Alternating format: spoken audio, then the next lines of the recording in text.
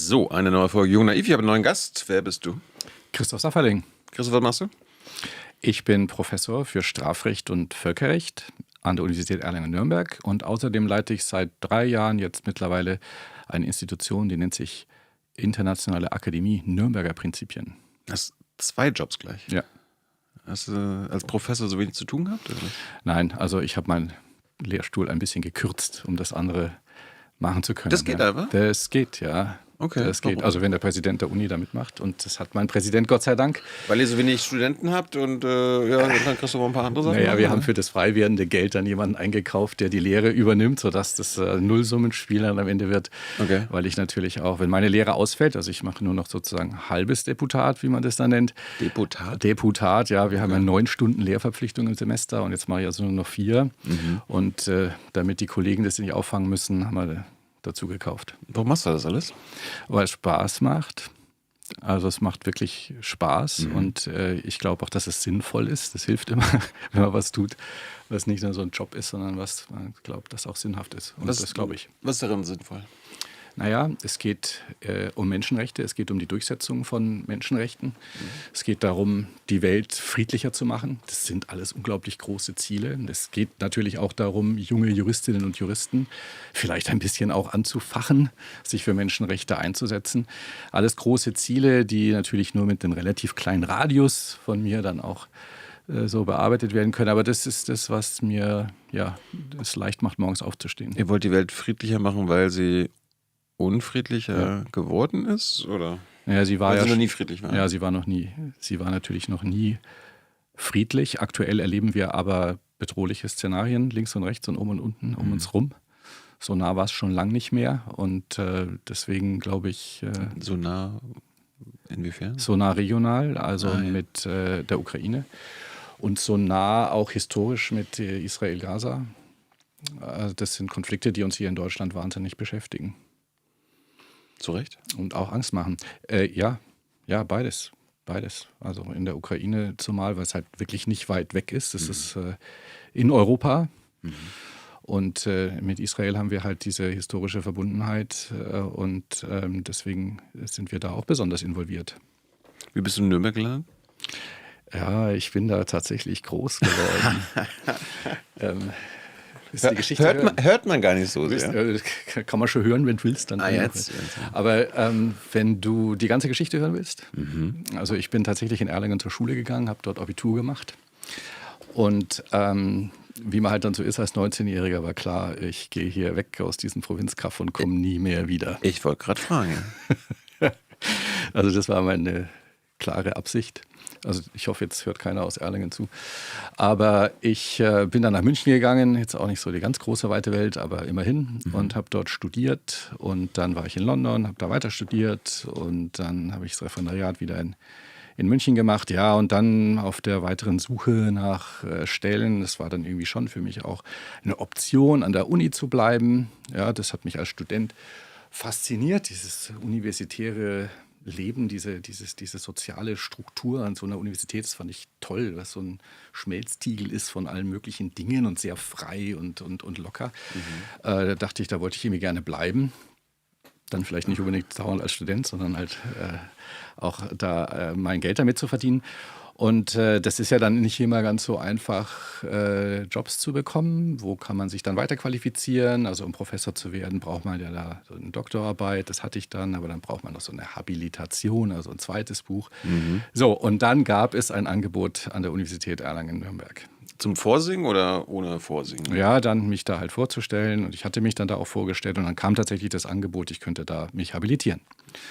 Warum haben die dich gewollt? Ja, ich hatte halt schon irgendwie, glaube ich, ein ganz interessantes Vorleben, auch wissenschaftlich, weil ich eine Doktorarbeit geschrieben habe, die ganz gut angekommen ist. Worüber? Über Völkerstrafprozessrecht. Okay. Also über das Prozessrecht am Internationalen Strafgerichtshof. Das gibt es ja erst seit Ende der 90er, ne? Ja, genau. Okay. Ich habe ja auch erst Ende der 90er promoviert. Ich sehe sehr viel älter aus, als ich bin. Aber es gibt es erst Ende der 90er, du hast Ende der 90er promoviert. Also wie konntest du denn da überhaupt analysieren und Ja, das es gibt alles ja da so eine gewisse Vorgeschichte. Es gab ja das Jugoslawien-Strafgerichtshof, Ruanda-Strafgerichtshof, da gab es ja und natürlich auch den Nürnberger Prozess, da gab es ja überall schon Versuche, internationales Prozessrecht zu etablieren. Und dann kulminierte das mal so in diesem Statut für den Internationalen Strafgerichtshof. Und das war dann tatsächlich das Hauptthema. Inwiefern ist das menschenrechtskonform, ja, dieses Statut, dieses Strafprozessrecht am Internationalen Das Strafgerichtshof? muss man überprüfen. Das war dann so das war so das Thema, ja. Was hast du da rausgefunden? Habt ihr herausgefunden, dass es sehr kleinteilig der Versuch da besteht, eben die Menschenrechte entsprechend einzuhalten. Also das Stichwort ist ja ganz einfach, eine Fairness im Strafprozess. Das ist aber im Internationalen Strafgerichtshof ein bisschen komplexer, weil da nicht nur Richter Ankläger und Verteidigung eine Rolle spielen, sondern auch die Opfer eine große Rolle spielen. Ja? Und sonst haben wir immer so ein Dreiecksverhältnis und dann kommen die Opfer noch mit dazu. Und wie balanciert man das jetzt tatsächlich aus, auch mit den Angeklagtenrechten? Das ist nicht so ganz einfach. Und dann gibt es da auch noch besondere Bedingungen im internationalen Kontext, also angefangen von den sprachlichen Problemen bis hin dann eben auch zu der Frage, wie soll das Prozessrecht überhaupt ausgestaltet sein? Willst du, dass ich jetzt hier schon ins Detail gehe? Weil dann, Wir finden uns immer nach und nach ein. okay. Aber warum ist so ein Prozessrecht spannend? Für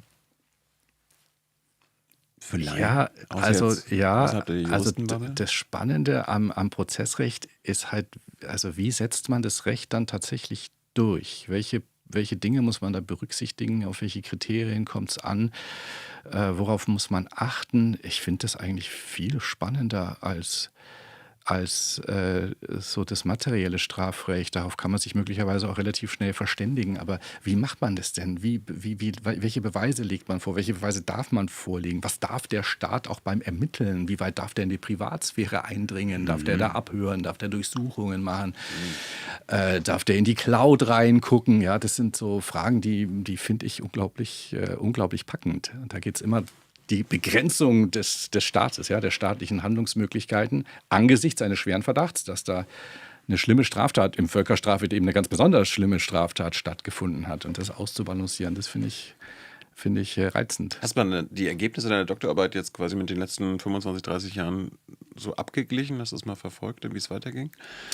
Ich habe dann tatsächlich nochmal ein zweites Buch daraus gemacht und nochmal ein stärkeres Kommentar. Nee, das war dann später, nach der Habilitation war was ganz anderes, habe ich dann das nochmal so als Kommentar, Handbuch, wie man auch immer das bezeichnen will, nochmal weitergedacht. Müsste ich eigentlich auch irgendwie nochmal eine zweite Auflage davon machen, weil in Den Haag das schon verwendet wird, das Buch. Ja. Wie oft warst du schon in Den Haag? Ich bin da so im Jahr 2-3 Mal. Wozu? Ja. So Konferenzen oder? Ja, Konferenzen, Gespräche mit dem Internationalen Strafgerichtshof halt auch vor allem. Manchmal alle 2 Jahre fahre ich auch mit einer Studierendengruppe und zeige den Erlanger Studentinnen und Studenten den Internationalen Strafgerichtshof und was es da sonst noch so gibt für 2 Tage. Ja. Du kommst also aus Erlangen. Genau. Wie war so die Kindheit? In Erlangen. Ja. Na, ich hatte eigentlich eine gute Kindheit, sehr behütet. Erlangen ist ein behütetes Akademikerstädtchen, also Städtchen, ne? Das ist eine Großstadt, 120.000 Einwohner mittlerweile. Weiß nicht jeder. Damals liegt übrigens im Norden Bayerns, etwa 20 Kilometer nördlich von Nürnberg, für die es gar nicht wissen. Und besteht aus der Universität und aus Siemens. Ne? Siemens, Teil der Hauptverwaltung. Nach dem Krieg ist die Hauptverwaltung Siemens von Berlin aus da angesiedelt worden. Jetzt ist er mittlerweile nach München gezogen und ist ja weiter diversifiziert, aber sehr viel davon ist immer noch in Erlangen. Also auch Healthineers und Siemens Energy und so, das ist unglaublich. Ich glaube, es sind so ein paar 10.000 Mitarbeiterinnen und Mitarbeiter. Haben deine Eltern bei Siemens gearbeitet? Nein. Nicht? Nein. Das ist tatsächlich, also entweder man ist in Erlangen an der Uni, man ist Arzt an der Klinik oder man ist bei Siemens, ja. Und deine Eltern waren Ärzte oder Akademiker? Mein Vater war Notar. Okay. Ja, genau, mein Vater war in Erlangen Notar. Wollte Papa, dass Christoph Notar wird? Der wollte jedenfalls, glaube ich, ganz gern, dass ich Jura studiere. Ja, den Gefallen habe ich ihm dann getan. Freiwillig, oder? Ja, schon freiwillig. Ich wurde da nicht gedrängt. Aber er hatte schon so seine Methoden, da auf der eine oder andere Art und Weise mal deutlicher hinzuweisen, was alles sinnlos ist und was sinnhaft ist so im späteren Leben. Die so subtile Anmerkungen hat er schon gehabt. War es deinen Eltern wichtig, dass du gut in der Schule bist? Das war denen extrem wichtig. Oh. Ja, warum? Das war denen extrem wichtig. Ja, ich nehme mal an, dass sie das Beste für die Kinder wollten. Ja, das ist klar. Aber haben Und Sie das so, gehörte haben Sie so dazu. Druck gemacht? Haben Ja, die Sie, haben Druck gemacht, ja. ah ja. Ja, die haben Druck gemacht. Was jetzt, also bin ja selber Vater von 3 Kindern, das ist natürlich jetzt die umgekehrte Erfahrung. Ich versuche da gar keinen Druck zu machen. Das empfinden meine Kinder manchmal auch anders, glaube ich, aber wir haben da ganz guten Weg gefunden, dass ich mich da kaum einmische in ihre studentischen Belange und die kommen auch so ganz gut klar. In welcher Zeit bist du so groß geworden, politisiert worden? Ja, das waren vor allem die 80er. Bist du 71 geboren? Ja, genau. Es waren dann also vor allem die 80er Jahre in Erlangen, so im Akademikerumfeld, auch an der Schule, so grün-links, würde ich mal sagen. Und ja, wir waren da mitten noch im Kalten Krieg. Gleich hinter der Schule war eine große amerikanische Kaserne, da war ein Panzerübungsplatz. Da sind auch während unseres Abiturs dann die Hubschrauber geflogen und so. Also das war da sehr präsent, ne? Diese amerikanische. Und du warst quasi 18, hast gerade Abi gemacht und dann fiel die Mauer, ne? Dann fiel die Mauer, genau. Wie war das für euch da? Hat sich Erlangen dann natürlich auch verändert. Ja, das war natürlich eine sensationelle Zeit, ganz, ganz intensive Zeit. Diese ersten Situationen da an den Botschaften in Prag und in Budapest, wo dann eben den Leuten die Ausreise dann genehmigt wurde, das war extrem auch emotional. Dinge, ne, an die man ja nicht mehr wirklich geglaubt hat. Also es war schon vorher so ein bisschen absehbar, da entspannt sich was. Und Gorbatschow damals als russischer Präsident oder sowjetischer Präsident hat ja dafür wirklich viel getan. Aber dass dann so plötzlich die Mauer fiel über Nacht, das war schon sensationell. Wann hast du rüber gemacht? Also wann hast du zum ersten Mal quasi den Osten besucht? Ich habe den Osten schon besucht vor dem Mauerfall. Wir hatten da tatsächlich mit meinen Eltern so ein paar Reisen. Das war in so einer Reisegruppe. Waren wir auch mal in Tschechien und DDR, genau. Ja, ein paar Mal. Also Weimar, Leipzig, Dresden und so habe ich gesehen, auch vor dem Mauerfall. War das so touristisch oder habt ihr euch das bewusst angeguckt? Ja, das war, glaube ich, so ein bisschen von beiden, ja. Okay. Ja. Ist ja ungewöhnlich, dass Westdeutsche nochmal DDR besuchen und so. Ja. Also ich habe da interessante Erinnerungen dran. Also das zu sehen, Leipzig auch zu sehen, auch die kaputte Frauenkirche zu sehen und so, das hat mich schon beeindruckt. Und auch das zu riechen. Also ne, das roch anders in der DDR als ich bin zwar in der DDR geboren, aber ich erinnere mich nicht mehr an den Geruch. Erzähl. Ja, was habe ich verpasst? Braunkohle. Ich habe dann auch tatsächlich 94 habe ich ein Praktikum gemacht in Leipzig. Also da war in Leipzig ja schon viel, also unglaublich, gleich zu Beginn viel Geld reingeflossen nach Leipzig, auch viele Unternehmen, die da investiert haben. Da war unglaublich was los, Riesenbaustelle mit dem Bahnhof und so alles. Aber wir hatten da so eine Wohnung, das war für mich natürlich völlig neu. Da mussten wir tatsächlich mit Braunkohle die Wohnung heizen. Das war halt so. Und das hat man auch gerochen, ja. Bei uns kam auch mal alle 2 Wochen der Kohlemann und dann musste ich Papa helfen und die Kohle in den Keller zu packen und so weiter. Ja, ich meine, das hatten wir zu Hause auch, aber halt aus Spaß. Okay, aber dann hast du Abi gemacht und es war auch keine Diskussion, dass es Jura wird. Oder gab es eine andere Option? Ja, willst du das jetzt wirklich wissen? Ja, klar. Ja, ich hab tatsächlich mal überlegt, Musik zu studieren. Ja, das wäre doch mal was geworden. Ja. Warum? Aber da hat mein Vater so intensiv davon abgeraten. Papa hat also echt einen großen Einfluss gehabt. Ja, da hat er schon einen großen Einfluss gehabt, ja. Okay. Ja. Was für Musik? Also, Ja, ich hätte Gesang studiert. wow. Ja, ich habe als Knabe gesungen und habe dann auch tatsächlich in dem Studium dann meine Stimme sozusagen gepflegt und ausgebildet und war auch immer so als Sänger so ein bisschen aktiv, aber Immer noch? ja, jetzt die letzten Jahre war es ein bisschen mau. Und Kirchenmusik, also ich spiele Orgel und das mache ich tatsächlich auch immer noch, auch ohne viel zu üben, aber so sonntags so einen Gottesdienst spielen. Das Hast du dich jemals im Jurastudium geärgert, dass du für Jura entschieden hast? Naja, man muss ja dann immer gucken, also ich weiß ja nicht, ich habe ja mit Jura dann auch irgendwie Glück gehabt und habe irgendwie eine Anstellung bekommen und da im gewissen Sinne natürlich realisiert, weiß ich nicht, ob das mit Musik jetzt auch geworden wäre. Als Kirchenmusiker hätte ich wahrscheinlich überleben können, nehme ich mal an, irgendwie. Ich habe es nicht bereut. Ich habe das jetzt nicht bereut. Weil das Leben als Sänger ist auch kein schönes Leben. Ich habe Jura nach 3 Semestern bereut und hingeschmissen. Ja. Ja, kann ich auch verstehen. Kann ich auch verstehen. Aber ich finde es trotzdem, Regeln.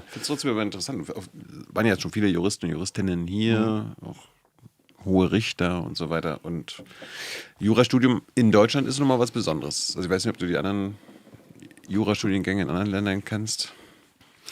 Das ist was Besonderes. Es ist wirklich auch ganz eigenartig. Das ist ja im Grunde aus dem 19. Jahrhundert heraus entwickelt. Diese Form auch der Prüfung, auch mit dem, auch mit dem Referendariat. Ja. Und das hat schon, da ist schon sehr viel Folklore mit drin. Und sehr viel Druck natürlich und sehr viel Kastenbildung. Also das sage ich jetzt mit sehr viel kritischem Unterton. Was heißt das? Naja, weil man sagt ja immer, du mit dem Jurastudium, da kannst du ja wieder nach alles machen. Ja. Damit kann man auch viel machen, aber man ist immer Jurist. Ja? Man ist immer Jurist und man wird als Jurist auch gedrillt in eine gewisse Richtung. Du musst dieses Staatsexamen machen, du musst durch dieses Nadelöhr, du musst dich ein Jahr lang da disziplinieren, das habe ich es vorsichtig ausgedrückt, disziplinieren, um diese Prüfung zu schaffen. Und du musst sie natürlich auch besonders gut schaffen, sonst die Chancen auf dem Arbeitsmarkt dann vielleicht wieder schlecht. Dann musst du 2 Jahre lang nochmal zur Schule gehen. Dieses Referendariat ist ja im Grunde wie eine Schule mit so ein bisschen Ausbildungsaspekten, dass du auch mal praktisch irgendwie in was reingucken kannst. Und dann kommt nochmal so eine Prüfung, die eigentlich noch mehr verlangt als diese erste Prüfung.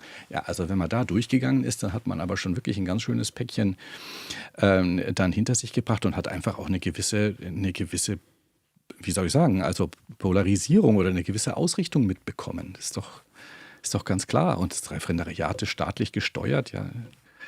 Also natürlich ist man dann in einer gewissen Art und Weise sozialisiert. Und dieser Klüngel an Juristinnen und Juristen weiß das ja auch, ne? Wir verstehen uns ja untereinander gut. Warum? Weil wir alle dieses Drama durchlitten haben mit erstem Staatsexamen, Referendariat, zweitem Staatsexamen. Das schweißt schon auf gewisse Art und Weise zusammen. Ja. Wenn du dir jetzt ausdenken könntest, wie man es neu macht, hättest du ein paar Ideen? Oder wie man es komplett anders macht? Ja, es ist interessant jedenfalls, dass man so Angst davor hat, es zu ändern. Ja. Yep. Und das verstehe ich tatsächlich auch nicht so ganz, weil da fehlt einem irgendwie der Mut. Und wenn man aber links und rechts guckt, also in unsere Nachbarländer, da läuft das anders und deswegen haben die auch einen Rechtsstaat, der funktioniert. Und bei uns tut man immer so, als würde der Rechtsstaat zusammenbrechen, wenn man nicht diese streng staatlich kontrollierte Juristinnen-Ausbildung hätte. Ich glaube, da könnte man schon etwas mutiger sein. Du bildest ja auch Juristinnen aus. Ja. Gibt es irgendwas, was dich, ich will nicht sagen nervt, aber wo du denkst, das muss ich jetzt machen, weil es halt auf dem Lehrplan steht? Naja, also ich unterrichte schon gerne. Ich unterrichte auch gerne die Fächer, die ich unterrichte. Aber klar, also die Themen Völkerrecht, Völkerstrafrecht, die stehen halt nicht auf dem Staatsexamenslehrplan. Und natürlich könnte ich mir da vorstellen, da ganz andere Tiefe auch zu ergründen mit den Studierenden, wenn das möglich wäre. Ja? Dass man da eher eben in einem Bachelorstudium sich die Dinge vielleicht stärker aussuchen kann, wo man sich dann schon dafür interessiert und welche Kurse man dann belegt. Dafür muss man andere nicht belegen und so. Also der curriculare Lehrplan ist vorgegeben und das engt einen dann schon manchmal ein. Ja. Aber wie bist du denn in deinem Jurastudium auf Völkerrecht gekommen, wenn das gar nicht so wirklich Thema war? Oh Gott, das ist ja wieder so eine komische Geschichte. Das war eher ein lauter komische Geschichten. Ja, gut, dass du hier bist. Also wahrscheinlich, wenn ich das erzähle, dann mag mich keiner mehr. Ich habe im Jurastudium mich nie für Völkerrecht interessiert. Ich fand so Verfassungsrecht fand ich super. Ja, und Grundrechte, Verfassungsrecht, Staatsorganisation, da habe ich irgendwie am meisten Spaß gehabt. Auch nicht am Strafrecht. Strafrecht fand ich zwar irgendwie auch prickelnd, aber deshalb hat mich nicht so abgeholt. Und dann habe ich die Klausuren fürs erste Staatsexamen geschrieben. Und dann hat man ja so 3-4 Monate Leerlauf, bis dann die Ergebnisse kommen und man dann die mündliche Prüfung hat. Und dann dachte ich jetzt, ja, wie fülle ich das jetzt sinnvoll? Ich könnte ja eigentlich noch mal so ein bisschen was anders machen. Ich wollte jetzt nicht was komplett Unjuristisches tun, sondern irgendwie auch an der Uni, habe ich ja schon gesagt. Die Uni fand ich super als Lebensort auch. Und bin dann zu dem Völkerrechtsprofessor gegangen. Ich habe gesagt, ich würde gerne bei Ihnen das Seminar machen. Ich habe keine Ahnung, wovon Sie reden. Genau, der hatte nämlich ein Seminar über den Jugoslawien-Strafgerichtshof, der damals ganz neu war. Und dann hat er mir gesagt, ja, Sie haben keine Ahnung vom Völkerrecht, ich kenne Sie auch nicht aus der Vorlesung. Dann können Sie mich auch nicht kennen, ich habe die nie gehört. Aber ich kann Strafprozessrecht Und ich würde gerne eine Arbeit schreiben über Strafprozessrecht und das eben mit den menschenrechtlichen Vorgaben zu vergleichen. Du erinnerst dich, das war dann auch das Thema meiner späteren Dissertation. Dann habe ich das gemacht. Und also wurde ich genommen und habe das gemacht und daraus ist dann meine Doktorarbeit entstanden und dann vieles, was dann sich daran anschloss. Aber war jetzt gar nicht so komisch, wie du meintest. Naja, ich meine, nach dem ersten Examen macht man normalerweise nicht ein Seminar, sondern fährt vielleicht erstmal, keine Ahnung, nach Saint-Tropez. Hast du dir später gegönnt wahrscheinlich. Unbedingt. Erinnerst du dich noch, was dir so am Völkerrecht aufgefallen ist oder quasi klar geworden ist, womit du quasi als Jurist vorher deine Ausbildung entweder nie zu tun hattest oder was da völlig anders ist? Naja, die Durchsetzungsmechanismen sind natürlich völlig andere. Ja, es gibt halt keine Hierarchie, keine Staatsgewalt, die über den Staaten schwebt und entsprechend Staaten zu etwas zwingen kann. Das ist das auffälligste Defizit, wenn man das jetzt vergleicht mit so einer nationalen Rechtsordnung. Und das macht es aber dann irgendwie auch schon ganz interessant, zu gucken, wie verhalten sich Staaten, warum verhalten die sich wie und wie kann man vielleicht auch Staaten doch überzeugen, bei den ein oder anderen Sachen mitzumachen. Ja, ist ja offenbar nicht so leicht. Nee. So, dann hast du als durchlaufen, Staatsexamen, zweites auch durch Grünlicht, zweistellig am Ende geworden? Was für ein guter? Gerade so. 10 Punkte, oder? Okay. Und so. Zweimal, ja, genau. Zweimal sogar. Hätte ja sogar so Staatsanwaltschaft oder Richterkarriere bedeuten können. Ja, das hätte das bedeuten können, aber das war im Referendariat irgendwie klar. Also das wird nicht meine Karriere mit der Justiz. Ich meine, wir reden nachher noch über so die internationalen Gerichtshöfe und so weiter, aber theoretisch könnte an dir auch so ein Richter, also Völkerrecht, Richter und IGH-Richter vorbeigegangen sein. Warum war das keine Option? Ja, Oder kann das noch kommen? Ja, nee, für die allgemeine Justiz bin ich natürlich viel zu alt. Also das, was mich eben an der Universität letztlich dann so fasziniert hat, ist ja die Freiheit. Ja. Also im Grunde habe ich als Hochschullehrer die Verpflichtung, diese Vorlesungen zu halten. Da muss ich mit den Kollegen absprechen und dann müssen wir schauen, wer kann wann in welchen Raum. So, und ansonsten kann ich machen, was ich will. Kann mir die Projekte aussuchen, kann mich eher für diesen Schwerpunkt interessieren, eher für jenen Schwerpunkt interessieren, kann Nebentätigkeiten machen, etc. Das fand ich unglaublich attraktiv. So, als Richter bist du ja völlig abhängig eigentlich. Also natürlich bist du in deiner Entscheidung völlig unabhängig. Das steht auch in allen möglichen Menschenrechtspakten, steht auch in der Verfassung und so weiter. Aber du bist ja völlig untätig, bis dich jemand bittet, irgendwie was zu tun. Ja. Das heißt, du sitzt da und wartest. Natürlich haben die alle genug zu tun und sitzen nicht da und warten, das ist schon auch klar. Aber das ist von der Struktur her. Du bist immer abhängig. Du kannst dir die Themen nicht aussuchen, die Fälle kommen zu dir. So ist das eine. Und das andere, wenn du nicht Amtsrichter bist, dann hast du halt auch immer noch ein Kollegium.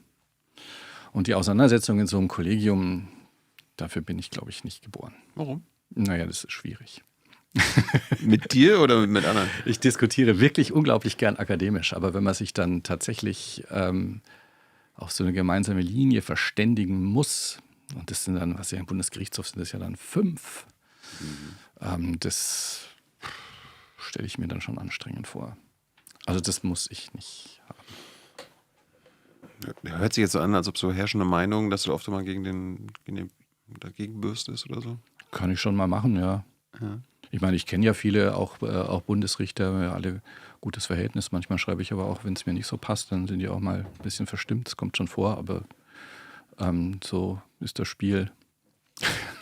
Weil du gerade so mit Jurastudium angesprochen hast, was mir so aufgefallen ist bei so Kommilitonen oder späteren Juristinnen, die es dann durchgehalten haben, also da kommt dieses Inside-the-Box-Denken, sagt man in Amerika. Ne? Also die können quasi nur noch in dem Rahmen sich politisch, juristisch irgendwie Gedanken machen, denen eine Verfassung oder Recht vorgibt. Ja.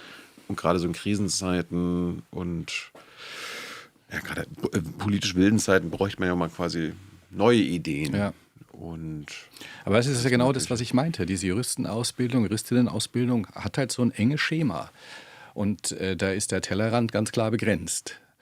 Und das wäre auch längst an der Zeit, dass man mal auch soziologische Aspekte, historische Aspekte da viel stärker mit einbezieht. Denn wir haben so unsere Methodik.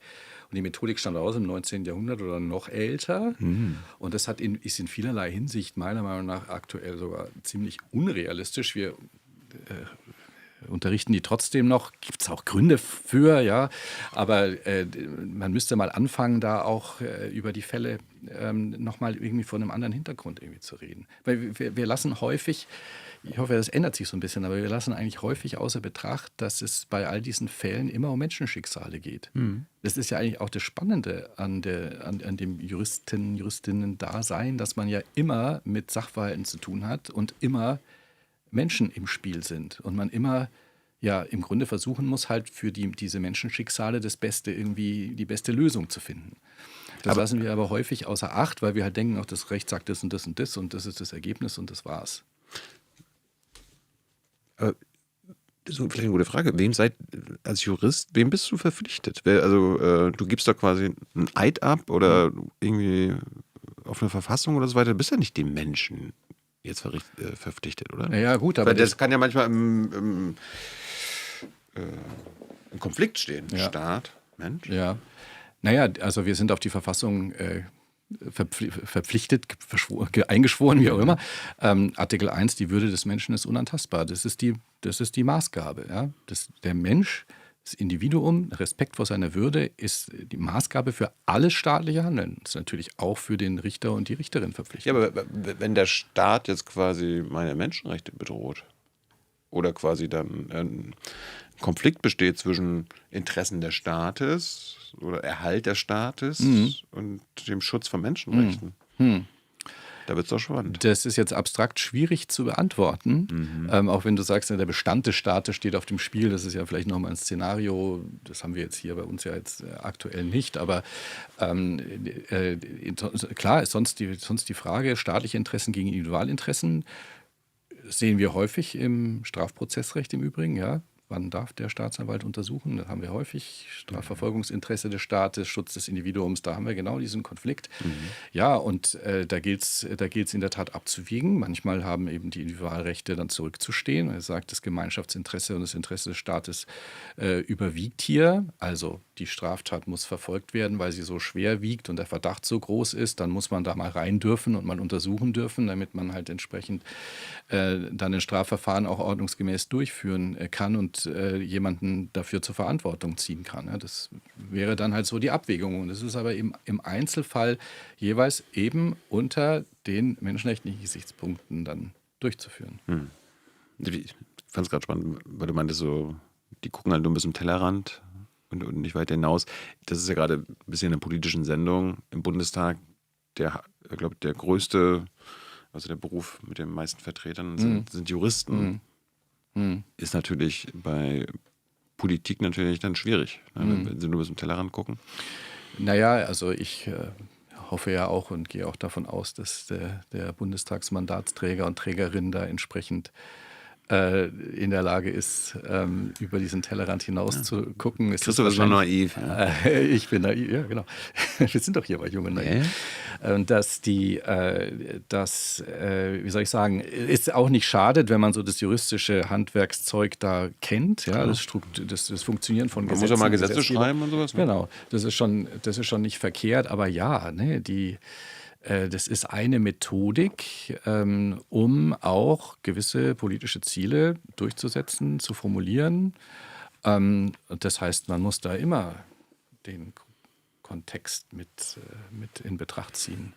Aber das ist eben, glaube ich, nicht nur, und bitte jetzt nicht falsch verstehen, ich will da jetzt auch niemandem zu nahe treten, weil ich schon auch glaube, dass in der Regel unser Rechtssystem ganz gut funktioniert. Aber gleichwohl glaube ich schon, dass an der einen oder anderen Stelle so ein bisschen auch durch die Ausbildung bedingt und Defizit darin besteht, dass man eben seinen Blick so ein bisschen weitet und auch guckt, was hat es denn eigentlich jetzt genau für Auswirkungen, was ich da so tue. Wie schaffst du das bei deinen Studis? Ja, ich gehe davon aus, dass du sagst, hier, weitet euren Blick. Ja, Also was ich ja zum Beispiel versuche zu machen, ist halt immer die historischen Hintergründe mit zu erklären und dadurch auch an der einen, an der anderen Stelle auch mal kritisch Nachfragen dann selber stelle oder zulasse. Also wieso hat sich das jetzt eigentlich in die Art und Weise entwickelt und nicht in die andere, hätte ja auch anders sein können. Und da gibt es natürlich viele Beispiele, gerade im Strafrecht, im Strafprozessrecht, die auch mit unserer nationalsozialistischen Vergangenheit in Deutschland zu tun haben. Und ja, da gehe ich immer gerne drauf ein. Kurz nochmal zu deiner Lehre, weil du deine Freiheit angepriesen hast. Ja. Musst du dann so Drittmittel besorgen? Das ist immer sehr oft hier ein Thema bei Uniprofessoren. Ja, also das muss nicht sein. Es kann einen keiner dazu letztlich verpflichten. Hast du genug Geld ohne Drittmittel? Also mein Gehalt ist ja davon aber Budget für eure Arbeit. Ja, ich habe schon auch Drittmittel. Also ich bemühe mich selber natürlich schon, gewisse Projekte, die ich gut finde, dann dafür Geld an Land zu ziehen. Oder bin in größeren Verbünden beteiligt an Projekten. Nein, das ist aber jetzt meine persönliche Entscheidung, ob ich das machen will. Frisst du viel Zeit? Zwingt mich keiner. Naja, also klar, wenn ich mir vorstelle, warum bin ich Hochschullehrer geworden? Ich habe mir irgendwann mal gedacht, naja, wie gesagt, diese Lebenswelt Universität finde ich unglaublich faszinierend. Da will ich drin bleiben. Und ich habe auch gedacht, dass ich so ganz gut unterrichten kann. So. Und wenn ich jetzt gucke, dann ist halt viel Wissenschaftsmanagement, viel Anleitung. Jetzt habe ich ja natürlich noch diese Stiftung, die ich leite, da hat sich das nochmal mehr verschoben. Und häufig wird die Lehre dann auch eher so ein bisschen als Anhang gesehen für den ganzen anderen Verpflichtungen, die man da so noch hat oder sich schafft. Da hat sich die Perspektive so ein bisschen verschoben. Aber ich unterrichte immer noch ganz gerne, sehr gerne. Was hast du für Studenten? Ganz normale Studentinnen und Studenten, wie sie so in Mittelfranken halt erscheinen. Wir sind ja eine sehr stark regional rekrutierende Uni. Ach so? Ja, das ist ja in den meisten Universitäten so, gerade in diesen Massenstudiengängen, wie Jura ja immer noch einer ist. Aber wir haben dadurch, dass wir jetzt gerade, apropos Drittmittel, in Erlangen einen großen Menschenrechtscluster eingeworben haben von Exzellenzinitiative, haben wir schon eine gewisse Attraktivität jetzt im Bereich auch Völkerrecht, Menschenrechte, Völkerstrafrecht. Und dann kriegen wir tatsächlich auch ein oder anderen Studentinnen und Student von auswärts. Aber der Regelfall sind die aus Mittelfranken. Wie viel habt ihr da so? Ja, das ist gerade sehr am Schwanken. Also ich glaube, aktuell sind wir so 2.500 Studentinnen und Studenten insgesamt am Fachbereich, also eher so mittelgroß, wenn man es jetzt im Bundesvergleich sieht. Aber das hast du ja vielleicht schon gehört, ne? Das Jurastudium kämpft gerade um Studentinnen und Studenten. Es will irgendwie keiner mehr Jura studieren. Hast du mehr männliche Studierende als weibliche? Ja, ich glaube, wir haben 65% weibliche.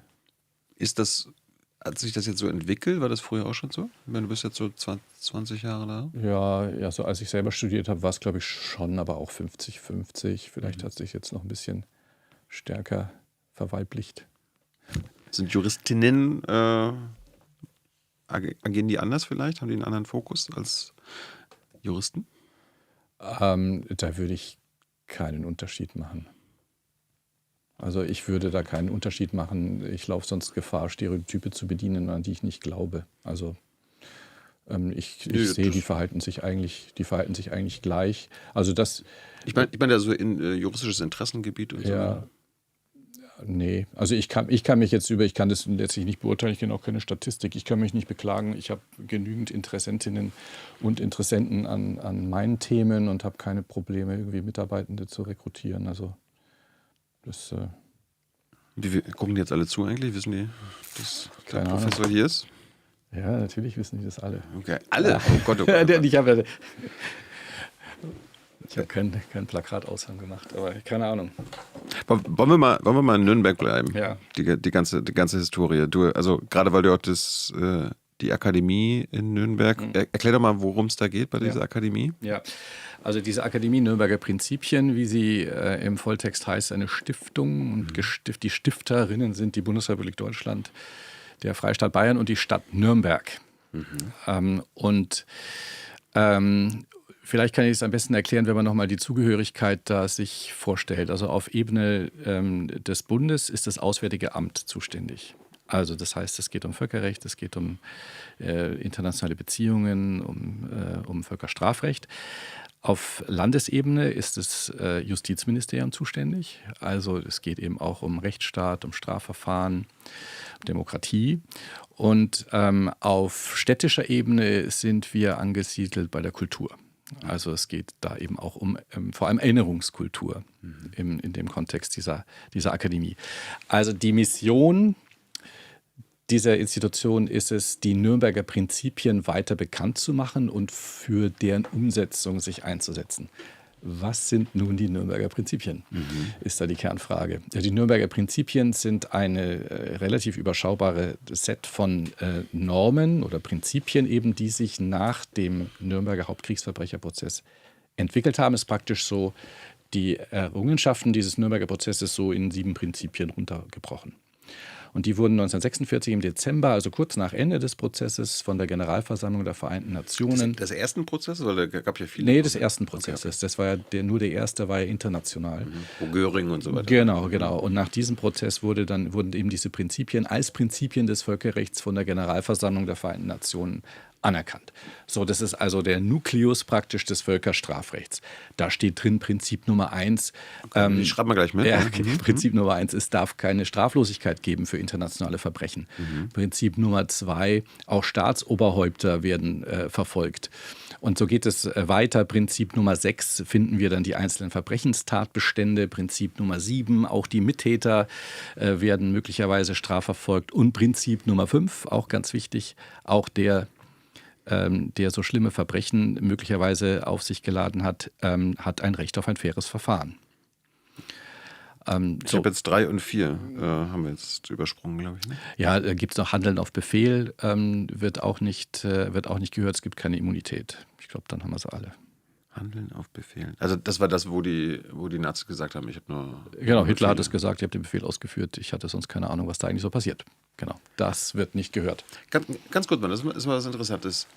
Haben die Nazis diese Strategie, ich habe ja nur Befehle befolgt, quasi spontan so aus dem Ärmel geschüttelt, weil sie nichts Besseres hatten? Oder war das eine legitime Verteidigung bis 1945?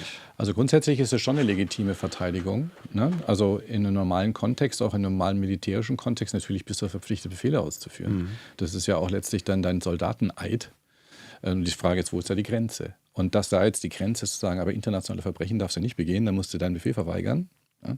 Das ist natürlich aber auch schon immer so gewesen, aber hier wurde das jetzt nochmal strafrechtlich praktisch festgelegt. Aber Befehl verweigern, da muss man ja, wenn du sagst, irgendwie wegen internationalen Verbrechen, da muss man erstmal wissen, ob das, was einem befehlt wird, überhaupt ein Verbrechen sein kann. Woher weiß man das?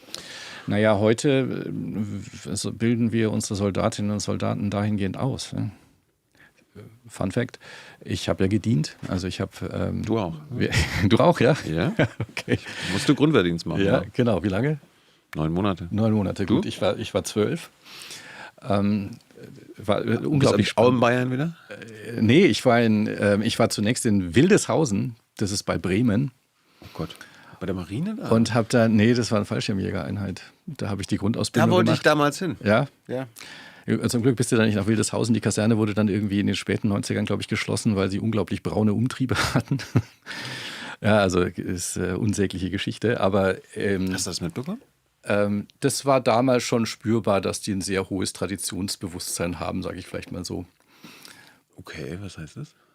Ja, da hing an der Wand der letzte Tagesbefehl Adolf Hitlers an die Fallschirmjägertruppe. Wir haben für das Gelöbnis die Nationalhymne geübt. Ja. Wurde die Kassette eingelegt. Die erste Strophe hören wir an, die zweite summen wir, die dritte singen wir. Und dann scheuerte da von dieser alten Kassette das Deutschlandslied mit allen 3 Strophen ab. Oh Gott. Ich meine, wir waren da alles natürlich Abiturienten, wir haben uns da natürlich einen Spaß draus gemacht, aber eigentlich ist das kein Spaß. Ja, und das wurde danach irgendwie noch schlimmer. Dann gab es noch mal irgendwie einen Schießunfall und dann gab es da besondere Beobachtungen auf die Kaserne. Das habe ich aber dann nur noch so am Rande mitbekommen und jetzt gibt es da keine Fallschirmjägereinheit mehr, soviel ich weiß. Aber hast auch nur Grundwehrdienst gemacht? Ich habe da nur Grundwehrdienst gemacht und danach war ich in Roth, aber in Nürnberg heimatversetzt. Da habe ich dann in der Stabsstelle den restlichen die restliche Wehrdienstzeit abgesessen. Aber was hört sich spannend an. Also mich haben sie in die Bibliothek gesteckt. Okay, ja, ich war in der Poststelle. Ja. Aber in meinem Zug war ich irgendwie einer von 3 Abiturienten und wir wurden immer gehänselt und mussten mehr machen, alles Mögliche. Ja, schlimme Wochen, schlimme Monate. Aber hast du denn in deiner Grundwehrdienstzeit gelernt, welchen Befehl du verweigern kannst und musst? Ja, genau. Wir hatten einmal Freitag von 11 bis 13 Uhr Ausbildung im humanitären Völkerrecht. Hatten wir nicht. Ja, siehst du mal. Also das hat mich natürlich fasziniert und fasziniert mich natürlich heute noch. Und das geht natürlich nicht. Da müssen schon weitere Unterrichtseinheiten folgen. Und ich gehe eigentlich davon aus, dass das heute auch der Fall ist. Dass man nicht nur so eine Taschenkarte bekommt, wo so das Rudimentärste, alle rudimentären Dinge irgendwie aufgelistet ist, sondern dass man tatsächlich da auch eine intensive Schulung dazu bekommt, was man darf und was man nicht darf. Mhm. Also das ist aber in der Tat natürlich das Nadelöhr, ne? Also hier die Ausbildung von Soldatinnen und Soldaten bei der Frage, wann muss ich einen Befehl verweigern? Mhm. Ich schätze ja mal, dass es bei der Bundeswehr noch im Vergleich zu vielen anderen Militär- oder Armeen in der Welt recht fortschrittlich, progressiv ist. Und wenn ich mir dann irgendwelche terroristischen, paramilitärischen Einheiten vor Augen führe, dann sind wir da natürlich auch ganz schnell an der Grenze, weil die garantiert keinen Unterricht im humanitären Völkerrecht bekommen. Ja, davon gehe ich aus. Mhm. Ja, Gut, wir waren bei den Nürnberger Prinzipien. Ja. Warum waren es eigentlich nur 7? Das kann ich dir nicht sagen. Wie viel Politik, heilige Zahl. Wie viel Politik steckte da drin? Wir können ja mal ein paar andere Sachen noch. Ich meine, gibt es ja selbst, letztens gerade wieder Konvention, Völkermord, Verhinderung, Lemkin hat ja auch viel versucht reinzuverhandeln, was nicht reingekommen ist, weil die Amerikaner und die Sowjets gesagt haben, das lassen wir jetzt mal sein. Wie viel in Sachen Nürnberger Prinzipien wurden vielleicht rausverhandelt, beziehungsweise haben es da nicht reingeschafft? Ja, also ich glaube gar nicht, dass da tatsächlich so viel Politik im Raume steht. Also die Genese dieser Prinzipien ist ja wie folgt. 1946 im Dezember wurden sie eben von der Generalversammlung als Prinzipien des Völkerrechts bekräftigt, so heißt es, also auch gar nicht irgendwie erfunden, sondern bekräftigt, sondern nach dem Motto, die waren schon da und wir bekräftigen die jetzt nochmal. Und dann hat sie der Rechtsausschuss, die International Law Commission der Vereinten Nationen nochmal ausformuliert und 1950 wurden die dann nochmal veröffentlicht und daher kommen diese 7. Die sind schon, wie ich finde, eigentlich relativ weitgehend. Also wenn man sich so das klassische Völkerrecht vor Augen hält, also auch dieses Prinzip, es gibt und muss Strafverfolgung geben für diese Verbrechen, das ist ja so der revolutionäre Twist fürs Völkerrecht, ne? Das ja vorher keine individuelle Verantwortung kannte und alle Staatenlenker und Militärs sich hinter der Autorität und der Souveränität des Staates verstecken konnten. Ja, das ist ja jetzt hier gerade dieses revolutionär Neue und das steht da unverblümt drin. Also ich glaube, in den Nürnberger Prinzipien selbst würde ich gar nicht mal meinen, dass da jetzt so viel politisch verhandelt wurde. Danach setzen wir das um, wenden wir das an, wie setzen wir das um? Da wurde natürlich politisch extrem viel verhandelt, das ist klar. Warum? Naja, also du hast ja gerade schon angedeutet, gerade die mächtigen Staaten wissen auch, dass sie nicht immer alles nach dem Lege Artis nach den Büchern gemacht haben. Also, ich dachte, die Amerikaner haben eine regelbasierte Ordnung geschaffen. Genau. Und so weiter, da hält man sich dann doch an die. Genau, also da gibt es ja zum Beispiel eine kleine Anekdote aus dieser Genese dieses Nürnberger Prozesses. Robert H. Jackson war der Chefankläger der Amerikaner und der hat eben bei den Verhandlungen vorher auch schon, war einer der Meinungsführer und hat eben diese Charta, die da verabschiedet wurde im Juli 1945, bevor der Prozess losging, maßgeblich dann mit beeinflusst. Und da ging es um diesen Tatbestand Verbrechen gegen die Menschlichkeit. Ja, und die Frage, kann man Verbrechen gegen die Menschlichkeit begehen, auch außerhalb eines bewaffneten Konfliktes, in Friedenszeiten? Jetzt auf die deutsche Geschichte bezogen, war die Reichspogromnacht 1938 ein Verbrechen gegen die Menschlichkeit? Oder war es das nicht, weil noch kein Krieg war? Mhm. Und da war man eher dafür, und da kommen wir jetzt zur Politik, ne, das nur auf Kriegszeiten zu beschränken, weil ja, und da gibt es eben eine Aussage von Jackson, wo er sagt, auch wir zu Hause die ein oder andere bedauerliche Situation haben, in der man möglicherweise in Friedenszeiten derartige Verbrechen begangen haben Wegen könnte. Südstaaten, Jim Crow, Sklaven? Alle oder? möglichen Dinge, ja. Indigene Von Sklaven, Bevölkerung. Indigene Bevölkerung, genau, Rassismus. Darauf hat er wohl abgespielt. Also das ist so eine ganz abstrakte Formel oder spricht er von den bedauerlichen Zuständen, das irgendwie mit Euphemismus ja kaum treffend beschrieben wird.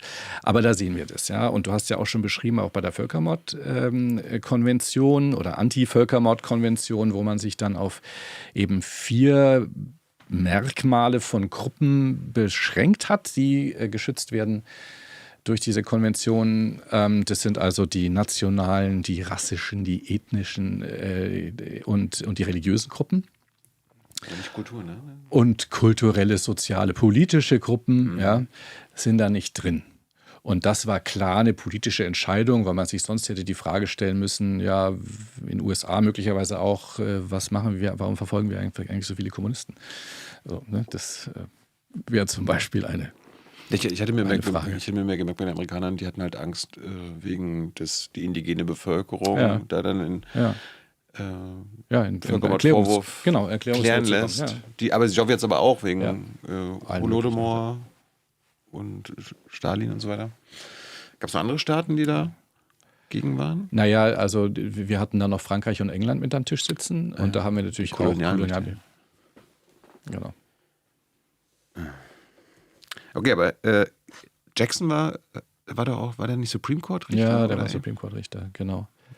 Ja, ist eine schillernde Persönlichkeit. Ja, das ist unglaublich beeindruckende Person mit einem sehr, soll ich sagen, überzeugenden moralischen Kompass, der das auch rhetorisch gut rüberbringen konnte. Also seine Eröffnungsrede in Nürnberg ist schon wirklich ein faszinierendes Dokument. Ich kann das auch nur jedem empfehlen, auch heute noch das zu lesen, gerade den Anfang, wo er eben auch diese ganzen Prinzipien, diese Parameter, wir haben ja schon drüber gesprochen, dass man Individuen und auch die Staatsführer verantwortlich machen muss für die Straftaten. Ansonsten hat das Völkerrecht keine Chance zu überleben, die Zivilisation keine Chance zu überleben. Ich meine, so formuliert der das, ja, also wirklich sehr mit hohem moralischen Anspruch. Das ist schon wirklich faszinierend. Vielleicht bleiben wir ganz kurz Hintergrund, wissen vielleicht viele nicht. Wir haben eigentlich die Siegermächte, nennen wir das jetzt mal, sich überhaupt darauf geeinigt, dass es sowas gibt. Und wie haben die quasi sich auf so einen Prozess überhaupt verständigen können? Die kommen ja wahrscheinlich mit unterschiedlichen juristischen Traditionen. Ja.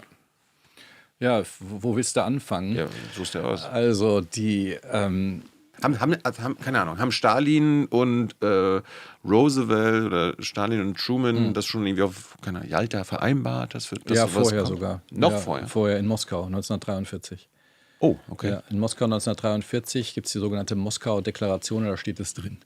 Also da steht drin, dass eben angesichts dieser unglaublichen Gräueltaten, die wir so in dieser Kriegsführung sehen, wir da nicht einfach danach zuschauen können, sondern wir müssen da was machen. Und wir müssen da strafrechtlich vorgehen. Haben die damit schon die Konzentrationslager und so, die Vernichtungslager gekannt? Nee, da ging es eher, also Umgang mit Kriegsgefangenen war natürlich dann schon ein bekanntes Phänomen und letztlich auch die verbrannte Erde, auch die Erschießungen hinter der Front, das war schon klar. Konzentrationslager in dem Ausmaß, glaube ich, waren da 1943 noch nicht so bekannt. Da liefen ja auch Operation Reinhardt und so erst so an. Aber nee, die verbrecherische Kriegsführung und der Angriffskrieg als solcher auch, ne, dass man überhaupt jetzt das Nachbarland überfällt und diese Expansionspolitik da über ganz Europa hinzieht. So, das war der Kern des Vorwurfs und da hat man eben 1943 im 1. November beschlossen, so wir lassen diesmal, ne, nicht wie sonst nach Kriegen, da den Mantel des Schweigens drüber hüllen, sondern wir unternehmen was und wir nehmen Strafrecht als Mittel der Wahl, um da klar zu sagen, das ist Unrecht, was da passiert ist. Okay. Das haben die Amerikaner mit den Sowjets vereinbart? Oder mit den Sowjets und mit den Briten. Also es waren Stalin, Churchill, Roosevelt, die haben sich da in Moskau getroffen und haben das vereinbart. Wie viel davon ist am Ende übrig geblieben? Ich meine, da waren ja noch mal 3 Jahre dazwischen. Ja, die haben das dann schon umgesetzt. Okay. Die haben das dann umgesetzt, die haben das auch in Jalta und dann später auch in Potsdam auch immer wieder wiederholt, dieses Commitment sozusagen. Vielleicht ganz kurz auch zur Vorgeschichte, ich habe es gerade angedeutet, weil zuvor war halt nach einer kriegerischen Auseinandersetzung, hat man sich die Hand gereicht auf Augenhöhe, hat einen Vertrag unterschrieben, möglicherweise Gefangenen ausgetauscht, vielleicht auch Reparationen bezahlt, das war durchaus im Bereich des Möglichen. Versailles und sowas. Ja, genau. Und Versailles war dann schon so eine kleine erste weiterer Schritt, denn in Versailles gab es auch Anzeichen dahingehend, dass man hier strafrechtlich irgendwas machen will. Da gab es also ein paar Artikel, die auch den deutschen Kaiser eine strafrechtliche Verantwortung haben aufbürgen wollen und da auch und auch ein Tribunal für den Kaiser vorgesehen hatte. Wie geil. Das ließ sich aber dann nicht verwirklichen, weil der Kaiser in Holland in Niederlanden politisches Asyl bekommen hat. Er hat rechtzeitig abgedankt. Ja. Und dann wurde daraus nichts. Gab aber auch eine Klausel, in der eben drin stand, dass die deutschen Kriegsverbrecher ausgeliefert werden sollen an die Staaten in England und Frankreich und Benelux-Staaten, wo sie diese Verbrechen begangen haben, dass die dort strafverfolgt werden sollten. Ist das passiert? Das ist nicht passiert. Also es gab tatsächlich eine Liste, die von den Alliierten dann eben auch der Weimarer Regierung übergeben worden ist, mit, ich glaube, so 800, 900 Namen an deutschen vermeintlichen Kriegsverbrechern. Das ist nicht so viel. Das ist jetzt nicht so viel, genau. Und da hat man intensivst verhandelt und hat dann rausverhandelt, dass man das also nicht, die Leute nicht überstellt und ausliefert, sondern dass man diese Verfahren in Deutschland durchführt. Und das hat man dann auch gemacht und hat ein Gesetz erlassen, dass das Reichsgericht in Leipzig damals also diese Verfahren durchführt. Und je nachdem, wie man so zählt, aber es waren dann vielleicht so 12 bis 20 Personen, die dann da angeklagt worden sind. Verurteilt? Da wurden auch ein paar verurteilt zu sehr milden Haftstrafen. Möglicherweise gab es dann auch ein paar Jahre später eine Wiederaufnahme und dann auch noch einen Freispruch oder die Gefängnistür stand da zufälligerweise offen. Also dieses Verständnis, das handelt sich hier um ein Verbrechen, war da nicht ausgeprägt. Die Personen waren eher Kriegshelden.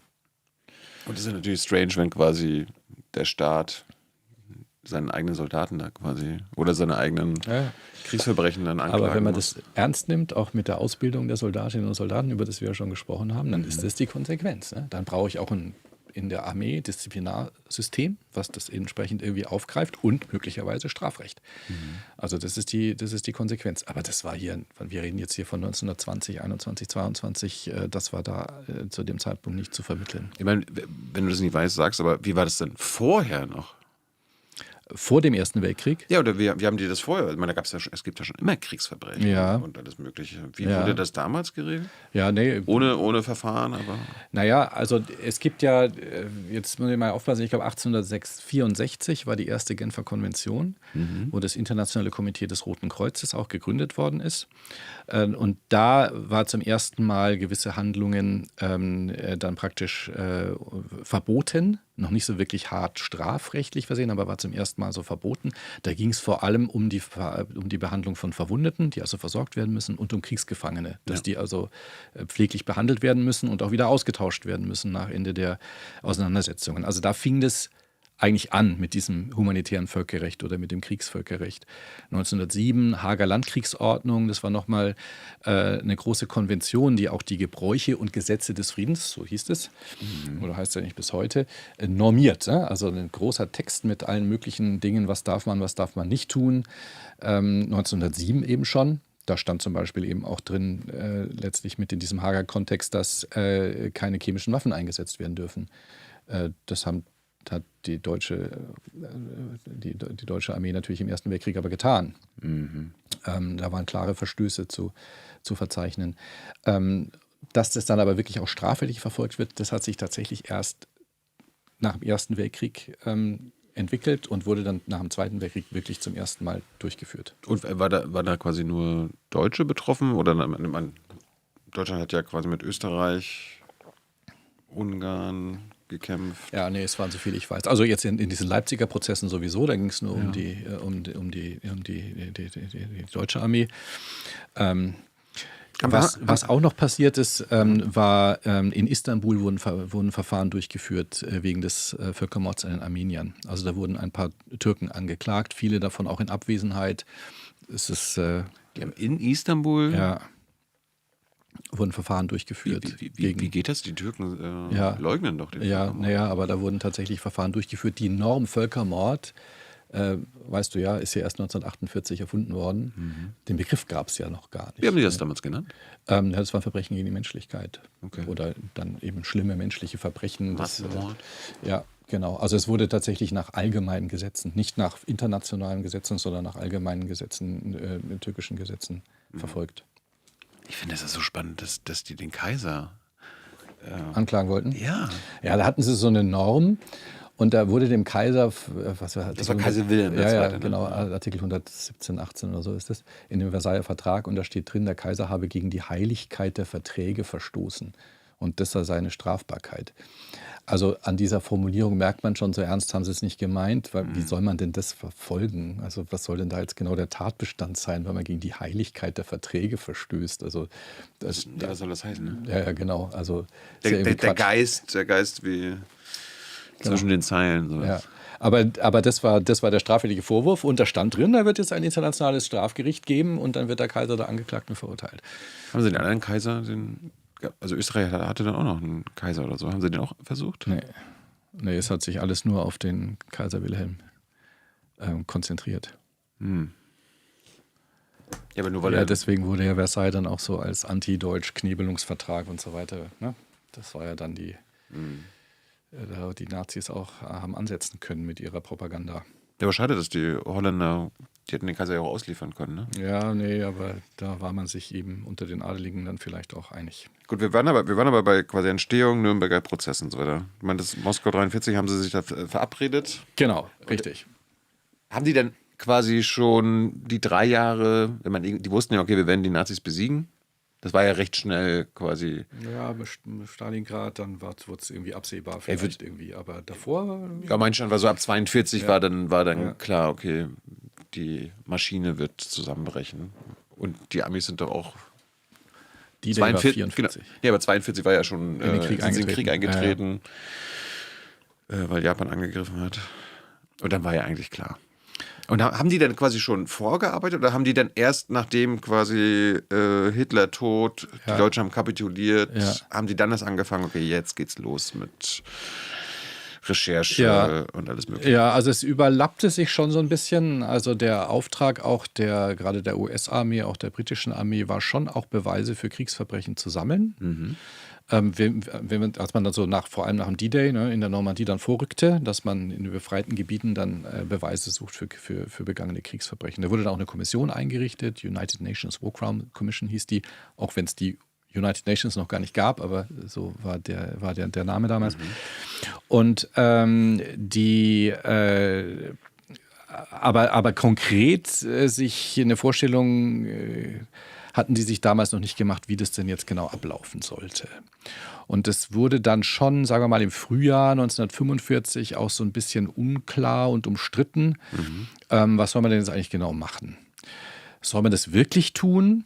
Also Churchill war da zum Beispiel eigentlich dagegen.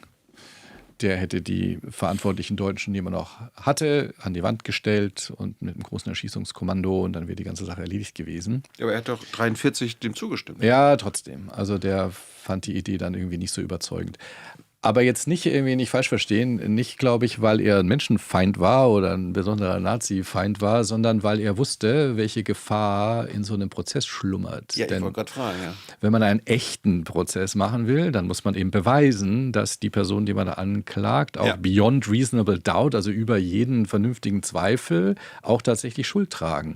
Und da hat er halt Bedenken, ja, wenn wir das nicht schaffen, dann haben wir ja nochmal ein ganz anderes Problem. Wie verkaufen wir das dann? Und wie delegitimieren wir denn dann den Nationalsozialismus als verbrecherisch? Ja? Wenn uns das nicht gelingt, haben wir mehr Schaden angerichtet als Nutzen. Das war, glaube ich, seine Befürchtung. Die Befürchtung, die Roosevelt im Übrigen auch gesehen hat und auch geteilt hat, aber dort wurde dann eben vor allem über den späteren Chefankläger Jackson dann doch hat sich da die Meinung durchgesetzt, dass man das wagen kann. Und dass das auch gelingen wird. Ist auch so gekommen. Ja, Stalin war im Übrigen auch immer für solche Prozesse, aber der hat sich da eher so einen Schnellprozess vorgestellt. Die Schuld ist klar und dann wird man das eher mal noch von so einem Richter bestätigen lassen und dann werden sie alle an die Wand gestellt. Das wäre jetzt meine Frage gewesen. Ja. Also wie viel Schauprozess war da drin? Ich meine, das war ja wirklich weltweit Kameras und so weiter. Ja. Also kann man ja so wirklich so ein bisschen, das. Ja. Also da kann ich nochmal eben auf den Robert H. Jackson, wenn es dich langweilt, dann höre ich auch damit, nochmal rekrutieren. Der hat am 13. April 1945 eine Rede gehalten. Es war die Nacht, in der Roosevelt dann starb und danach Truman ja Präsident wurde, vor der amerikanischen Gesellschaft für internationales Recht und da ziemlich klar eben aufgezeigt, was es bedeutet, wenn man jetzt so einen Prozess macht. Und man müsste ihn dann wirklich ernst nehmen mit allen rechtsstaatlichen Kautelen, wie das eben nach der damaligen Vorstellung auch der amerikanischen Strafprozessrechtstradition und Praxis eben herrschte. Das müsste man alles berücksichtigen und eben auch die Unschuldsvermutung als Ausgangspunkt. Das wollte ich gerade fragen. Also Göring hat auch eine Unschuldsvermutung gehabt. Ja, genau. Das ist Teil dieses Prozessspiels. Ja, es ist in diesem kameralistisch gedachten Gerichtssaal die Ausgangsbedingung, der ist unschuldig. Und jetzt muss ich eben Beweise auffahren und Schritt für Schritt darlegen, dass doch der Vorwurf, der erhoben wird, und das war eben Angriffskrieg, Verbrechen gegen die Menschlichkeit, Kriegsverbrechen, dass die tatsächlich für jeden einzelnen von diesen 21 Anwesenden dann zutraf. Und das hat er eben dargelegt, also das muss man dann so machen. Bitte hier Mitte April 45, da dachte man schon, man hat dann Hitler und Himmler und Goebbels auf der Anklagebank, die waren ja noch am Leben. Hitler hat erst Ende April Selbstmord gemacht. Einer ist ja nach Schottland geflogen. Ne? Der Hess, der ist aber schon früher nach Schottland geflogen. Den hat man dann aber in britischer Kriegsgefangenschaft ja gehabt. Den konnte man dann ja nach Nürnberg bringen. Ja, haben Sie nach Nürnberg gebracht? Nee. Ja, doch, der saß neben Göring. Ja. Genau. Also davon ist man damals ja zu dem Zeitpunkt noch ausgegangen, dass man auch wirklich auch Adolf Hitler auf der Anklagebank hat. Das wäre was gewesen. Ja, genau. Aber der Feigling hat sich ja entzogen. Naja, jedenfalls hat man dann angefangen, eben ernsthaft darüber nachzudenken, wie macht man das? Und im Grunde lief das dann tatsächlich im Juli 1945 im Church House in London, wo man sich zusammengesetzt hat mit einer wirklich Delegationen aus Frankreich, aus dem Vereinigten Königreich, Vereinigten Staaten von Amerika und auch der Sowjetunion und mit dem Ziel, einen Statut oder eine Charta für ein internationales Strafgericht aufzuschreiben. Und das hat man dann da gemacht. Das wurde auch durchaus unterstützt von einer ganzen Menge Exilregierungen, die in London präsent waren. Also die ganzen besetzten Tschechoslowakei, Polen, Ungarn, Rumänien, die hatten Exilregierungen in London, die auch immer sehr darauf gedrängt haben politisch, dass hier Strafverfolgungen stattfinden. Also das hatte nochmal glaube ich, schon auch einen gewissen Effekt. Dann kam man am 8. August 1945 mit einem völkerrechtlichen Vertrag und einem Anhang, in dem die Charta dieses Gerichtshofs dann sich wiederfand. Gab es irgendwas, wo es Streitpunkte gab, wo man sich nicht darauf einigen konnte? Ich meine, Sowjets, amerikanisches Verständnis. Ja, da gab es natürlich viele Streitpunkte, da gab es auch eine ganze Menge Missverständnisse, wenn man das heute sich nochmal vor Augen führt. Am Ende haben sich die Briten und die Amerikaner durchgesetzt und es war schon ein Verfahren, was sehr stark an angloamerikanische Strafprozess erinnert. Erklär mal. Es gibt ja diese zwei großen Strafprozessrechtsfamilien. Die Jury gab es ja nicht, ne? Nee, europäisch-kontinental ist das eine und auch unsere Strafprozessordnung ist so ein Prototyp letztlich von dieser Herangehensweise und das angloamerikanische System. Angloamerikanisches System basiert auf einer Jury, auf einer Geschworenenbank. Das hast du schon natürlich auch ganz richtig gesagt. Das war in so einem internationalen Kontext aber jetzt nicht vorstellbar. Also, dass man da irgendwie eine Geschworenenbank, wie hätte man die denn besitzen sollen? Also das war nicht vorstellbar. Aber das amerikanische System ist auch nicht unbedingt davon abhängig. Aber es ist die Regel. In großen Verfahren gibt es eben Geschworene. Ja, es ist auch irgendwie in Amerika der Ankläger, der Staatsanwalt meistens, der ist nicht dazu verpflichtet, auch quasi der Unschuldsvermutung nachzugehen und quasi auch Entlastendes vorzutragen bzw. zu recherchieren. Das ist, glaube ich, in Deutschland anders. Genau. Ich kann mir nicht vorstellen, dass Jackson und die Amerikaner oder die Ankläger quasi in Sachen Göring, Unschuldsvermutung und so weiter recherchiert haben. Ja, nee, also recherchiert haben sie das sicherlich eher in die andere Richtung. Ja, genau. Aber das ist tatsächlich Oder Beweise so. Ja, ermittelt und so weiter. ja, in diesem amerikanischen System kommt es eben darauf an, dass ich tatsächlich zwei Parteien habe, die gegeneinander antreten. Also ich habe die Anklagebehörde mit einer gewissen Hypothese. Also du hast einen Angriffskrieg vom Zaun gebrochen, du hast Kriegsverbrechen begangen, du hast Verbrechen gegen die Menschlichkeit begangen. So, das ist die Ausgangshypothese. Und dann gibt es eben die Verteidigung, die versucht, diese Hypothese dann irgendwie zu unterminieren, Glaubwürdigkeit der Zeugen in Frage zu stellen, vielleicht eben Gegenbeweise, wie auch immer, anzubringen. Also es ist tatsächlich fast wie so ein Wettkampf. Ja? Die Anklagebehörde auf der einen Seite, die Verteidigung auf der anderen Seite. Nach unserer Vorstellung, wir operieren nach der sogenannten Inquisitionsmaxime, geht der Richter in dem Prozess, der Richter leitet das Verfahren und der Richter sucht nach der Wahrheit. Und alle Zeugen, die dann auftreten, sind ja noch nicht Zeugen der Anklage oder Zeuge der Verteidigung, sind Zeugen des Gerichts. Ja. Und der Richter fragt auch, die anderen dürfen dann auch mal fragen, aber der Richter führt die Befragung durch, weil er oder die Richterbank, ja, es sind ja häufig mehrere in so großen Prozessen, dann nach der Wahrheit sucht und die auch finden kann. Also das ist so die philosophische Grundannahme. Und im amerikanischen Kontext ist eben eher so dieses Spiel zwischen Anklage und Verteidigung. Und dann denkt man natürlich auch, dass am Ende sowas wie Wahrheit entsteht, aber es ist keiner, der da irgendwie danach intensiv sucht, sondern die ergibt sich so aus dem dialektischen Wechselspiel zwischen Anklage und Verteidigung. Und der Richter sitzt dann und ist im Großen und Ganzen erstmal nur Schiedsrichter, also schaut, dass die fair miteinander umgehen, dass da Waffengleichheit herrscht zwischen diesen beiden Parteien und sortiert das und filtert das und erklärt das Recht für die Geschworenen. So in dem Fall, jetzt gab es keine Geschworenen, deswegen haben die Richter dann letztlich auch entschieden. Aber sie haben jedenfalls keinen eigenen Auftrag, nach der Wahrheit zu suchen, sondern sie lassen sich das präsentieren und entscheiden, was sie dann mehr überzeugt hat. Wie war es denn in Nürnberg? Naja, da war es irgendwie so ein Zwischending. Aber schon auf der Grundlage des angloamerikanischen Systems. Also es gab zunächst die Anklage, die Beweise vorgebracht hat und danach durfte dann die Verteidigung auch ihre Fälle oder ihren Fall jeweils präsentieren. Ja, genau, das war eben angloamerikanisch strukturiert. Die Richter haben sich sehr zurückgehalten. Also nicht, was Verfahrensleitung anbelangt, da haben die schon auch ziemlich eigene Vorstellungen gehabt und die auch durchgesetzt. Aber die haben jetzt inhaltlich tatsächlich nicht befragt. Ja. Obwohl sie es hätten tun können? Die hätten das durchaus tun können, ja. Aber haben sich da zurückgehalten und sind dann eher dieser angloamerikanischen Linie letztlich gefolgt. Spannend. Ja. Ja, und das Interessante vielleicht auch an dem Ablauf des Prozesses ist ja, dass tatsächlich einige, unter anderem ja auch Göring, dieser Angeklagten, ja dann tatsächlich in Zeugenstand waren. Und wie kommt es eigentlich dazu? Warum ist Göring jetzt hier Zeuge? Denn er ist ja Angeklagter, muss ja als Angeklagter nichts sagen. Ja? Das ist im amerikanischen Recht so, wie auch im deutschen Recht so. Der Angeklagte muss nichts sagen. Und nach deutschem Recht ist der Angeklagte niemals Zeuge. Der ist der Angeklagte, der kann sich immer äußern, wenn er will. Am Schluss hat er das letzte Wort. Ja. Ja, aber er ist niemals Zeuge. Das heißt, er könnte beispielsweise auch nicht vereidigt werden und dann irgendwie wegen eines Meineids verfolgt werden. Ja. So in den USA ist es anders. Der Angeklagte kann in den Zeugenstand kommen, aber nur, wenn ihn der Verteidiger, sein Verteidiger aufruft, um zu seinen Gunsten auszusagen. Macht er das aber, dann ist er Zeuge. Das heißt, er wird vereidigt und dann kann er natürlich auch wegen eines Meineids später möglicherweise verfolgt werden, wenn er dann da jetzt lügt. Darum ist es so gefährlich, wenn die Anklage dann den verhört. Ne?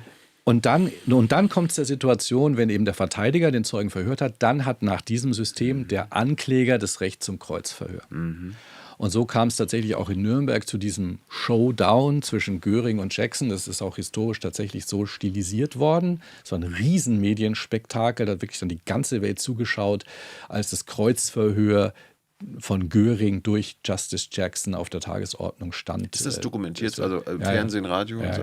Ist das voll? Ja, ja. Kann man das auf YouTube finden jetzt? Ja, Leute das kann man auf sagen, YouTube ist ja interessant, was hier Safferling erzählt. Ja, das kann man googeln und dann findet man da Ausschnitte. Es gibt insgesamt 60 Stunden, glaube ich, Filmmaterial vom Nürnberger Hauptkriegsverbrecherprozess. Also der, weiß nicht, 160 Verhandlungstage hatte, also es ist nicht so wahnsinnig viel, aber trotzdem, also schon, und die kann man auf einer Internetseite finden, die, glaube ich, Steven Spielberg mal zusammengestellt hat. Da kann man die sich anschauen. Also wenn man das googelt, findet man das. Und da kann man jedenfalls da weiß ich jetzt nicht tatsächlich, ob das Ganze, weil es dauerte 3 Tage. Göring? Ja. Also das Kreuzverhör. Er war insgesamt, glaube ich, 5 Tage im Zeugenstand und 3 Tage, mindestens 3 Tage dauerte das Kreuzverhör. Wie gut erinnerst du dich daran? Weil das finde ich jetzt spannend. Ich würde da ein paar Fragen stellen. Wie gut ich mich daran erinnere, wie das abgelaufen ist. An die Göring 5 Tage, ja. Ja, also ich erinnere mich natürlich vor allem an das Kreuzverhör und wie das anfing. Aber ganz kurz, es fing aber jetzt wenn ich es richtig verstanden habe, dass die Verteidigung Göring erstmal befragt hat. Ja. Ganz kurz, also hat er dann Pflichtverteidiger bekommen? Wer hat freiwillig diese Nazis verteidigt? Ja, das ist natürlich auch ein ganz interessanter Punkt. Die Verteidiger in Nürnberg. Nach angloamerikanischem Strafprozessrecht brauche ich ja gar keinen Verteidiger. Ne? Kann mich auch selbst verteidigen. Das hat man da aber versucht zu verhindern und hat also schon vorausgesetzt letztlich, dass jeder einen Verteidiger hat. Und das hatten die auch alle. Teilweise haben sie sich selbst ausgesucht. Göring hatte zum Beispiel einen Herrn Stamer.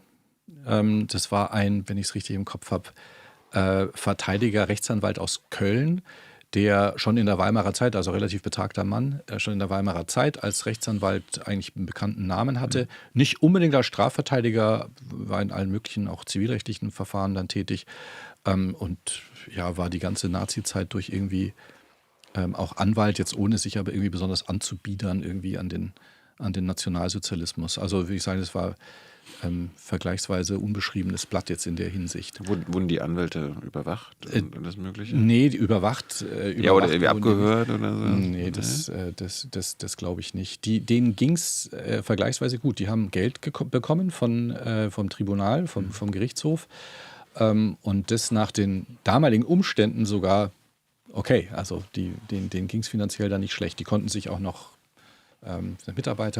Mitarbeiterinnen leisten. Vor dem Hintergrund natürlich aber auch dessen, dass man sich nochmal vor Augen führen muss, dass natürlich nicht das Gericht nach entlastenden Beweisen sucht oder gar die Anklagebehörde, sondern das eben jetzt der Auftrag ist, der Verteidiger hier für die Entlastung entsprechend zu sorgen, für die entlastenden Beweise zu sorgen. Also, und das war der Rechtsanwalt Stamer jetzt für Göring und die anderen hatten teilweise auch tatsächlich Nazis als Verteidiger. Da waren auch Professoren im Spiel, die auch so Gutachten geschrieben haben zur Legitimation des Gerichtshofs überhaupt. Also das war so eine wilde Mischung, die sich da in Nürnberg zusammengefunden hat. Alles Deutsche. Ich habe mir auch gedacht, warum nehme ich jetzt eigentlich keinen amerikanischen Anwalt? Das wäre vielleicht schlauer gewesen. Es gibt in den Nachfolgeprozessen in einem industriellen Prozess, da gab es tatsächlich einen amerikanischen Anwalt, der einen Industriellen vertreten hat. Und frag mich aber jetzt nicht nach weiteren Details, aber da gibt's eine Situation. Ansonsten waren es alles Deutsche. Die dann auch schon eine relativ starke Expertise in diesem Bereich entwickelt haben und viele von denen verteidigen dann weiter, auch in den Nachfolgeprozessen, bis dahin gehen, dass beispielsweise ein Hans Laternser im Auschwitz-Prozess in den frühen 60er Jahren in Frankfurt auch verteidigt hat oder ein Herr Servatius Adolf Eichmann in Jerusalem verteidigt hat. Die waren alle in Nürnberg auch schon als Verteidiger tätig. Also da gibt es dann so eine gewisse Clique an den Ex-Nürnbergern, die auch politisch versucht haben, Einfluss zu nehmen. Es gab so einen Heidelberger Juristenkreis, hieß der, da haben die sich getroffen und Lobbyarbeit gemacht, um den Umgang mit den Kriegsverbrechern in Deutschland zu lancieren, um eher so Verjährungen zu beschleunigen, um Amnestien vorzusehen, um die Haftentlassung von Verhafteten und Verurteilten zu erwirken und so weiter. Darf man auch nicht überdramatisieren, aber der hatte schon einigen politischen Einfluss, dieser Zirkel. Gut, die waren ja wahrscheinlich erstmal gegen diesen ganzen Prozess. Ja. Was haben die für eine Verteidigungstaktik gefahren? Naja, das ist auch schon war das einheitlich? Ja, gute Frage. Am Anfang ja. Also am Anfang hatten sie tatsächlich auch mal so Professorengutachten, um eben so dieses große Völkerrecht-Thema da zu spielen und sagen, das geht alles überhaupt nicht und es ist ein Verstoß gegen die Staatssouveränität und da gibt es keine Legitimationsgrundlage und so weiter.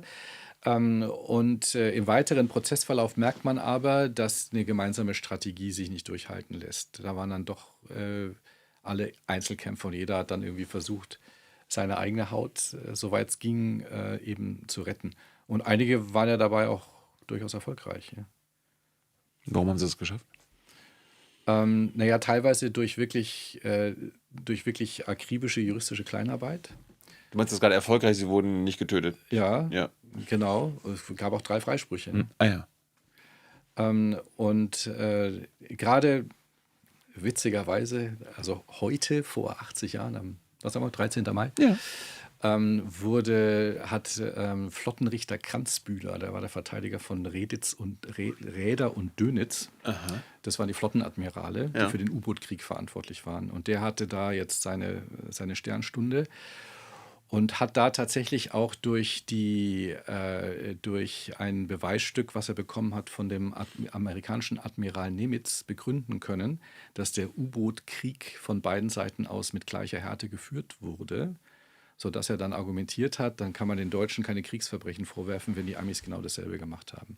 Und dieser amerikanische Admiral hat es tatsächlich in einem Affidavit, so nennt man das, also einen schriftlichen Beweis oder eine eidesstattliche Erklärung, wie auch immer, so bestätigt.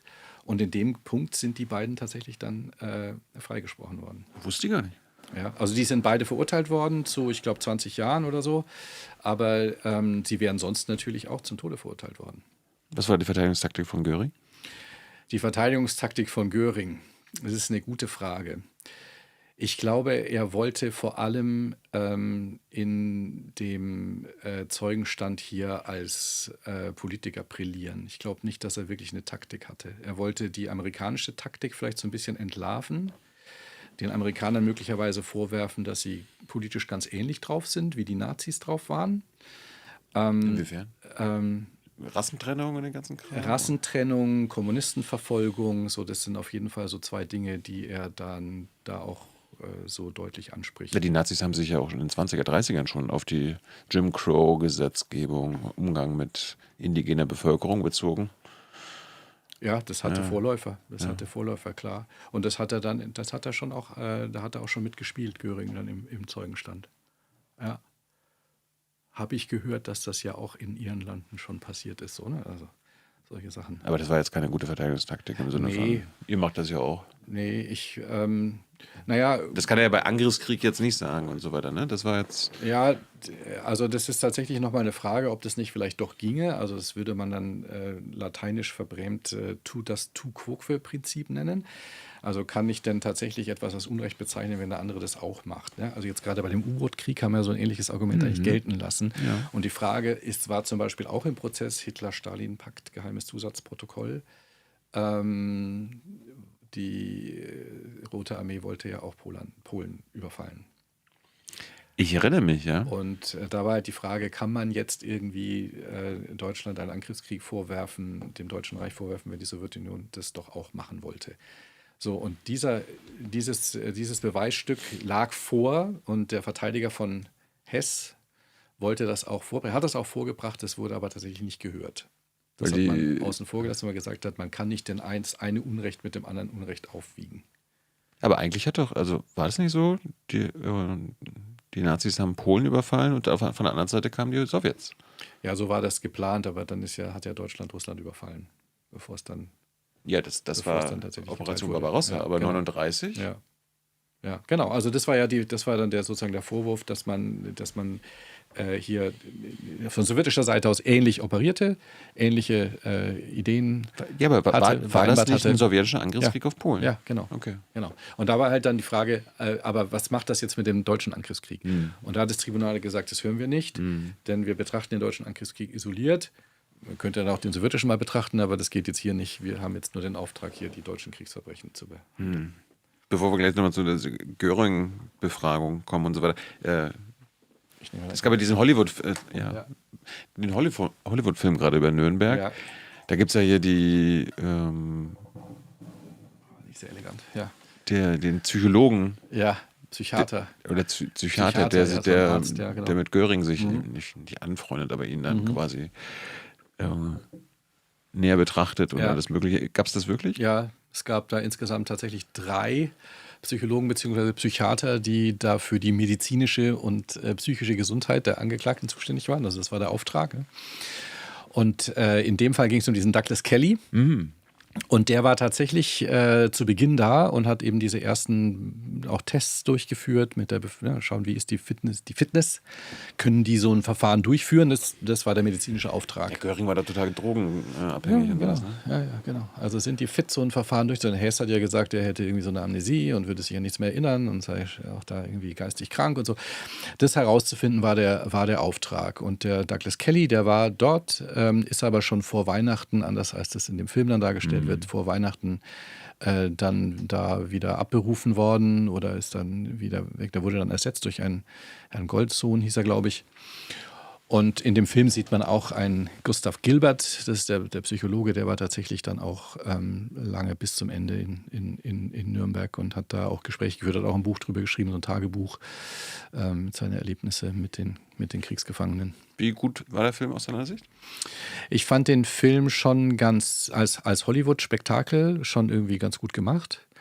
Er ist natürlich jetzt nur so vage mit dem historischen Vorbild tatsächlich in Verbindung zu bringen. Also so der ein oder andere Charakter entspricht dem historischen Fakt, aber da ist natürlich viel erfunden und viel gedreht. Was mir an dem Film gefallen hat, war letztlich doch die Botschaft, ne? Oder sagen wir mal die Frage, die ja gestellt wurde in dem Film. Warum ist das passiert? Kann das wieder passieren? Und es wird ja schon auch die Antwort gegeben, die Nazis waren, die angeklagt waren, das waren jetzt keine Monster, das waren eher so Menschen wie du und ich. Kennen wir auch von Hannah Arendt mit der Banalität des Bösen. Ja, das ist natürlich auch schon häufig diskutiert. Und es kann überall passieren, wenn man nicht aufpasst, also wenn man es zulässt, wenn die Bevölkerung es zulässt. Das ist ja die Aussage, es gibt so eine Szene am Bahnhof, das sagt der Übersetzer, das ist übrigens auch eine historische Figur, dieser Übersetzer. Der unterhält sich da mit Douglas Kelly und der sagt, dass dann eben die Deutschen haben es halt zugelassen.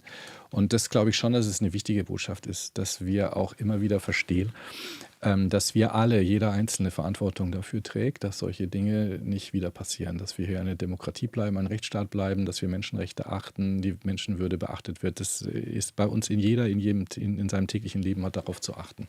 Und ich glaube, das kommt durch den Film schon ganz gut auch raus. Jetzt mal zu Göring. Am Anfang hat er quasi seinen Verteidiger ihn befragt und so weiter. Und das war dann einfach so hier. Erzähl mal, warum du unschuldig bist. Ja, da kann ich jetzt tatsächlich gerade nicht so viel drüber sagen. Weiß ich jetzt gar nicht so genau, wie das da abgelaufen ist. Es waren aber tatsächlich auch einige Stunden, die da von seinem Verteidiger vernommen worden ist. Aber worauf sich dann alles konzentrierte, Jackson. War dann das Kreuzverhör Jacksons. Hat nur Jackson als Amerikaner ihn verhört oder durften die Sowjets auch? Also es fing so an, dass Jackson das gemacht hat, übernommen hat. Das war praktisch auch irgendwie Chefsache. Das war wahrscheinlich keine so kluge Idee. Denn Jackson war ein toller Jurist, aber kein guter Litigator. Also er hatte nicht so die Courtroom-Experience, wie man das nennt. Ja, der stand nie. Aber er war doch Richter, also er müsste es quasi von der anderen Seite Ja, er war Richter am Supreme Court. Okay. Aber da haben die ja auch Anhörungen am Supreme Court, laufen ja völlig ohne Fragen ab. Nee, da darf dann halt irgendwie der eine Parteivertreter hält dann einen Vortrag, der andere Parteivertreter einen Vortrag, dann verneigt man sich und geht wieder. Also da wird nicht juristisch diskutiert und schon gar keine Beweise erhoben. Ja? Und da tatsächlich ein Kreuzverhör durchzuführen, ist ja nicht, ich stelle da mal so ein paar Fragen. Das muss man trainieren. Oder kann man trainieren und da gibt es ja gewisse Regeln, mit denen man erfolgreich sein kann oder wo es halt dann auch möglicherweise schief läuft. Ja, das ist ja, also manche journalistische Taktiken sind ja ähnlich, wie man sagt immer so, stell keine Fragen, wo du selbst nicht die Antwort schon kennst. Ja, das ist zum Beispiel eine Regel und auch die Antworten müssen immer möglichst kurz bleiben. Ja? Also die Frage ist so gestellt, dass eigentlich Ja oder Nein schon ausreicht. Ja? Also so ist das Kreuzverhör. Und das hatte Jackson nicht so wirklich drauf. Und hat Göring das ausgenutzt? Und Göring hat das ausgenutzt, ja. Und witzigerweise, Jackson wendet sich dann, als das irgendwie schief läuft, und das schon noch ein paar Minuten, wendet sich an das Gericht und sagt, man möge doch jetzt irgendwie darauf hinwirken, dass der Zeuge nicht so lange Ausführungen macht. Weil das im Kreuzverhör eigentlich nicht so, sollte man nicht machen. Man sollte so fragen, dass die Antwort Ja oder Nein ist. Oder noch einen Satz oder so, aber nicht länger. Und das gelingt ihm nicht. Göring macht große Ausführungen und dann sagt er den Richtern, sie sollen mal dem Göring irgendwie hier in den Zaum halten. Und das machen die nicht. Die sagen, wieso? Der hat doch das Recht, hier seine Stellungnahmen abzugeben. Und lassen dem seinen Lauf. Und damit hat er natürlich irgendwie Jackson auch nicht gerechnet oder wie auch immer. Warum das so passiert ist, da gibt es natürlich auch so ein paar Anekdoten. Erzähl. Ja, in dem Moment war der amerikanische Richter Francis Biddle, da hatte da mit den Vorsitz, und Francis Biddle und Jackson, die waren zwar vorher mal Freunde, aber in Nürnberg haben sie sich irgendwie nicht mehr so gut verstanden. Was wahrscheinlich auch damit zu tun hatte, dass Francis Biddle gerne Präsident des Gerichts geworden wäre, und Jackson hat ihm erklärt, dass das ganz schlecht wäre, weil er ja schon hier der Chefankläger ist und wenn jetzt ein Ami auch noch Präsident des Gerichts wird, das kommt nicht gut. Wer war denn Präsident? Der Engländer. Ach, ein Engländer. Der Engländer, genau. Jeffrey Lawrence, Lord Lawrence war der Vorsitzende und der Präsident des Gerichts. Aber Jackson hat irgendwann nochmal die Kurve bekommen bei Göring. Und dann, nee, hat er ehrlich gesagt nicht. Es wurde dann übernommen von den Briten. Und dann war dann auch Schluss. Also das wird in diesem Film im Übrigen sehr gerafft, auch so wiedergegeben. Das stimmt tatsächlich. Also Jackson ist nicht so wirklich klar gekommen mit Göring. Da hat man halt dann irgendwie die Strategie geändert und dann auch eher Dokumentenvorlage gesetzt. Und dann konnte man dann schon nachweisen, dass er eben anders als er behauptet hat, halt auch von dem Umgang der Endlösung, ja, der Judenfrage und was das bedeutet zum Beispiel, dass er das halt wusste. War das eigentlich neu? Die haben sogar Filmaufnahmen und so weiter vorgespielt. War das neu?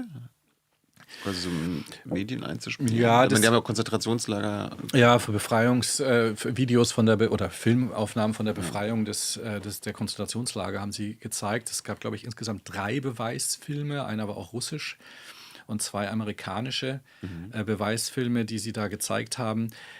Ob das jetzt vorher nicht schon mal, das kann ich dir nicht sagen. Da war es natürlich irgendwie schon spektakulär. Ja, ich meine, das ist 1945, ne? Ja. Nee, da gab es ja tatsächlich Einheiten, die dafür zuständig waren, diese Dinge auch zu dokumentieren, zu filmen. Und dann gab es da ein Schneidestudio in Nürnberg im Justizpalast, wo man diese Beweisfilme zusammengestipselt hat, um da überzeugend auch auf die Art und Weise eben das unglaubliche menschenverachtende Unrecht darzustellen. Das waren wichtige Momente. Es war ja auch, ich glaube, du hast vorhin auch so gefragt, wie viel Theater war in diesem Prozess. Ne? Wenn man sich den Gerichtssaal vor Augen hält, da hat man, wenn ich jetzt hinten stehe, rechts die Richterbank. Also die Richter sitzen nicht vorne an der Kopfseite, sondern rechts vor den Fenstern. Ne? Links waren die Angeklagten, davor die Verteidiger. Und zentral war sozusagen die Beweiswand. Da war der Zeugenstuhl auf so einem Podest und dahinter war eben diese Leinwand, wo man diese Filme gezeigt hat und auch mal Plakate über NSDAP-Struktur und so, was man so brauchte, um gewisse Dinge zu erklären. Und das zeigt schon die Zentralität des Ganzen, ja, waren hier die Beweise. Oder vielleicht auch die Show. Ja, also das kann man vielleicht da auch hinter vermuten. Aber das war ganz, ganz wichtig. Das war eben zentral. Übrigens, wenn wir schon dabei sind, bei Neuerungen, ja. Dolmetscher. Es wurde ja in 4 Sprachen gleichzeitig übersetzt. Ne? Also Russisch, Deutsch, Englisch, Französisch. Es war noch nie vorher in der Menschheitsgeschichte Simultanübersetzung. Es war zum ersten Mal in Nürnberg, dass Simultanübersetzung geübt wurde. Das wusste ich nicht. Ja. Okay. Das ist nicht so bekannt. Die Dolmetscher wissen es alle. Also egal, wo ich Vorträge halte und ich werde gedolmetscht, Argentinien, Armenien, keine Ahnung, dann winke ich immer in die Dolmetscherkabine und sage, ja, Grüße aus Nürnberg. Ihr wisst ja, eure Zunft wurde in Nürnberg erfunden. Das wissen die alle. Also es gehört ganz stark zur Identität dieser Simultanübersetzerinnen und Übersetzer, dass die ihre Geburtsstunde in Nürnberg hatten. Wie toll. Ja, es ist wirklich faszinierend, ja. Göring hat sich dann nachdem er verurteilt wurde umgebracht? Oder war das kurz Ja, er hat sich umgebracht Stunden bevor er hätte hingerichtet werden sollen. Aber er hat das Urteil mitbekommen und alles Mögliche? Ja, er wurde ja zum Tod durch den Strang verurteilt. Und wir lehnen ja jetzt heute die Todesstrafe kategorisch ab. Deswegen ist es vielleicht für unsere Ohren irgendwie nicht mehr so nachvollziehbar, wenn ich sage, auf die Hinrichtungsart kommt es an. Also Tod durch den Strang ist das Erniedrigendste, was du dir vorstellen kannst. Warum? Naja, dann hängst du da so hilflos, pisst dich voll, keine Ahnung, ja. Das sind dann. Das dauert auch ein bisschen, bis du tot bist. Ja, es ist wahrscheinlich brutal, ist schmerzhaft und ist total respektlos. Erschossen werden, das gebührt einem Militär. Ja? Also das ist, wie gesagt, und ich sage mal, Gott sei Dank, jetzt in unserer heutigen Zeit hier in unserem europäischen Breitengrad nicht mehr so wirklich nachvollziehbar. Aber das hat einen Unterschied gemacht.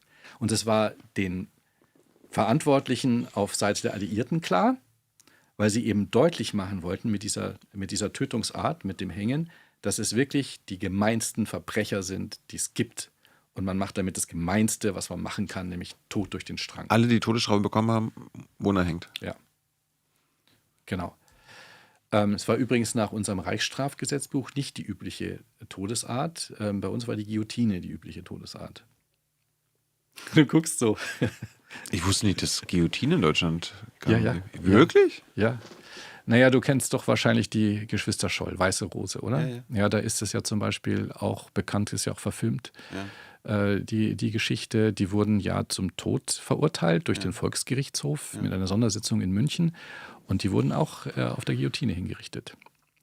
Die Guillotine, die es auch noch gibt in München, im Museum, im Keller steht die, wird nicht ausgestellt. Ist jetzt auch eine Diskussion, ob man die nicht vielleicht auch mal ausstellen sollte oder könnte. Aber gut, das war die Todesart nach Reichsstrafgesetzbuch. Und die auch im Nationalsozialismus dann praktiziert wurde für Justizurteile, Todesurteile, was damals ja auch normale Praxis war. Ne? Also 1871 ist unser Strafgesetzbuch und klar war für Mord die Höchststrafe die Todesstrafe. Das war ganz normal. Das haben wir erst mit dem Grundgesetz abgeschafft. So, also die Todesart spielt eine Rolle. Und ich wage die These, ohne dass ich das irgendwie noch weiter belegen kann, Göring hätte sich erschießen lassen. Aber den Tod durch den Strang, das wollte er nicht. Das wäre jetzt meine Frage gewesen. Also, warum hat er denn so lange gewartet mit der Zyankali-Kapsel? War das, ne? Ja. Nee, er wollte da schon mitspielen. Ne? Also, er wollte da schon durchstehen. Das war irgendwie auch zu stolz oder wie auch immer. Er wird jetzt angeklagt, das steht da auch durch.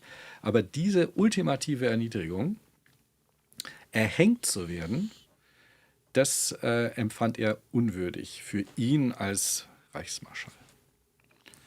Wie viel Enttäuschung war dann quasi bei den Anklägern und so weiter, als sie gemerkt haben? Ich glaube, die fanden das richtig scheiße. Das war ja natürlich, haben die da, es hat ja, der Robert Ley hatte ja, das war der Reichsarbeitsführer, hatte Selbstmord begangen, bevor der Prozess losging. Und dann wurden ja Sicherheitsmaßnahmen extrem nach oben gefahren, sodass die wollten unbedingt, dass die am Leben bleiben, damit man eben dieses Exempel statuieren kann, damit man hier eben auch Deutschland, den Deutschen zeigen kann, hier, die werden jetzt hier verurteilt. Das waren die euch und uns dieses große Unrecht angetan haben. Und deswegen war das fatal. Schlimmer Fehler. Wie viel haben eigentlich die Deutschen von Nürnberg mitbekommen? Ich meine, das war jetzt direkt nach dem Krieg. Deutschland war jetzt nicht überall zerstört, aber die kann mir vorstellen, die Leute hatten auch was anderes zu tun, als den Prozess zu verfolgen. Ja, also für die war es ja unter anderem, ne? Ja, das war für die, klar, um einen ersten Erziehungsschritt zu machen, um den Nationalsozialismus also wirklich zu dekonstruieren, zu delegitimieren. Und auf der anderen Seite natürlich auch waren sich die Deutschen ja schon, also man kennt da es gab ja noch kein Allensbach-Institut und andere Umfrageinstitute, aber es gab schon Umfragen. Und man hat Umfragen von 45, 46, das war 80% der deutschen Bevölkerung für diesen Prozess waren. Und das unterstützt haben. Und ich habe auch so, weiß ich nicht, ob du auch mit noch deinen Verwandten vielleicht mal darüber sprechen konntest. Ich habe mit einigen darüber gesprochen, die sich sehr gut erinnern, dass sie am Radio hörten, diese Urteilsverkündung am 1. Oktober 1946. Das haben viele gehört. Das wurde am Volksempfänger am Radio übertragen, wie auch sonst aus dem Prozess immer wieder was übertragen wurde. In der Wochenschau, im Kino, soweit es möglich war, wurden Ausschnitte, Aufnahmen gezeigt. In den Zeitungen, soweit es die gab, natürlich unter strenger alliierter Kontrolle, wurde darüber berichtet. Soweit es ging in dieser totalen Mangelverwaltung, ja, auch Nürnberg war ja zu 80%, 90% der Innenstadt war in Schutt und Asche. Ja? Da hatten natürlich die Leute andere Sorgen. Aber gleichwohl hat das viel Aufmerksamkeit auch in der deutschen Bevölkerung erfahren. Aber nur diese eine oder die anderen danach Ja, das auch noch? ließ dann nach. Und vor allem, als dann irgendwie, ja, also bei diesen Hauptkriegsverbrechern, da konnte ich auch als Deutscher gut darauf zeigen und sagen, ja, der ist dran schuld, dass auch mein Haus zerbombt ist, weil hätte der nicht den Krieg angefangen, dann danach kamen ja diese Entnazifizierungsprogramme, wo dann jeder einen Fragebogen bekommen hat und dann rechtfertigen musste, war er in der NSDAP oder in der SA oder sonstigen Einheit und so. Dann war man so plötzlich selber auf der Anklagebank und dann wendete sich das Blatt und man war eher dann gegen diese Prozesse, die dann noch stattgefunden haben und dann wurde auch dieser Begriff der Siegerjustiz ja dann geboren und kreiert und immer wieder gegen diesen Prozess auch dann ins Feld geführt oder die Prozesse ins Feld geführt. Und dann war dann die Einstellung der deutschen Bevölkerung dann doch irgendwie ein bisschen eine andere. Haben sich die Prozesse dann sehr geähnelt oder sind die dann auch schon anders abgelaufen? Haben die Taktiken sich geändert bei der Verteidigung und Anklage? Ja, also die Verteidiger haben ja, also das war ja zum Beispiel so einer dieser Punkte, die man immer wieder gehört hat, lange Zeit, die sagen, ja, die Verfahren waren unfair, weil auch die deutschen Verteidiger kannten das Prozessrecht nicht. Die wussten nicht, was sie da machen sollten. Das stimmt natürlich zum einen. Zum anderen waren die schon, also viele von denen wirklich clevere Juristen, die sich da ganz schnell zurechtgefunden haben. Und ich habe schon ein Beispiel genannt, wo das auch erfolgreich war, wo sie tatsächlich auch sicherlich ein milderes Urteil erreicht haben, als die Anklage sich das so vorgestellt hatte. Und die haben im Laufe der Verfahren schon immer auch gelernt, ne, und konnten besser damit umgehen. Diese Nachfolgeprozesse, also es gab dann in Nürnberg selbst 12 Prozesse, die deswegen so bekannt geworden sind, weil die amerikanischen Ankläger, und es waren jetzt nur noch amerikanische Prozesse, es waren keine internationalen Prozesse mehr, sondern es waren Prozesse der amerikanischen Besatzungsmacht vor einem rein amerikanischen Gericht, Richterbank. Nur der erste? Nur der erste war international. Man hatte ursprünglich mehrere internationale Prozesse geplant, aber das war 1946 aufgrund eben der Kalten Kriegssituation, die da schon spürbar war, nicht mehr möglich, sich mit der Sowjetunion irgendwie zu verständigen. Haben dann die Franzosen in ihrer Besatzungszone Prozesse geführt, die Briten und die Sowjets? Ja. Sie haben alle in ihren Besatzungszonen Prozesse geführt, ja. Auf ihre Art und Weise? Ja. Ja, auf der Grundlage des Nürnberger Hauptkriegsverbrecherprozesses, dieses ersten Prozesses. Der Alliierte Kontrollrat hatte mit Kontrollratsgesetz Nummer 10 dann praktisch dieses Statut von Nürnberg für alle anwendbar gemacht. Also dann durften eben die Besatzer in ihren Zonen dann entsprechend auf dieser Grundlage, also auch wegen Angriffskrieg, Kriegsverbrechen, Verbrechen gegen die Menschlichkeit, entsprechende Verfahren durchführen. Und das haben die auch alle gemacht. Gab es viele Todesstrafen wieder? Also Todesstrafen gab es. Ich glaube aber nicht, dass das war so ein paar Dutzend. Ich glaube nicht, dass es Hunderte waren. Also auch in den Nürnberger Nachfolgeprozessen, ich müsste jetzt lügen, es waren, glaube ich, insgesamt 147 Angeklagten. Also da sind allenfalls 10% davon zum Tode verurteilt worden. War auch Albert Speer und so weiter, waren die auch da dabei? Der war im Hauptkriegsverbrecherprozess dabei. Der hat überlebt? Der hat 20 Jahre gekriegt, ja. Warum hat der geschafft? Weil er sich sehr geschickt eingelassen hat. Weil er. Der hat echt ein Talent dafür, ne? Ja. Ein unglaublich charmanter Typ. Und da stach er heraus unter diesen teilweise wirklich verbohrten Nazis. Mir hat es mal ein Ankläger erzählt, Whitney Harris, der war tatsächlich damals als 36-Jähriger im Anklageteam von Jackson. Und hat da auch im Gerichtssaal gesessen und diesen Prozess mitgeführt. Der ist 2012, glaube ich, gestorben. Ich habe den noch ein paar Mal getroffen und ein paar Mal gesprochen. Und den habe ich auch mal gefragt, ja, wie konnte euch das passieren? Der Speer hat euch doch irgendwie an der Nase rumgeführt. Hat er gemeint, ja, das sieht er jetzt heute auch so. Aber damals war das der Einzige, mit dem er irgendwie reden konnte. Der war irgendwie so teilweise einsichtig, hat so ein bisschen Dinge zugestanden, auch so eine große kollektive Verantwortung. Seinen eigenen Teil hat er natürlich dann extrem reduziert. Aber aufgrund dieses charmanten Einlassens und Gebarens hat er seinen Hals aus dem Strick gezogen. Ja.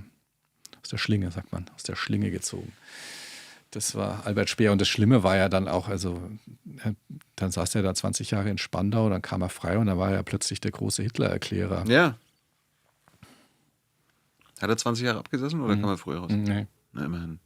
66, also wirklich genau 20 Jahre später raus. Ich meine, jetzt apropos Besatzungszone und so weiter. Irgendwann gab es die BRD, es gab die DDR, es mussten neues Justizsystem geben. Du hast ja auch untersucht, wie viele Nazis dann am Ende wieder Teil der deutschen Justiz wurden. Ja. Warum haben die Besatzer, alle 4, das irgendwie so zugelassen? Nicht besser aufgepasst. Naja, also zum einen muss man ja auch nochmal konstatieren, neu gemacht wurde ja da gar nichts. Ne? Man hat da tatsächlich einfach die Gesetze und die meisten Gesetze, die wir heute noch haben, also ich spreche von der Gerichtsverfassung, von der Zivilprozessordnung, der Strafprozessordnung, dem Strafgesetzbuch, dem bürgerlichen Gesetzbuch, also die Kerngesetzbücher, die stammen alle aus dem 19. Jahrhundert. Also Strafgesetzbuch 1871, Strafprozessordnung 1877. Natürlich ist das alles viel verändert worden, ja. Aber gleichwohl, die Grundlage ist eben auch die geistesgeschichtliche, stammt alles aus dem 19. Jahrhundert. Und man hat dann eben klar, hätte man jetzt 1945 sagen können, so Stunde Null, wir fangen jetzt nochmal ganz neu an zu denken. Hat man aber nicht gemacht, sondern man hat dann einfach diese Gesetze wieder in Kraft gesetzt mit ein bisschen einer Reform. Teilweise hatten die Alliierten auch schon so eine Denazifizierung so einmal über dieses Rechtssystem des Deutschen Reichs rüberlaufen lassen. Haben sie ein paar Sachen gestrichen. Genau. Den Konradsgesetz Nummer 1 und glaube ich Nummer 11 dann nochmal, haben sie so einmal so drüber gebürstet, ja. Und die Rassegesetze haben sie wahrscheinlich alles. genau, okay. also diese ganz klar Nürnberger Rassegesetze, andere Volksschädlingsverordnungen, was es da so alles gab an unglaublichen Verschärfungen des Rechts und diskriminierenden Gesetzgebungen und so, das hat man gleich eliminiert. Aber der Rest wurde dann einfach auch wieder bestätigt und wieder in Kraft gesetzt. Schon auch mit dem Auftrag, das irgendwie dann bodenständig zu reformieren. Und der Wille dazu war in der frühen Bundesrepublik dann auch durchaus vorhanden. Und da wurden auch Anstrengungen unternommen, aber so wirklich viel draus geworden ist da dann nicht. Das kamen dann so ein paar Reformen und Reformchen.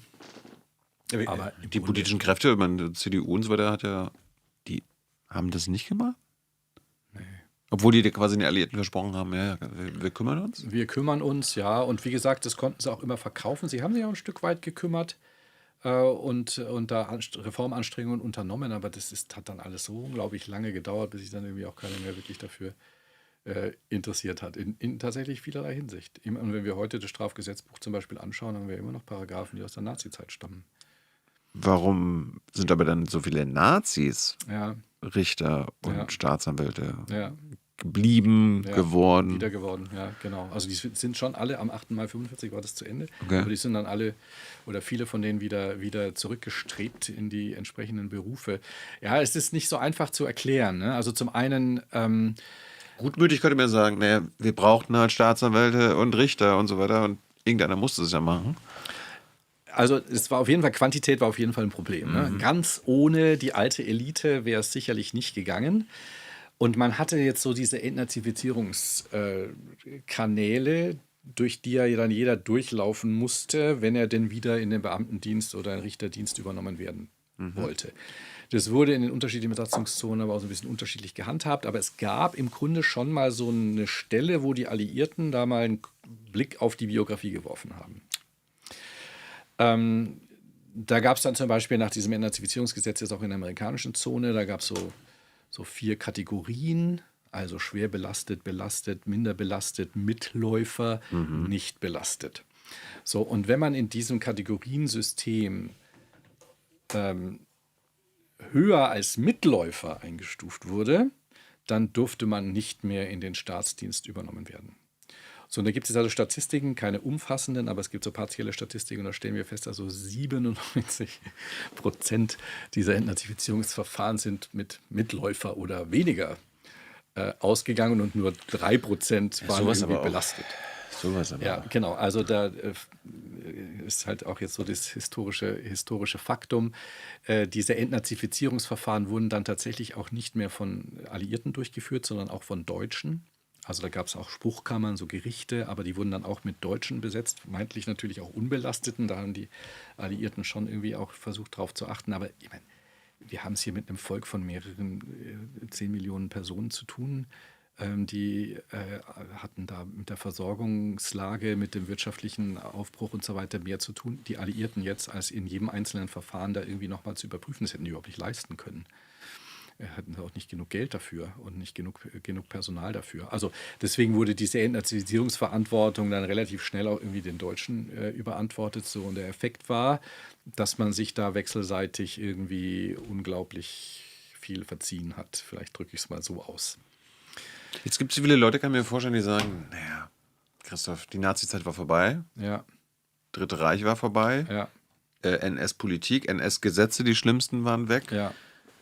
So was war denn jetzt eigentlich das Problem? Ja. Ich meine, Richter müssen halt basierend auf dem Gesetz entscheiden. Ja. Die können jetzt nicht ihre Nazi-Ideologie dann nochmal einbringen. Ja. What's the problem? Ja, ich meine, klar, bei den Richtern und Staatsanwälten ist das eine, bei der Gesetzgebung oder auch bei den Ministerien ist vielleicht was anderes, weil da werden die Gesetze ja dann gemacht oder müssten dann entsprechend auch denazifiziert und reformiert werden.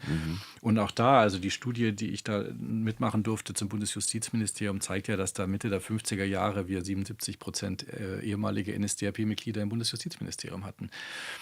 Und das ist jetzt auch nur eine formale Belastung. Da muss man im Einzelfall nochmal hingucken. Aber ich kann auch Geschichten erzählen von Nicht-NSDAP-Mitgliedern, die ziemliche stramme Nazis waren und so.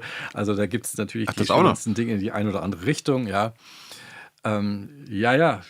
Okay, jetzt entlastend mussten eigentlich die meisten Juristen einfach in der NSDAP sein, um irgendwas im Dritten Reich zu sein. Und darum... Also ich mag es vielleicht mal von der Perspektive umgekehrt. Es ist kein einziger Fall überliefert, in dem irgendwie einem Richter oder Staatsanwalt irgendwas Schlimmes passiert ist, weil er irgendwie der Nazi-Ideologie nicht folgte. Es gibt einen Fall, überliefert hier in Berlin von einem Familienrichter, der dann so Zwangssterilisierungen und dergleichen nicht mehr mitmachen wollte. Der wurde dann tatsächlich im Reichsjustizministerium zitiert. Dann wurde er suspendiert bei Beibehaltung der Bezüge. So, das war das Schlimmste, was ihm passierte. Es gibt keinen einzigen Fall, in dem jemand ins Konzentrationslager eingeliefert worden ist oder so. Gibt es nicht. Warum haben die Nazis das nicht gemacht? Naja, die Nazis, glaube ich, die brauchten ja die Justiz. Der Nationalsozialismus war ja, wenn man es so ausdrücken soll, eine Zustimmungsdemokratie oder Zustimmungsdiktatur. Ja, er wurde ja 1933 durch die Wahl irgendwie erstmal dahin, dann hat Hindenburg eben Hitler da zum Reichskanzler gemacht, dann ging das so seinen Lauf. Aber ich glaube, es war für die Akzeptanz in Deutschland unglaublich wichtig, dass die Justiz da mitmacht. Weil in Deutschland schon früher und auch immer noch eine unglaubliche Justizhörigkeit zu verzeichnen ist. Der Rechtsstaat existierte vor der Demokratie in Deutschland. Wir vertrauen den Gerichten, wir vertrauen dem Justizapparat so ganz grundsätzlich, ja.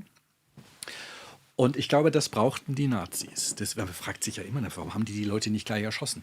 Also am absurdesten finde ich es wirklich absurd, den Umgang mit Nacht- und Nebelerlassen.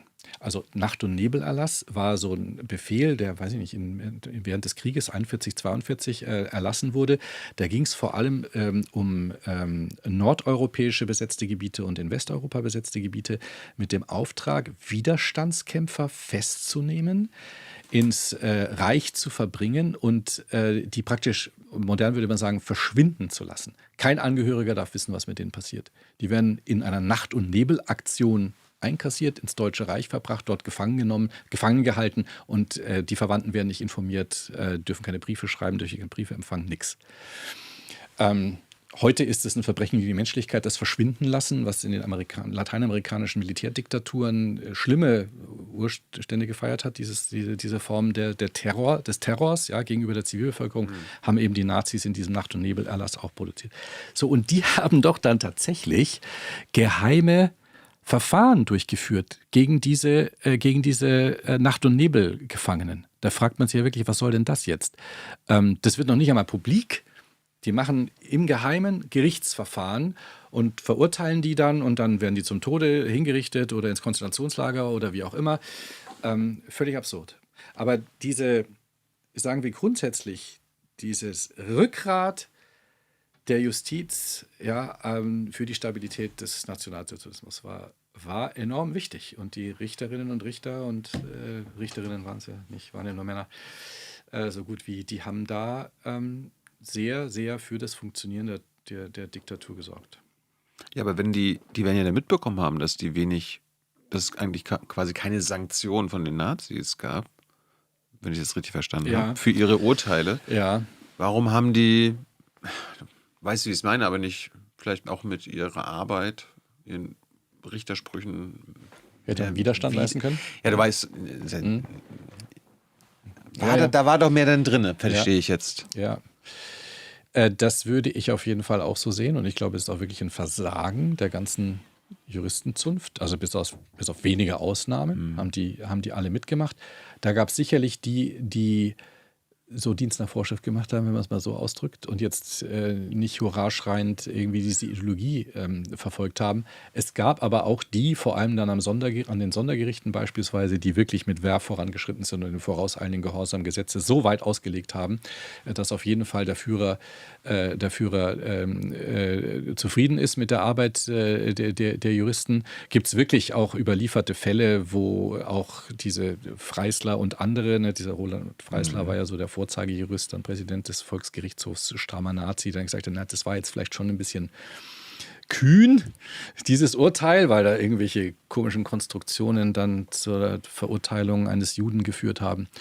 Da haben einfach unglaublich viele diesen Gehorsam gezeigt und wollten sich da als Vorzeige-Nazi-Juristen irgendwie gerieren. Und das schockiert jetzt auch mich als Jurist schon nachhaltig. Ja? Das hätte nicht passieren dürfen, und da hätte es sicherlich auch Widerstandspotenzial gegeben. Das glaube ich auch. Vielleicht mal ein kurzer Ausflug in die Heutzeit. Ich meine, es ist nicht mehr unwahrscheinlich, leider, dass die AfD hier an die Macht kommt. Ja. Bist du, ich meine, klar, du bist jetzt in der deutschen Justiz jetzt anhand deines Themas nicht so bewandert, aber sind wir da mittlerweile besser aufgestellt?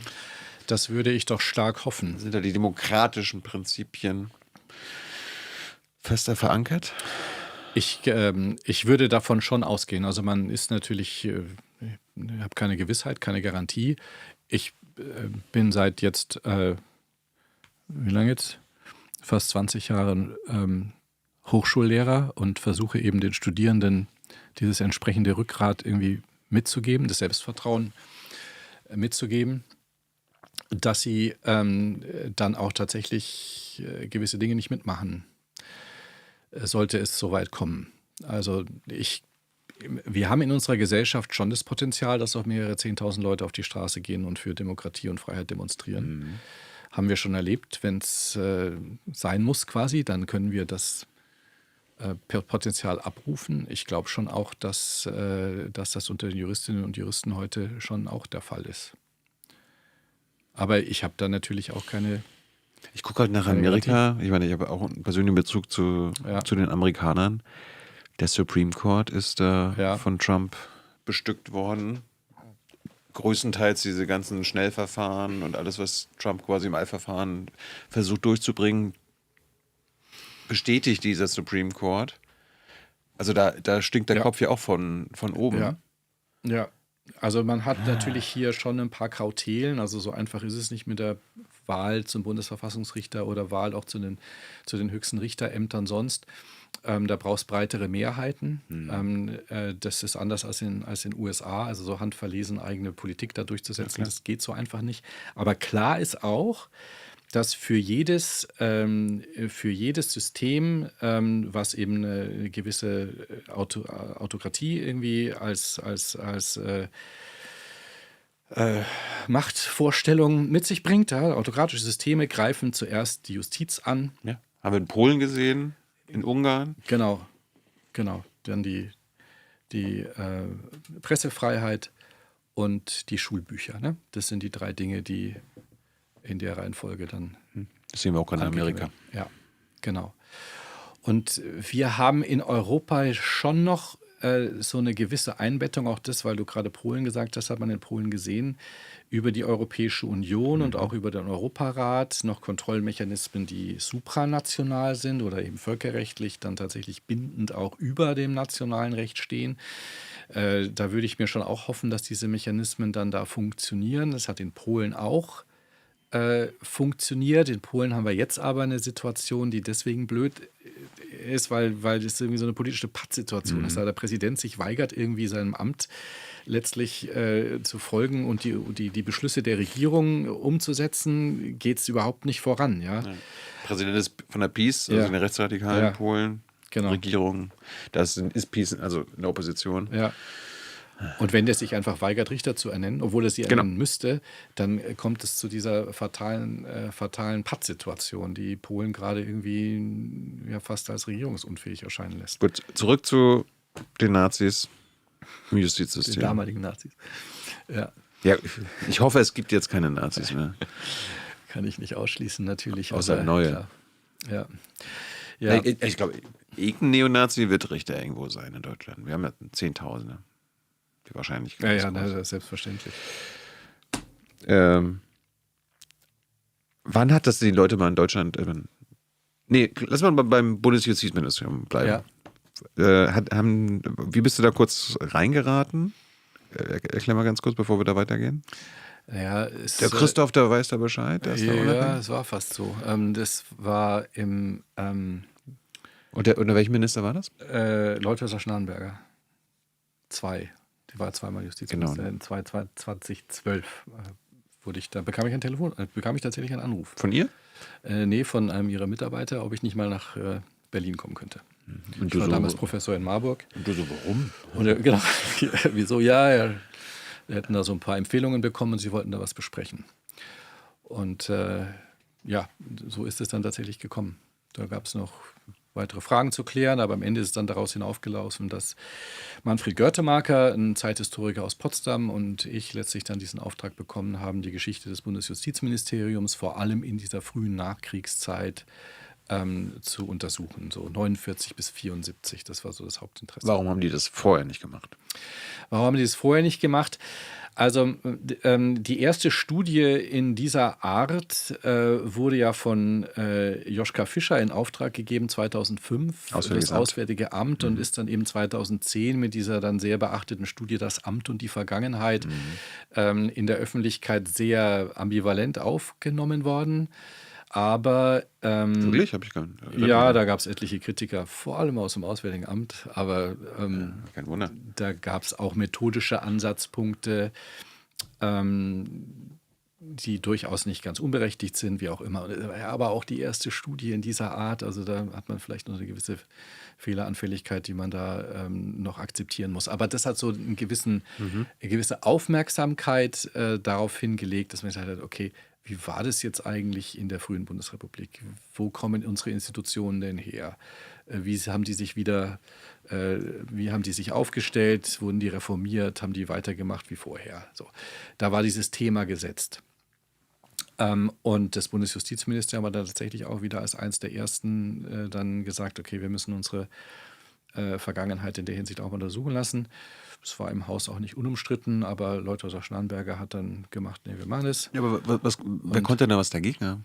Naja, weil irgendwie so dann halt die Meinung vorherrschte, ja, das ist alles bekannt und da müssen wir jetzt nicht genauer hingucken und es geht uns doch gut. Und, wir haben auch schon aufgearbeitet und da ist ja auch zum Beispiel anzuführen, dass das Justizministerium 1993 war es, glaube ich, eine sehr, sehr gute Ausstellung zu Justiz im Nationalsozialismus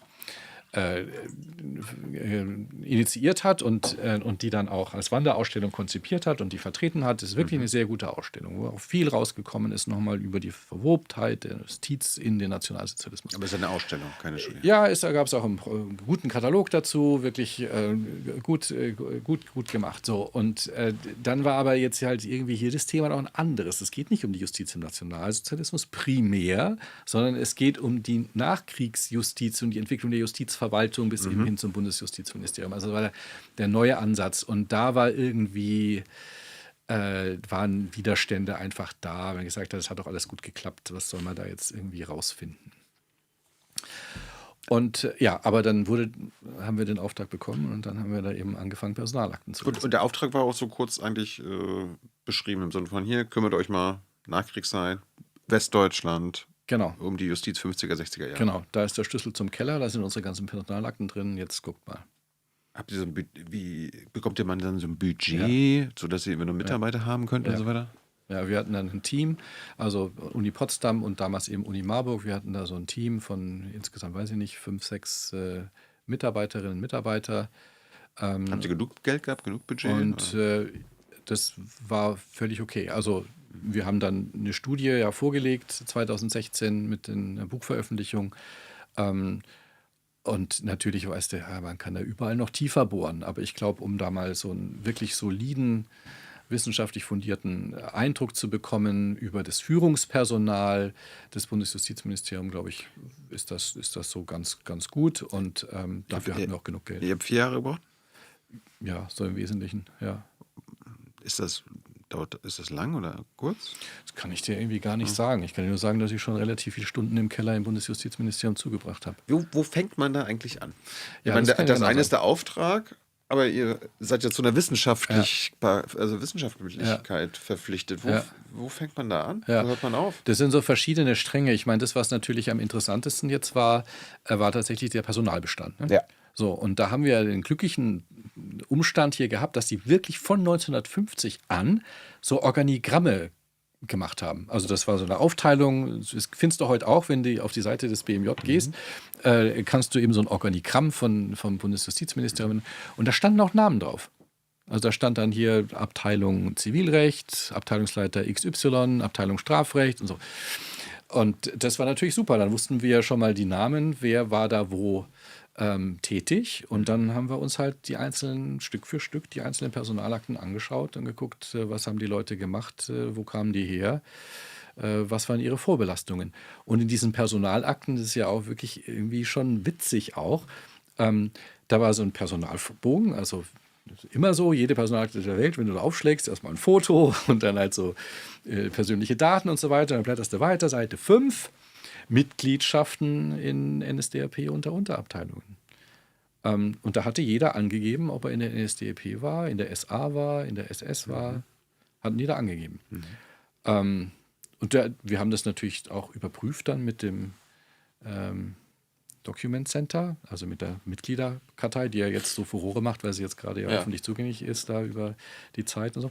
Haben die alle die Wahrheit gesagt? Die hatten alle die Wahrheit gesagt. Ah. Was dann offensichtlich auch den Rückschluss zulässt, dass es offensichtlich erstmal kein Problem war, ne, da Mitglied gewesen zu sein. Dann auch Entnazifizierung war die nächste Spalte. Also musste man angeben, wo und wie man entnazifiziert wurde. Mit hier Ergebnis Mitläufer, ne, stand dann halt standardmäßig drin und so weiter. Und da hat man dann halt einen ersten Aufschlag gehabt und dann konnte man diese Karrieren halt weiter verfolgen. Und da standen dann teilweise wirklich extrem spannende Dinge in diesem Personalakten. Da kommen wir gleich zu. Aber habt ihr denn quasi vom Organigramm von oben angefangen? Ja, Also die mächtigsten und wichtigsten Ja. Personen? Aber Ja. ihr konntet ja wahrscheinlich nicht alle. ja, also wichtig war natürlich so die Ebene dann der Abteilungsleiter.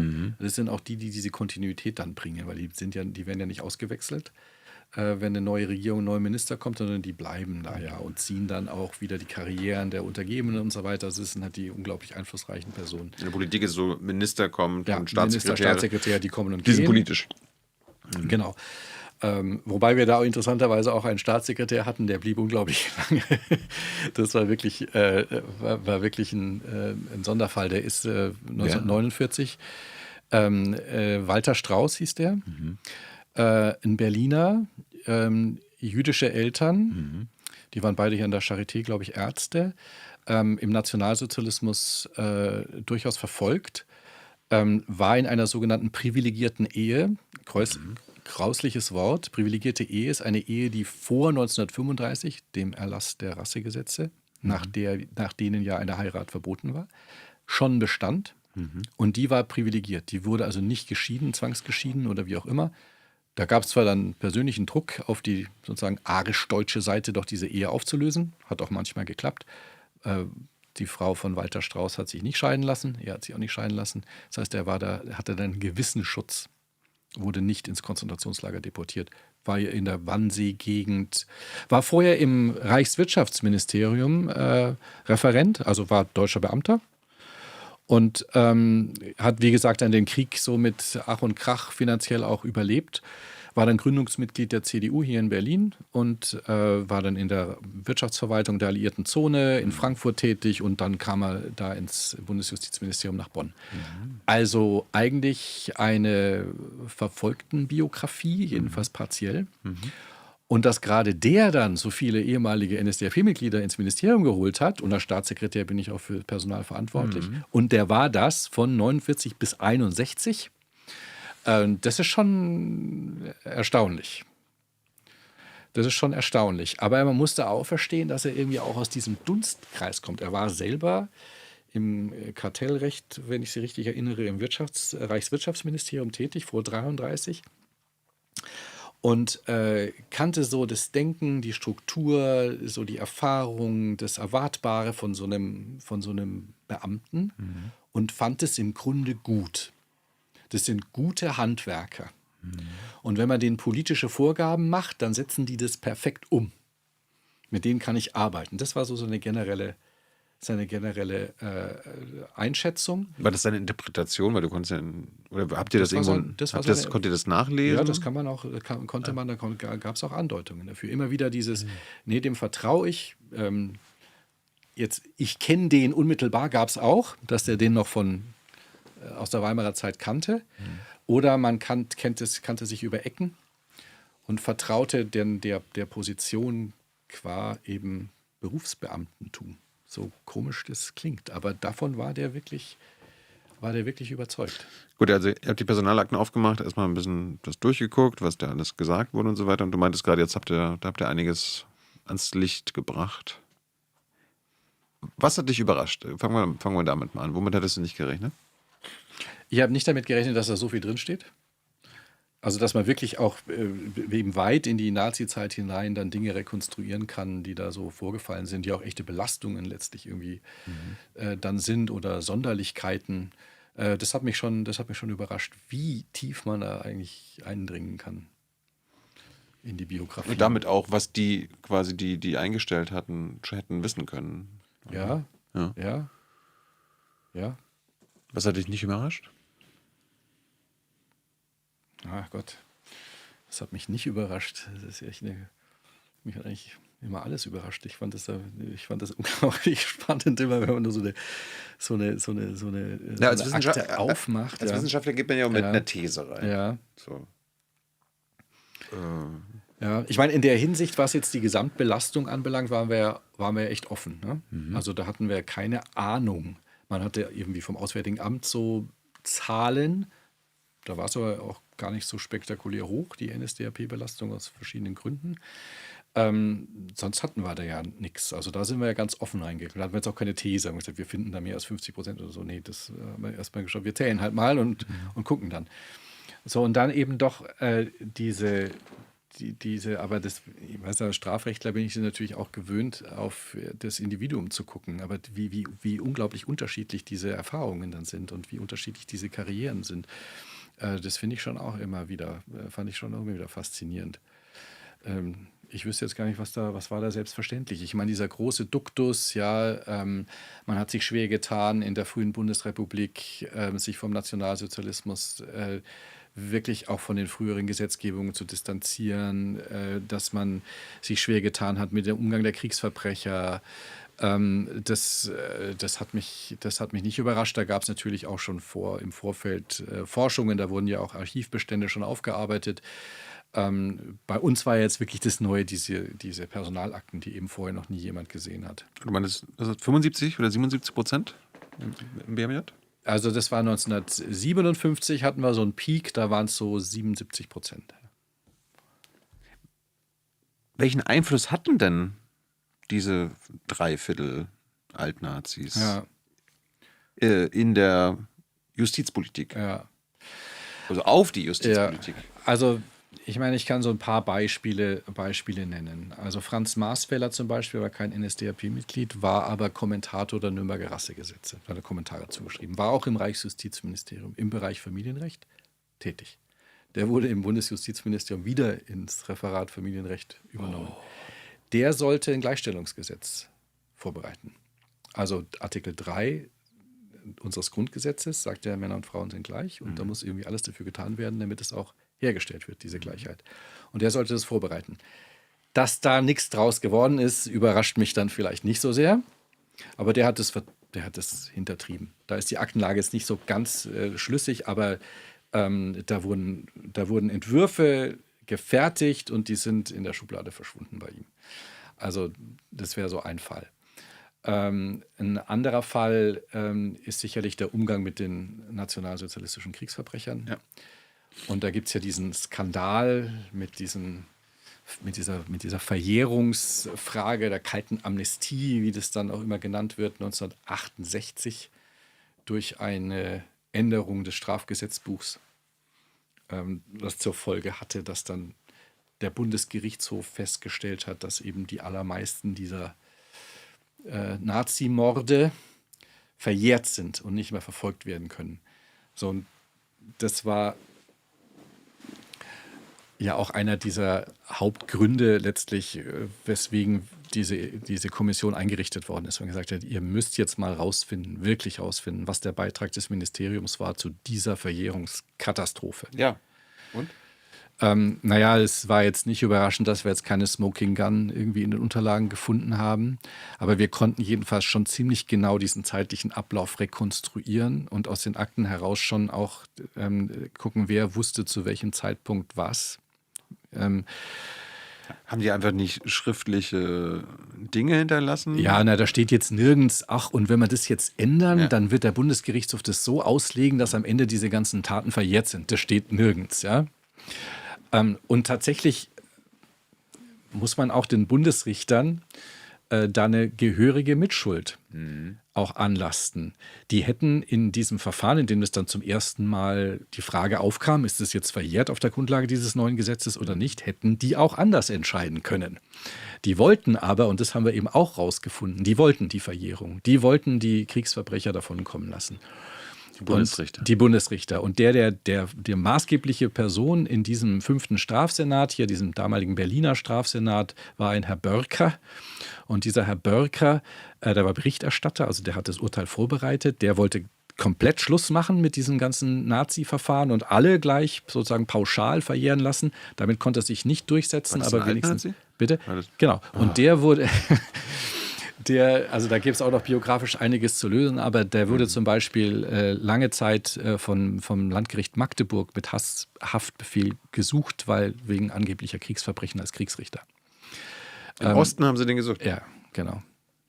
Geil. Ja, im Westen war er dann da sicher und dann wurde das Verfahren auch irgendwann eingestellt. Aber so ein Kaliber war das, ja. Und das konnten wir eben auch tatsächlich in der Akte vom Bundesgerichtshof nachweisen, dass da massiv Politik gemacht wurde in diesem Senat im Bundesgerichtshof. Also das Bundesjustizministerium alleine hätte das so gar nicht drehen können.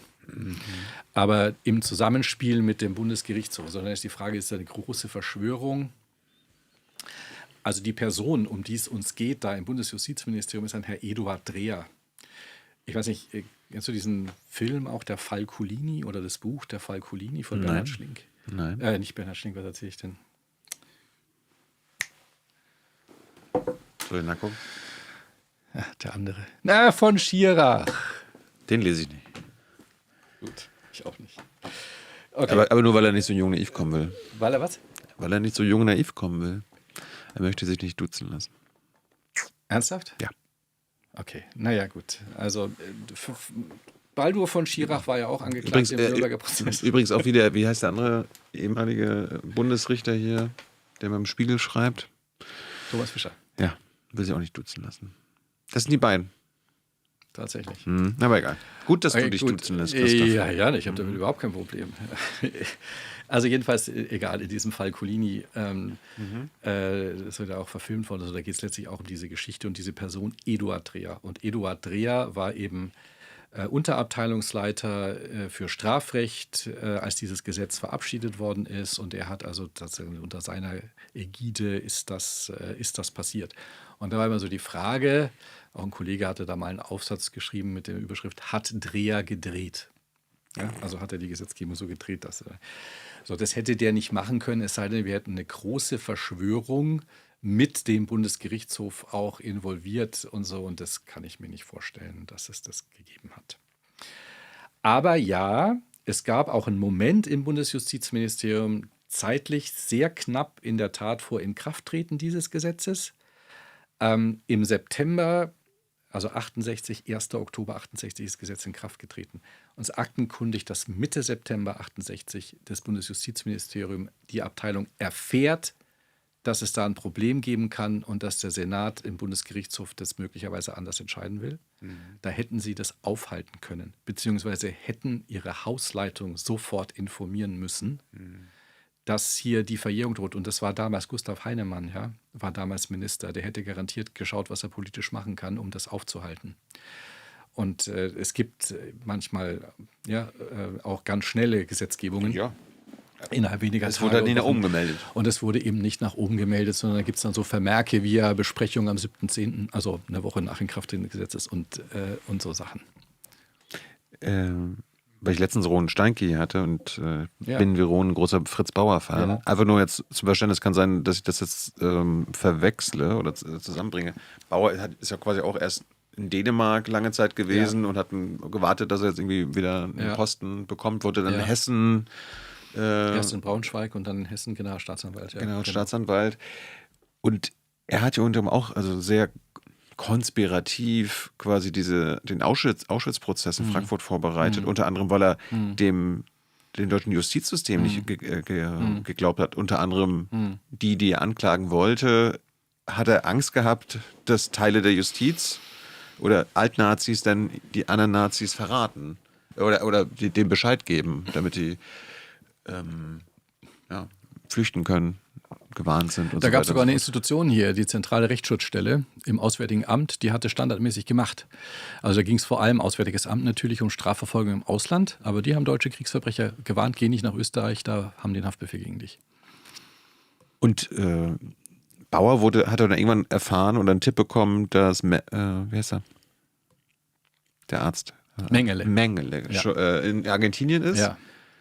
Und das hat er dann auch irgendwie geheim gehalten, hat er dann irgendwann dem Mossad. Ja, das war aber nicht Mengele. Mengele hat man ja nicht bekommen, das war Adolf Eichmann. Ja, ich habe den Lachs auf der Zunge. Ja, aber das Mengele ist eine ähnliche Situation, da hat es aber nicht geklappt. Bei Adolf Eichmann hat es geklappt, den hat man dann identifiziert und der Mossad hat ihn dann entführt und nach Jerusalem gebracht. Genau, aber dann kam ja auch raus, das wussten die Deutschen schon längst, dass Eichmann in Argentinien ist. Nur hat keiner. Der war aber froh, dass er weg war. Sonst hätte man den ja hier an der Backe gehabt. Aber war es dann quasi im Nachhinein die richtige Entscheidung von Bauer, das alles so konspirativ zu machen und quasi niemandem zu verraten? Also das schien ja dann angesichts der Alt-Nazi-Plage in der Justiz keine schlechte Idee.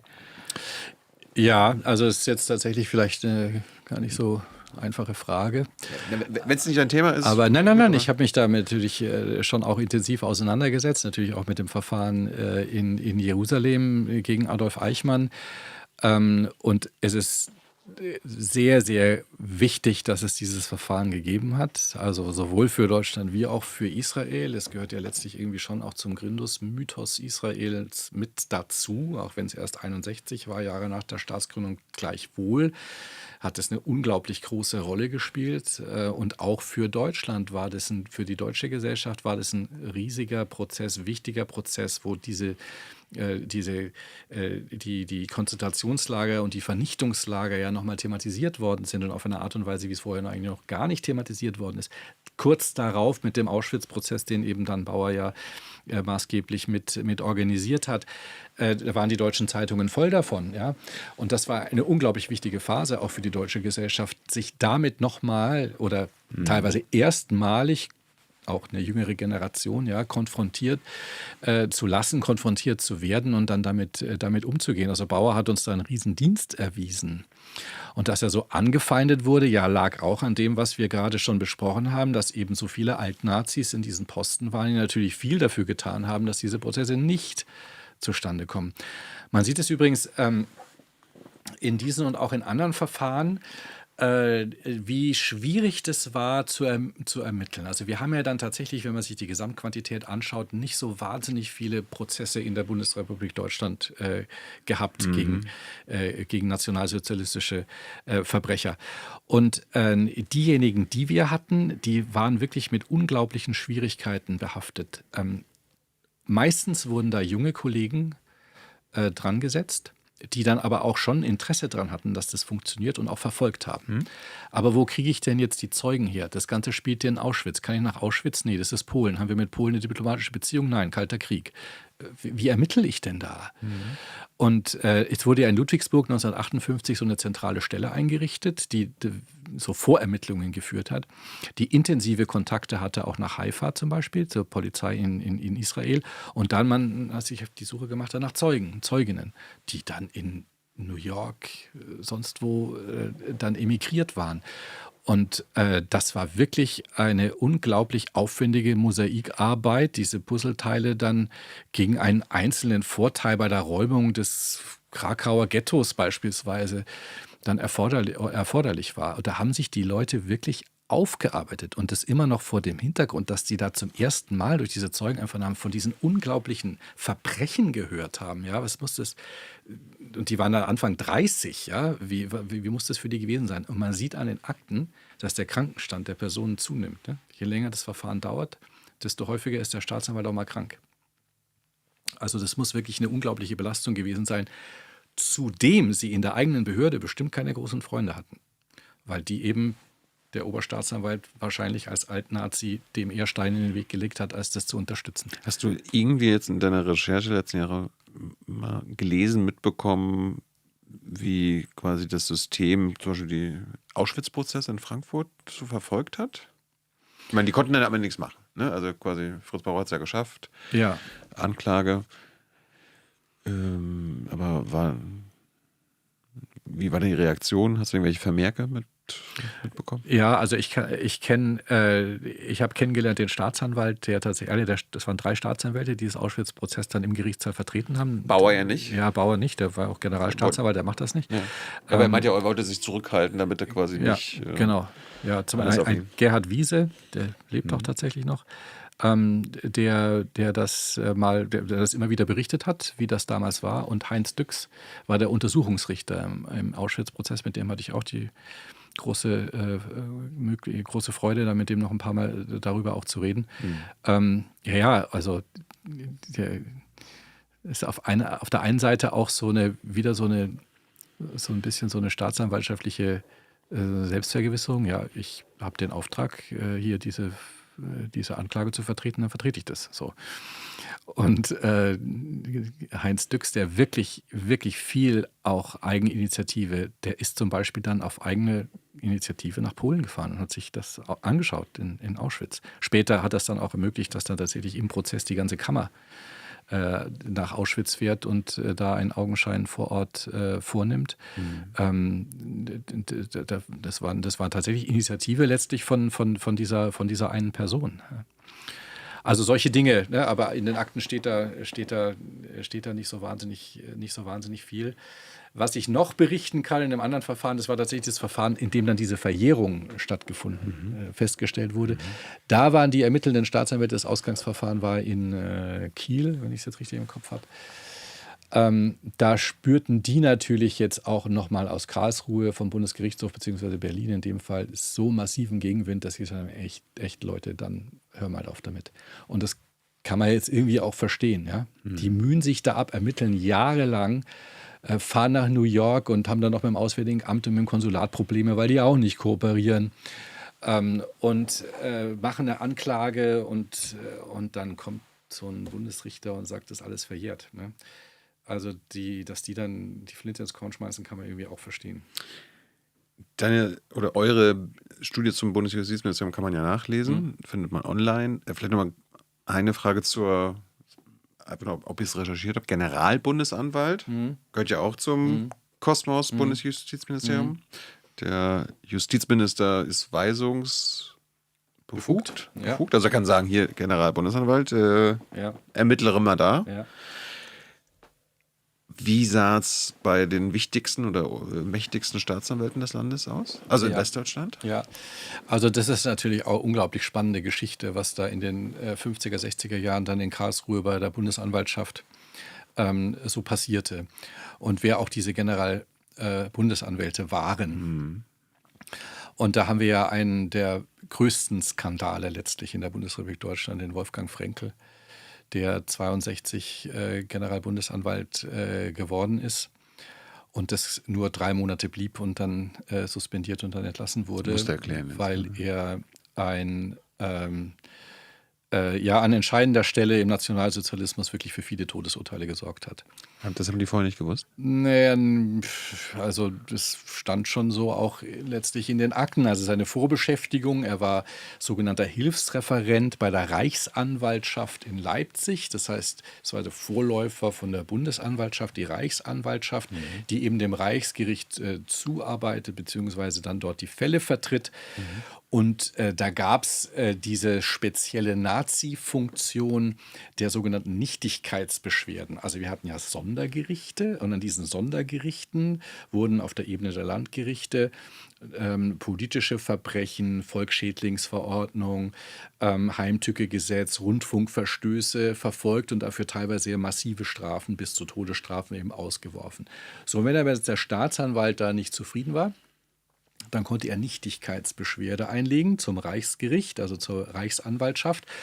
Also beispielsweise kam 7 Jahre Zuchthaus raus, der Staatsanwalt glaubt aber, da müsse eine Todesstrafe her, dann hat er Nichtigkeitsbeschwerde eingereicht und dann wurde das da eben in Leipzig nochmal überprüft.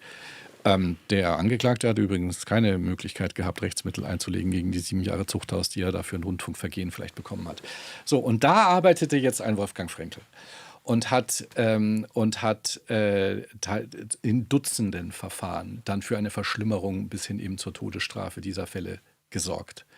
Der hatte schon Sendungsbewusstsein. Das Interessante war jetzt nun da, und da kommen wir zu dem deutsch-deutschen Teil dieser ganzen Geschichte, dass ja diese Unterlagen aus Berlin und Leipzig ja natürlich in der DDR sich fanden. Und die DDR hatte tatsächlich auch so einen Massenrunderlass, auch über die Stasi, dass wenn denn hier wieder eine deutsche Karriere, so eben Wolfgang Frenkel wird Generalbundesanwalt, habt ihr irgendwo was über diesen Herren in euren Archiven?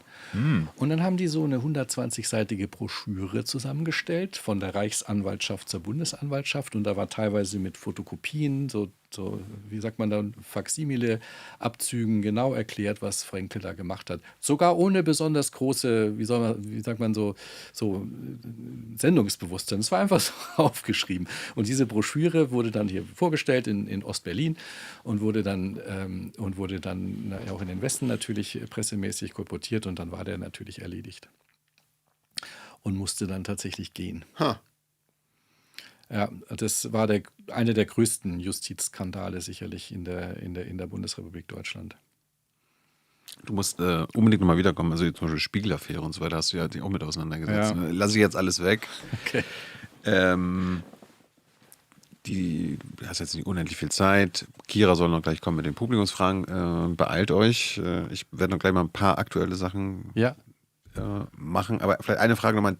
DDR das wurde nie untersucht, ne? Also quasi Altnazis im DDR-Justizsystem? Ja, nee, im Justizsystem tatsächlich nicht. Wir hatten uns da die Frage gestellt, als wir angefangen haben, würde sich das lohnen und haben dann eher auch mit dem Bundesjustizministerium gesagt, nee, die Justiz hatte in der DDR so eine ganz andere Funktion. Das lässt sich irgendwie nicht wirklich vergleichen.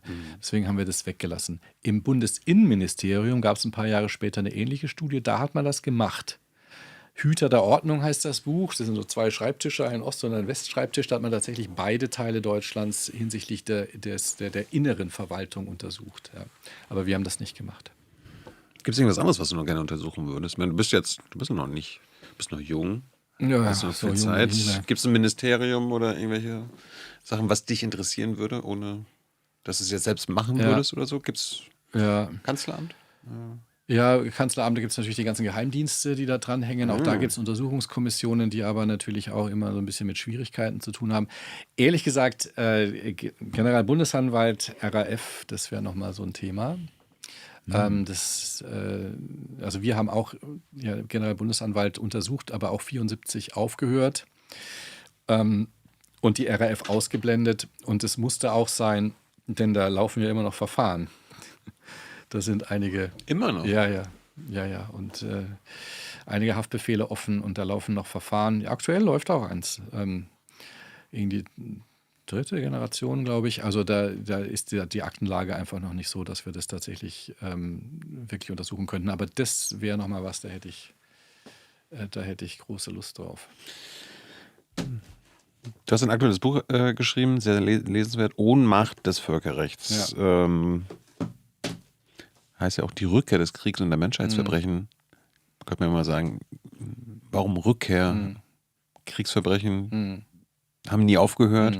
Menschheitsverbrechen passieren wahrscheinlich in jedem Krieg. Ja. Warum sprichst du von einer Rückkehr? Ja, also mit dem Titel insgesamt wollte ich, glaube ich, eher so ein Gefühl ausdrücken, was uns so alle beschleicht. Ja? Also wir haben den Eindruck, es passieren jetzt ganz viele Kriegsverbrechen und Menschlichkeitsverbrechen. Wir sehen das ständig im Fernsehen oder über andere Social-Media-Kanäle, wie auch immer. Das hat zugenommen. Das ist, glaube ich, ein Gefühl, was wir viele haben. Und wir fühlen uns jetzt dann ohnmächtig, weil wir den Eindruck haben, eigentlich müsste man doch da auch richtig was dagegen machen und es funktioniert nicht. Und es tut keiner was. Die Mechanismen funktionieren nicht. Also das war so ein bisschen meine Analyse und das war dann die Motivation, zu dem Buch zu schreiben, okay, ich versuche mal irgendwie so ein bisschen was zu erklären, auch was das Völkerrecht eigentlich so ist, wo das herkommt und was wir von ihm erwarten können, was wir eben auch nicht von ihm erwarten können oder wo wir möglicherweise uns alle anstrengen müssen, dass das reformiert wird und dann vielleicht besser funktioniert. Das war so ein bisschen der Blick. Und die Rückkehr bezieht sich vor allem auch auf den Angriffskrieg jetzt der Russischen Föderation gegenüber der Ukraine. Das gab es jetzt wirklich lange nicht, dass ein Staat einen anderen Staat einfach so überfällt. Das haben wir eigentlich schon aufgegeben gehabt, uns das vorzustellen, dass das passiert. Ich wurde politisiert mit dem Irakkrieg 2003. Ja, ne, aber seit 2003, aber seitdem eben tatsächlich, und das sind ja dann 20 Jahre, seitdem hat man irgendwie gedacht, das passiert nicht mehr. Da gibt es Beispiele, die ich dir nennen kann, wo man wirklich gedacht hat, das passiert jetzt nicht mehr. Ja. Wir haben im Völkerrecht andere Probleme, aber der Angriffskrieg ist nicht mehr unser Hauptproblem. Und dieses Jahr gerade wieder ein. Ja, jetzt sieht das anders aus, ja. Jetzt sieht das anders aus, aber das ist sicherlich jetzt noch vor 5, 6 Jahren anders gewesen. Wie kommt es? Naja, tatsächlich, also bei 2003 würden wir sagen, und wir haben uns ja, Bundesrepublik Deutschland, hat sich nicht an diesem Krieg beteiligt. Nicht direkt. Ein bisschen. Ja, aber nicht, also wir haben uns, ja gut, Gerhard Schröder hat auch die Wahl gewonnen, weil er gesagt hat, er macht da nicht mit. Nee, aber du weißt schon, also Rammstein, ja, und so weiter, ne? Ja. Nee, es gibt ja auch zum Beispiel eine Geschichte, weswegen wir wissen, dass es ein Angriffskrieg war. Es gibt nämlich ein Urteil des Bundesverwaltungsgerichts, das das tatsächlich feststellt. Warum? Weil ein Bundeswehrsoldat nämlich hier verpflichtet gewesen wäre, so Handlungen vorzunehmen, die den Irakkrieg, die amerikanische Armee unterstützt hätten in ihren Angriffshandlungen. Und dann hat er gesagt, das macht er nicht, er verweigert den Befehl. Grundgesetz. Ja. So, und dann gab es eben ein Verfahren und das Bundesverwaltungsgericht hat ihm Recht gegeben. Wusste ich gar nicht. Das war ein Angriff. Ja, das weiß auch keiner, es wird auch irgendwie nicht so propagiert. Aber es gibt ein Urteil des Bundesverwaltungsgerichts, da steht drin, das ist ein völkerrechtswidriger Angriffskrieg. Ja. Den Friedrich Merz damals schon unterstützt hatte, genauso wie Angela Merkel und unter anderem. Ich habe sie mal öffentlich gefragt, ein paar Jahre später. Hat sie denn geleugnet, dass sie das hier getan hat? Ja. Also dieser Irakkrieg war ein unglaublicher Sündenfall, neben anderen natürlich auch, aber dieser Irakkrieg und man sieht ja eben auch, was das angerichtet hat. Also der Irakkrieg war der Vorläufer zu dem IS. Dieses Land ist nach wie vor unregierbar. Wir hatten unglaubliches Leid in Syrien dadurch produziert, wahnsinnige Kraftanstrengungen, natürlich auch bis in Europa im Kampf gegen den Terror. Vieles davon geht zurück auf diesen Angriffskrieg 2003. Und ich meine, ich wurde jetzt häufig gefragt, jetzt angesichts dieser Bombardierungen im Iran, wo man ein System hat, was sicherlich nicht menschenfreundlich ist und Menschenrechte mit Füßen tritt und offensichtlich irgendwie auch Hunderte von Leuten aus politischen Gründen umbringt. So scheint es ja zu sein. So, jetzt bombardieren Israel und die USA und versuchen irgendwie auch so einen Regime-Change herbeizuführen, wurde jedenfalls auch kolportiert, ja, muss das Völkerrecht nicht erlauben? Naja, nee, tut's nicht, erlaubt's nicht. Und wir sehen auch beispielsweise im Irak, dass das Völkerrecht vielleicht nicht zu Unrecht da einfach vorsichtig ist. Denn klar war der Irak Anlass dieses Krieges, Saddam Hussein und sein menschenverachtendes Regime zu stürzen und ein neues Regime aufzurichten. Aber was ist denn daraus geworden? In Afghanistan ja eine ähnliche Situation. Auch da Vertreibung der Taliban, Befreiung vom Terror, Rechtsstaat und Demokratie. Ja, wo stehen wir heute? Wieder da, wo wir vorher waren. Die Taliban regieren das Land. Also diese Vorsicht des Völkerrechts hat schon auch seine Gründe. Man könnte jetzt sogar, also, und das ist noch nicht mal zynisch gemeint, dieses menschenverachtende Regime in Teheran scheint ja jetzt durch den Angriffskrieg gestärkt geopolitisch, dadurch, dass sie jetzt Hormuz, also wir wissen, die haben da jetzt einen Chokehold, wie man so schön sagt. Ja. Mein Gott. Ja.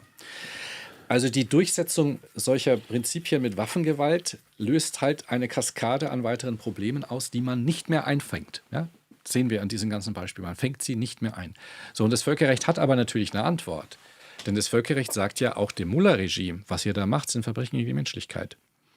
Die sind ja nicht mehr abhängig von bewaffneten Konflikten. Die gelten auch in Friedenszeiten. Was ihr macht, sind Verbrechen gegen die Menschlichkeit. Da ist das Völkerrecht ganz klar. Das sind Verbrechen. Dann stellt sich natürlich ja schon die zweite Frage, wie wird es denn jetzt durchgesetzt? Ja, und da haben wir ein Problem. Wir können natürlich das jetzt da nicht durchsetzen. Da müssen wir irgendwie Strukturen schaffen, die das dann bewerkstelligen können, dass man hier stärker noch mit den strafrechtlichen Mitteln auch dem Völkerrecht zum Respekt verhilft. Das funktioniert aktuell nicht. Aber man muss nicht glauben, dass das Völkerrecht da nicht klare Positionen hätte. Es hat da klare Positionen. Aber die andere Position ist eben auch keine Gewaltanwendung mit Waffen gegenüber einem souveränen Staat. Jetzt bleiben wir mal bei hier, Beispiel Irakkrieg, Ukraine, jetzt Irankrieg. Du hattest vorhin mit den Nürnberger Prinzipien angefangen. Ja. Unter anderem keine Straflosigkeit, auch nicht für Staatsoberhäupter bzw. die Regierungschefs. Das würde ja quasi bezogen auf Irak Bush und Blair sein, Ukraine Putin, beim Iran Trump und Netanyahu. Ja. Also wende mal jetzt aber die Nürnberger Prinzipien auf diese Staatenführer an. Ja. Die müssten ja angeklagt werden für einen Angriffskrieg, also War of Aggression. Ja. Ja. Mit dem Angriffskrieg, also andersrum. Wir haben eine Institution, die das machen kann. Das ist der Internationale Strafgerichtshof. Und der hat auch Haftbefehle erlassen. Gegen den russischen Präsidenten Wladimir Putin, gegen den israelischen Ministerpräsidenten Benjamin Netanyahu. Aber wegen Gaza bei Netanyahu, ne? Genau. Ja. Nicht wegen des Angriffskriegs. Warum nicht? Kann ja kommen, ne?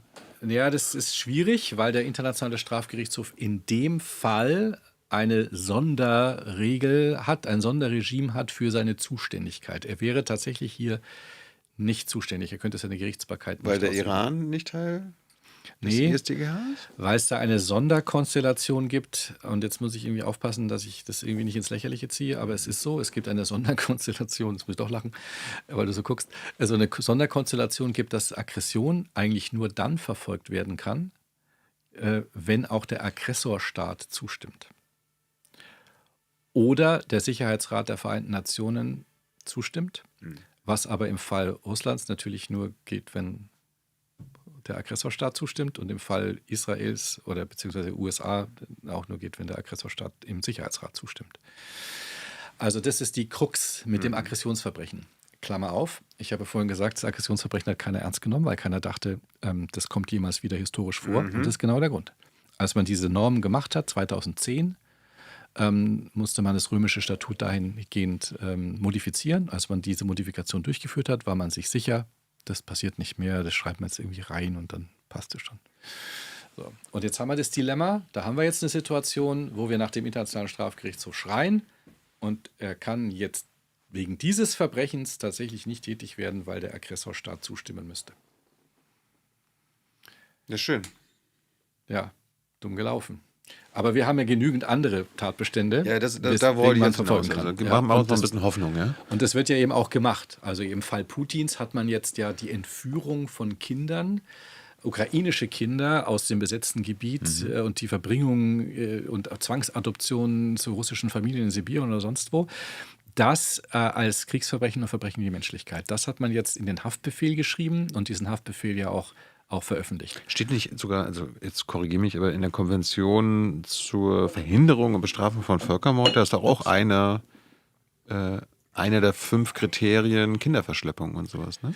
Ja, das ist das letzte Kriterium tatsächlich.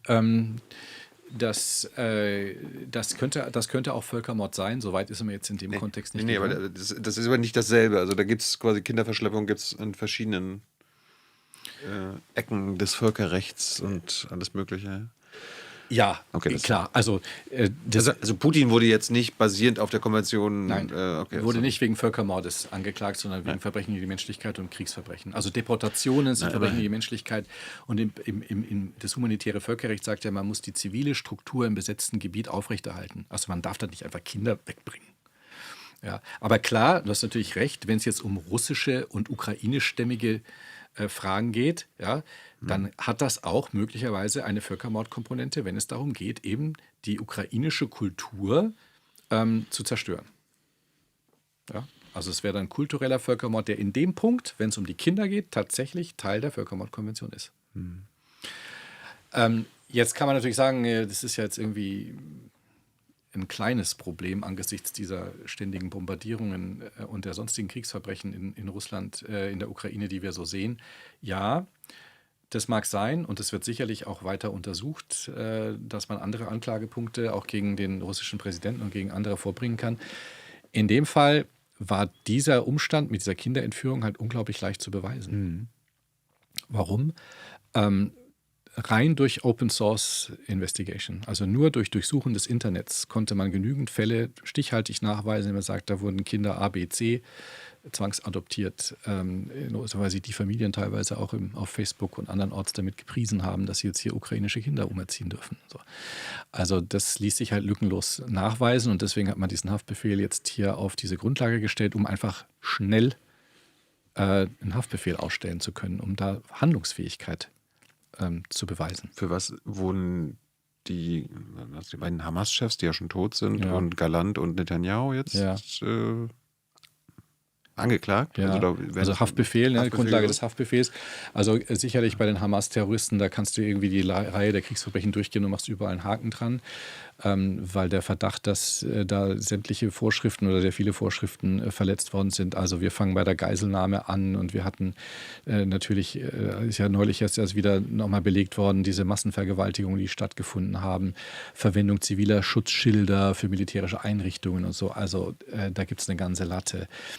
Was jetzt Netanyahu und Galland anbelangt, ist es ein bisschen subtiler, weil ich glaube ich schon, also die israelische Armee, wir haben ja anfangs unseres Gesprächs, wie lange ist es eigentlich her? 5 Stunden?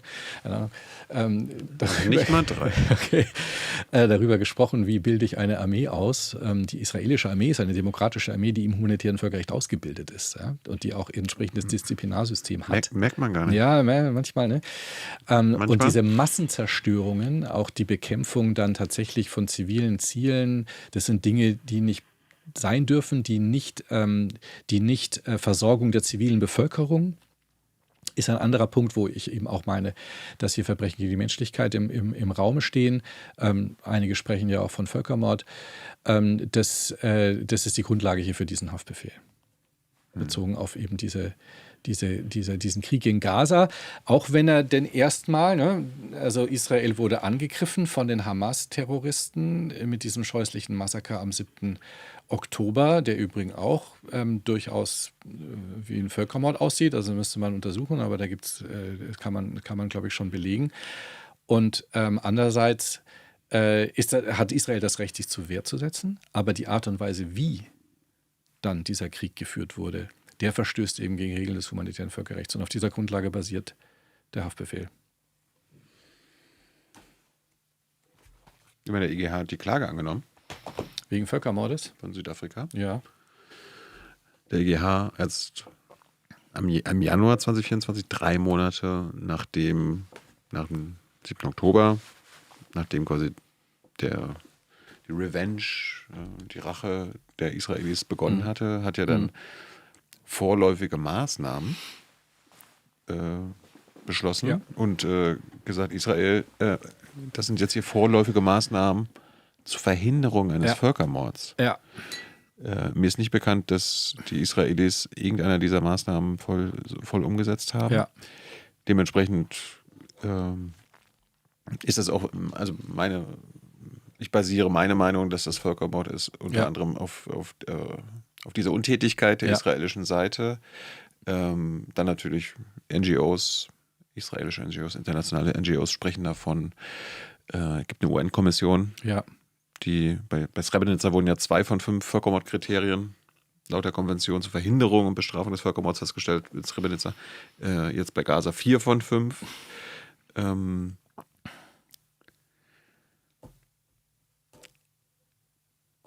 Das wäre ja krass, wenn wir da ja quasi dann indirekt auch also wir quasi als Deutschland,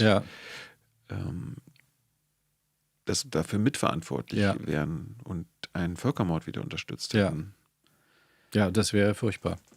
Gehe ich recht in der Annahme, dass die Bundesregierung hat ja aus Solidarität und historischer Verständlichkeit und so weiter Israel immer unterstützt und auch nach dem 7. Oktober nochmal extra mit Rüstung, Waffen, Diplomatie und so weiter. Aber dass die Bundesregierung, also die damalige wie auch die jetzige, spätestens nach diesen vorläufigen Maßnahmen des EGH zur Verhinderung von Völkermord quasi alle roten Ampeln hätten sehen müssen und sagen müssen, okay, jetzt geht es hier um das ultimative Verbrechen. Wir können so nicht mal weitermachen. Die Bundesrepublik Deutschland ist ja tatsächlich auch vor dem Internationalen Gerichtshof deswegen verklagt, ne, von Nicaragua. Ja, da geht es ja genau um diese Frage. Sind diese Waffenlieferungen jetzt Beihilfe zum Verstößen gegen die Völkermordkonvention? Oder in dem Fall geht es sogar noch weiter, weil die Bundesrepublik Deutschland sich der Gerichtsbarkeit des Internationalen Gerichtshofs auf breiter Basis unterworfen hat. Geht es auch darum, ob sie Verbrechen gegen die Menschlichkeit unterstützt haben. Also da geht es gar nicht so sehr um diese Definition von Völkermord. Da geht es schon noch tatsächlich weiter. Ne? Ja. Also bei dieser Perspektive Verhinderung und das Versagen dieser staatlichen Pflicht nachzukommen, Völkermord zu verhindern, da bin ich ganz bei dir. Ja, also das ist ein Verstoß gegen die Völkermordkonvention. Das ist ja oft hier auch in Deutschland, also zum Beispiel in der politischen Klasse im Sinne von, Christoph, wir warten jetzt erstmal das Urteil ab. Wir müssen da jetzt mit dem Begriff arbeiten. Muss das jetzt unbedingt sein? Wem hilft das weiter?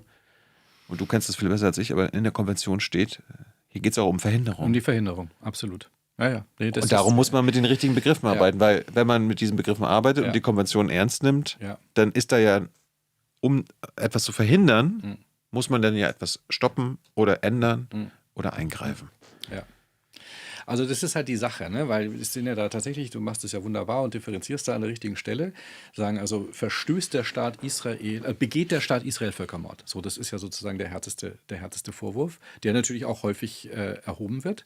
Auch von Seiten, die da nicht sensibel mit umgehen. Es ist natürlich auch ein schwerwiegender Vorwurf, aber darum muss man penibel gucken und aber auch, wenn es plausiblen Verdacht gibt, das ist ja quasi, ist da der Rauchmelder, muss man das so ernst nehmen und nicht erst sagen, okay, Rauchmelder schön und gut, aber ob es jetzt brennt, werden wir das feststellen, wenn das Haus abgebrannt ist. Ja, also sozusagen das ist der schwerste Vorwurf, Israel als Staat begeht Völkermord. Ja? Und da habe ich tatsächlich so ein bisschen meine Zweifel, ob das wirklich der Fall ist. Wenn wir ja dann behaupten, dass Israel als Staatspolitik die Vernichtung der Palästinenser ausrufen würde. Da tue ich mir echt schwer, das zu glauben. Aber gut, das ist das eine. Ja, die andere Frage, aber am EGH kann ja nur der Staat Ja, klar, aber pass auf. Okay. Die andere Frage ist ja, begehen einzelne Personen Völkermord? Also, dass da israelische Soldaten, israelische Generäle meinen, sie würden hier jetzt ihren privaten Feldzug gegen die Palästinenser starten und haben Völkermordabsicht, da gibt es bestimmt. Garantiert. So, und da kommt jetzt aber genau diese Verhinderungspflicht. Weil das ist nämlich die Aufgabe der Völkermordkonvention zu verhindern. Ja?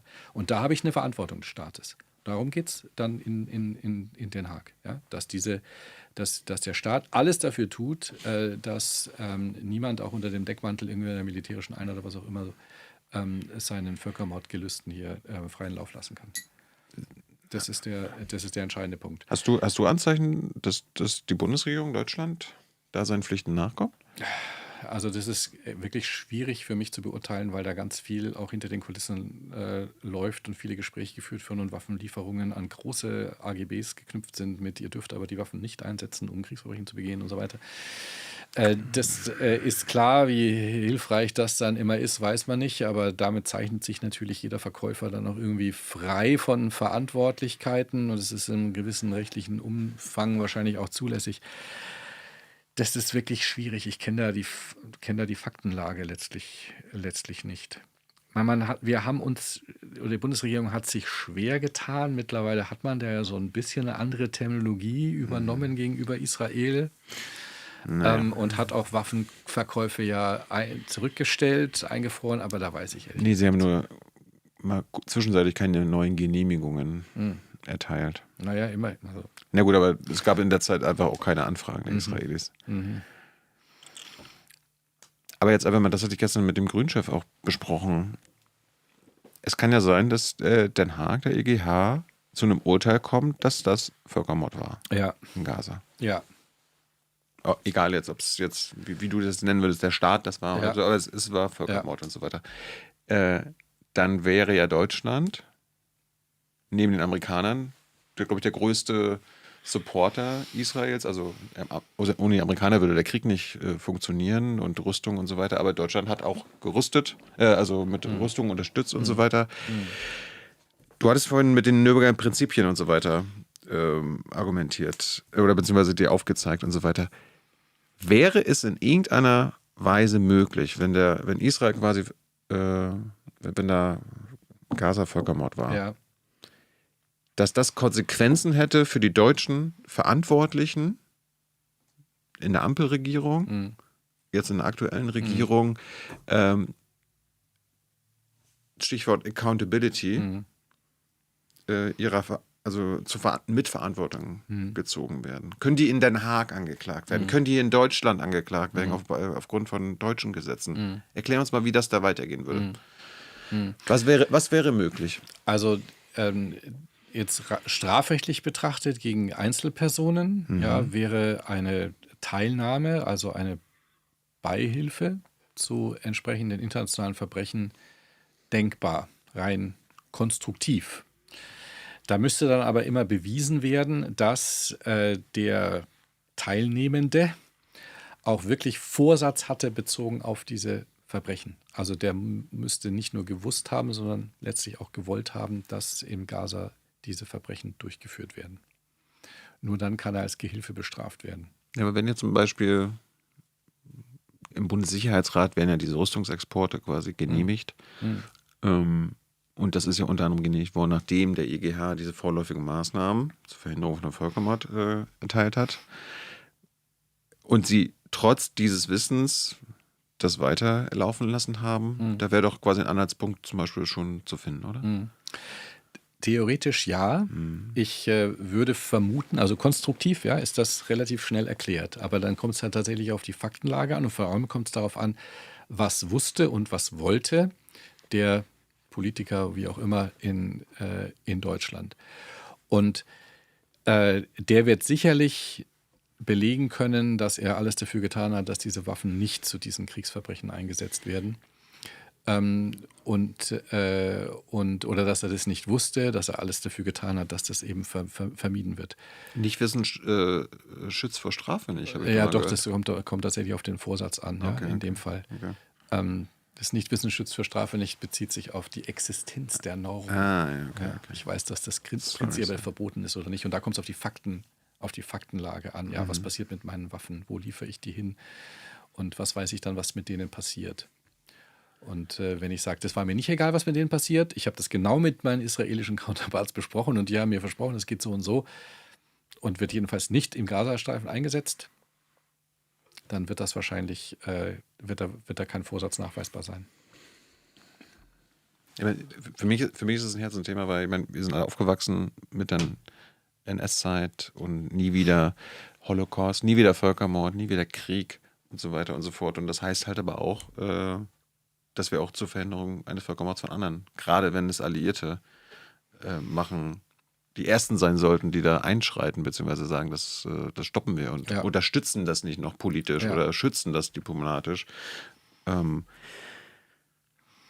dementsprechend, wenn das so geurteilt wird vom EGH, abseits der wissenschaftlichen Debatte, die eindeutig scheint und die Historiker auch, aber am Ende zählt, was der EGH macht, dann halte ich es zumindest als Vertreter meiner Generation für notwendig, dass dort auch Konsequenzen dann gezogen werden und dann auch, also dass irgendwelche Verantwortlichen, auch in Deutschland, für diesen Unterstützung, Mitverantwortung, Konsequenzen zu unterziehen sind. Was könnte man denn da machen? Was wäre... Also tatsächlich, ich bin auch davon überzeugt, dass das früher oder später untersucht werden wird, ob es da juristische Möglichkeiten gibt, strafrechtliche Möglichkeiten, vielleicht gibt auch Verantwortungsstränge nachzuzeichnen. Davon bin ich überzeugt, dass das passieren wird. Wahrscheinlich wird man abwarten müssen, was tatsächlich in Den Haag mit den Verfahren passiert. Das wäre dann der völkerrechtliche Anknüpfungspunkt. Aber dann, wäre der Generalbundesanwalt zuständig und müsste eine Strafanzeige entsprechend überprüfen. Kann die jeder stellen? Kann jeder stellen. Könnten auch wir zwei machen. Und da kann er wahrscheinlich, also wenn man es jetzt machen würde, würde er wahrscheinlich, ja, machen wir jetzt hier nicht und so weiter. Aber wenn es ein IGH-Urteil gäbe... Ja, das wäre schon nochmal ein anderes Moment, ja. Und ich gebe dir ja recht, ne? Also wir haben dieses Völkerstrafgesetzbuch bei uns ja auch verabschiedet, das natürlich auch für uns Deutsche gilt, nicht nur für irgendwelche Ausland, Russen, Afrikaner, keine Ahnung, wer halt so Kriegsverbrechen begangen hat 2002, als wir damit angefangen haben, dieses Völkerstrafgesetzbuch da zu formulieren. Da waren ja die meisten Konflikte irgendwie in Afrika, um die wir uns völkerstraflich gekümmert haben. So, nee, gilt auch für uns und wir haben das ja auch schon mal unter Beweis gestellt. Es gab mal in Afghanistan so eine Situation, da wurde mal auch von dem Generalbundesanwalt hat gegen einen deutschen Soldaten ermittelt. Kommt vor, das ist aber tatsächlich ja auch für uns mit jetzt Teil unseres rechtsstaatlichen Systems. Ja? Wenn es da solche Vorwürfe gibt, wenn es da den Verdacht gibt, hier wurde sehenden Auges zur Begehung von Verbrechen gegen die Menschlichkeit Waffen geliefert, dann muss das untersucht werden. Und wenn es sich nachweisen lässt, gibt es ein Verfahren und eine Verurteilung. Und wir sind ja auch eine der obersten Unterstützer und Gründungsmitglieder vom ISDGH. Und da da kommt die individuelle Verantwortung. Ne? Genau. Da könnte Scholz, Habeck und so weiter angeklagt werden. Und in Deutschland gibt es aber auch, also man bräuchte gar nicht Den Haag. Nein. Es gibt sogar in Deutschland Gesetze. Ja, wir würden auch Den Haag sozusagen, also wir, ne? Also unser Rechtssystem hat alles dafür getan, mit der Verabschiedung des Völkerstrafgesetzbuchs und anderen Normen, dass wir keinen deutschen Staatsbürger nach Den Haag überstellen würden, sondern wir würden das hier machen. Wie? Hä? Echt? Ja. Also die nationale, so ist Den Haag, dieser internationale Strafgerichtshof ist auch so strukturiert, das ist ein sogenanntes komplementäres Gericht. Achso, nur wenn das eigene Land das Verbrechen. Darum ist es so mit Israel jetzt, ne? Genau, Ja. Das nationale Recht hat Vorrang oder nationalen Gerichte hätten Vorrang und das wird eben in unserem Rechtssystem tatsächlich relativ eindeutig so gesehen, dass das dann halt in Karlsruhe läuft und dann am Kammergericht hier in Berlin und nicht in Den Haag. Jetzt ist noch wahrscheinlich viel wichtiger und gravierender die amerikanische, jetzt in Bezug auf Gaza, die amerikanische Unterstützung für Israel. Wir haben IGH anerkannt, ISDGH. Da ist klar, wie die Linien sind. Was werden wir mit den Amerikanern? Also, keine Ahnung, Trump, Biden mitverantwortlich machen? Ja. Geht nicht, weil Den Haag die nicht anklagen kann. Ja, also das geht insoweit nicht, soweit weil also USA ist kein Mitglied am Internationalen Strafgerichtshof. Das heißt, der amerikanische Staatsbürger ist zunächst einmal nicht unter der Gerichtsbarkeit. Aber amerikanische Staatsbürger können natürlich auf dem Territorium eines Mitgliedstaats Verbrechen begehen. Und dann wiederum wäre die Gerichtsbarkeit des Internationalen Gerichtshofs gegeben. Beispiel Venezuela. Venezuela ist Mitglied am Internationalen Strafgerichtshof und wenn dort amerikanische Soldaten Verbrechen begehen, dann würde das bis hin eben auch zu dem, der das befohlen hat, die Rechtsprechung des die Gerichtsbarkeit des Internationalen Strafgerichtshofs tatsächlich auslösen. Wusstest du, dass es The Hague Invasion Act gibt? Den hat der George W. Bush schon auf den Weg gebracht. Mein Stand war, das ermöglicht den amerikanischen Streitkräften in Den Haag, sich amerikanische Angeklagte, sollten die habhaft gehabt, befreit werden. Ja, das ist tatsächlich so eine Legitimationsgrundlage für so eine Kommandoaktion in Den Haag, ja. Unglaublich. Die Amerikaner sanktionieren auch krass die Richter, ja, vom IStGH? Die Richter, ja, die Institution als solche noch nicht. Also das kann jederzeit kommen. Man bereitet sich da intensiv darauf vor und versucht, Resilienz zu entwickeln. Für die einzelnen Richterpersönlichkeiten ist das richtig krass. Ne? Keine Kreditkarte funktioniert mehr, Amazon funktioniert nicht mehr, deine iCloud kannst du nicht mehr zugreifen. Hast du den Eindruck, dass die europäischen Unterstützer und Mitgliedstaaten dieser Gerichtshöfe sich da gut zur Wehr setzen? Ich meine, klar, die Deutschen sagen jetzt, das ist ja schade und das sollte nicht passieren und so weiter. Aber kann man da irgendwie überhaupt irgendeinen Druck ausüben auf die Amerikaner? Ja, die Europäische Union könnte so Blocking Resolutions verabschieden und deutsche Unternehmen vor Sanktionen dann entsprechend schützen. Das ist noch nicht passiert. Diese Richter schützen? Die EU hält sich, oder europäische Staaten, auch die Bundesrepublik Deutschland, halten sich da verbal sehr zurück, um nicht noch mehr Unruhe, also so interpretiere ich dieses diplomatische Verhalten, nicht noch mehr Unruhe zu sorgen. Man tut schon hinter den Kulissen aber sehr viel. Ich habe nochmal wir waren bei Gaza und Westbank, das ist ja klar. Hast du letzte Woche mitbekommen, unser Außenminister Wadefuhl hat gesagt, dass Israel jedes Recht habe, da kannst du dich ein bisschen besser aus als ich, dass Israel jedes Recht habe, im Südlibanon zu sein. Welches Recht meint er? Ich habe das AA gefragt letzte Woche, wurde mir Antwort quasi verweigert. Weißt du, mit welchem Recht, und zwar jedem Recht, die Israelis im Südlibanon sind? Auf fremdem Territorium? Ja, das kann ich dir tatsächlich so nicht sagen. Aber ich muss da ein bisschen auch vorsichtig sein, weil ich da vielleicht auch die Faktenlage nicht so genau kenne. Ich meine, mit welchem Recht kann man jetzt irgendwie ein anderes Land besetzen? Ja, also das könnte man zur Selbstverteidigung tun. Und das ist jetzt mit dem Operationsgebiet Hisbollah in Südlibanon natürlich auch nicht ganz ausgeschlossen. Ja? Also wenn da Raketen fliegen, kann sich Israel zur Wehr setzen und kann auch diese Terroristennester entsprechend bekämpfen, solange sie da beschossen werden. Eine längerfristige Besetzung halte ich allerdings schon auch dann für wirklich fragwürdig, ob das jetzt wirklich erforderlich wäre. Die Frage habe ich übrigens auch, die ich jetzt stelle, in Bezug auf Gaza gestellt. Aber kann eine Invasion... Ich meine, hat Israel ja bei Gaza auch gebracht, wegen Hamas und so weiter. Wir verteidigen uns nur, und die Bundesregierung hat das auch gesagt und so. Bei Libanon sagen sie ja auch, ja, Hezbollah, Verteidigung und so weiter. Kann eine Invasion in irgendeiner Weise eine Verteidigungshandlung sein? Also das glaube ich tatsächlich schon, dass das sein kann. Also dass man das für eine gewisse Zeit, wenn die Angriffe sich nicht anders stoppen lassen, weil sie eben... Also in Gaza hatten wir das Problem mit diesen Tunneln, ja, dass sie da überall sozusagen das Territorium beherrschen, von überall her plötzlich irgendwie Angriffe kommen könnten, ja. Das könnte ich mir schon vorstellen, ja, dass das mal der Fall ist. Aber natürlich ist dann die nächste Frage, was bedeutet es dann?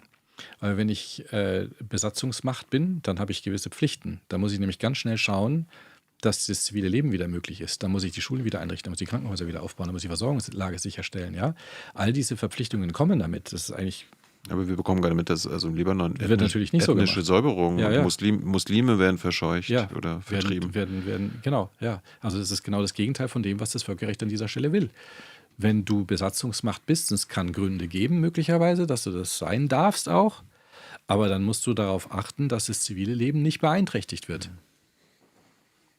Aber ich hatte mir die Frage wegen der Invasion gestellt, also quasi so eine Verteidigungsinvasion, fand ich immer so ein bisschen schwierig. Oder für Nicht-Juristen so schwer verständlich, wie quasi eine Invasion, eine Verteidigungshaltung. Ja, also eine Invasion in dem Sinne, dass man da reingeht, so ein Terroristennester dann entsprechend vernichtet und dann muss man sich aber auch wieder zurückziehen. Ja, man kann das Gebiet natürlich nicht annektieren. Das wäre völkerrechtlich auf jeden Fall nicht zulässig. Zu Verteidigungszwecken das Gebiet zu betreten und entsprechend dafür Sicherheit zu sorgen und das kann schon sein. Venezuela, da war die Sache klar. Also Kidnapping von Maduro hat die Bundesregierung jetzt auch, wir warten immer noch auf eine völkerrechtliche Bewertung. Vielleicht sollten die dich mal fragen oder so weiter. Ja, gut, die kennen meine Meinung. Du warst jetzt auch im Auswärtigen Amt. Ist da sowas Thema? Traut man sich sowas? Ja, Thema ist das schon, aber was dann natürlich diplomatisch gesagt wird, ist natürlich nochmal was ganz anderes. Ja, ich kenne einige im Auswärtigen Amt, die sehr peinlich berührt sind, wie das jetzt in den letzten Monaten und Jahren läuft. Also wie sie sich das Völkerrecht oder die völkerrechtliche Verantwortung und Bewertungen sie entziehen oder teilweise sogar Unwahrheit sagen müssen, wenn da was von oben angesagt wird und so. Also ich weiß nicht, ob du mitbekommst, was hier so mittlerweile öffentlich so alles gesagt wird in Sachen Völkerrecht. Also ich sage dazu jetzt nichts. Allerdings ist ja diese Empörung vielleicht so viel. Ich halte ja doch relativ viele Vorträge auch über eben das Buch und über das Thema. Und es ist auch in der Bevölkerung die Empörung echt groß. Hast du das Gefühl, dass also wir sind jetzt auch so eine Nerds, quasi. Du bist Jura, hier, wir sind Politikjournalisten, Politikbubble und so weiter, dass die Bevölkerung das allgemein mitbekommt, wie sehr sich die Bundesregierung, ich will nicht sagen vom Völkerrecht verabschiedet hat, aber auf jeden Fall jetzt eindeutig Doppelstandards anwendet, Doppelmoral. Ne? Also natürlich, wenn ich so Vorträge halte und so Lesungen mache, da kommt natürlich auch eine gewisse Gruppe. Ne? Also es ist jetzt auch, aber schon ein gewisser belastbarer Durchschnitt vielleicht. Und diese Empirie sagt mir jedenfalls, ja, die Empörung ist groß. Also das wird jedes Mal gesagt, wie kann das sein, dass der Kanzler sich nicht da und der Außenminister, jedes Mal. Und das finde ich schon bemerkenswert, weil in der Bevölkerung, und das ist allerdings auch was mir dann vielleicht auch wieder Hoffnung macht, insgesamt betrachtet, denn der Glaube an das Völkerrecht ist nicht nur bei uns, sondern auch in anderen Regionen der Welt schon noch ausgeprägt. Und die Hoffnung, dass das Völkerrecht da irgendwie doch zum Besseren führen kann, ist auf jeden Fall vorhanden. Und das wird früher oder später auch bei den Regierungen gespürt werden und da wird es entsprechend dann auch Druck geben. Unsere Erwartungshaltung ist deutlich, deutlich höher, als das wahrscheinlich jemals war. Ich meine, wir reden jetzt hier auch seit Stunden über Völkerrecht, über Kriterien, die jetzt in kriegerischen Auseinandersetzungen eingehalten werden müssen. Das hat man ja vor 50 Jahren nicht getan. Ja? Oder auf jeden Fall nicht auf diese Art und Weise. Also ein Kollege hat es neulich mal so ausgedrückt, wir sprechen alle nürnbergerisch, ne, in der Hinsicht. Wenn wir über Konflikte reden, reden wir immer mit rechtlichen Kategorien und zwar gleich am nächsten Tag. Als Russland die Ukraine überfallen hat, da muss es rechtliche Konsequenzen geben. Das ist eine Strafnorm. Hatten wir noch nie vorher. Die Bundesregierung hat innerhalb von einer halben Stunde quasi gewusst, dass es ein illegaler Angriffskrieg der Russen ist. Ja. Sie wissen es bei den Amerikanern jetzt in Sachen Iran immer noch nicht. Immer noch nicht. Letztes Jahr sogar bei dem 12-Tage-Krieg der Amerikaner und Israelis. Ja. Drecksarbeit. Ja, das war sicherlich keine Sternstunde unseres Kanzlers. Ich verstehe natürlich immer mal wieder auch so diplomatische Zurückhaltung. Ja? Natürlich hat es auch manchmal ein bisschen eine vorsichtige Herangehensweise, auch manchmal einen Zweck.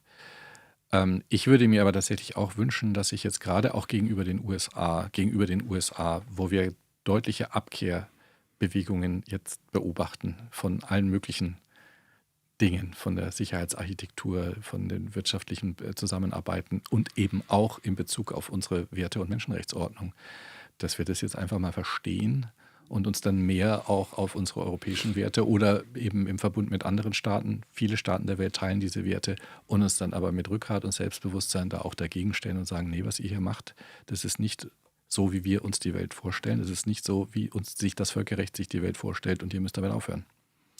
Ein kleiner Aspekt, kannst du sagen, wenn du da nicht so drin steckst, ist zum Beispiel auch, also was untergeht in der deutschen Öffentlichkeit, dass das US-Militär jetzt auch gegen Drogenkartelle genutzt wird, tötet, also die sogenannten Drogenboote, wo Hegseth dann nur in die Öffentlichkeit geht und behauptet, ne, das waren jetzt irgendwie Drogenschmuggler, ohne irgendwas vorzulegen, die mit Doppelangriffen tötet, also mein Stand ist, dass das Militär überhaupt nicht für Verbrechensbekämpfung eingesetzt werden kann und damit auch nicht gegen Drogenschmuggel.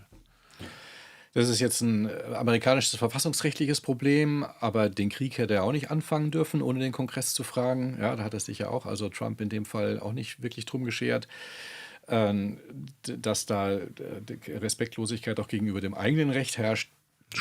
Das ist, glaube ich, jetzt auch hinlänglich bekannt.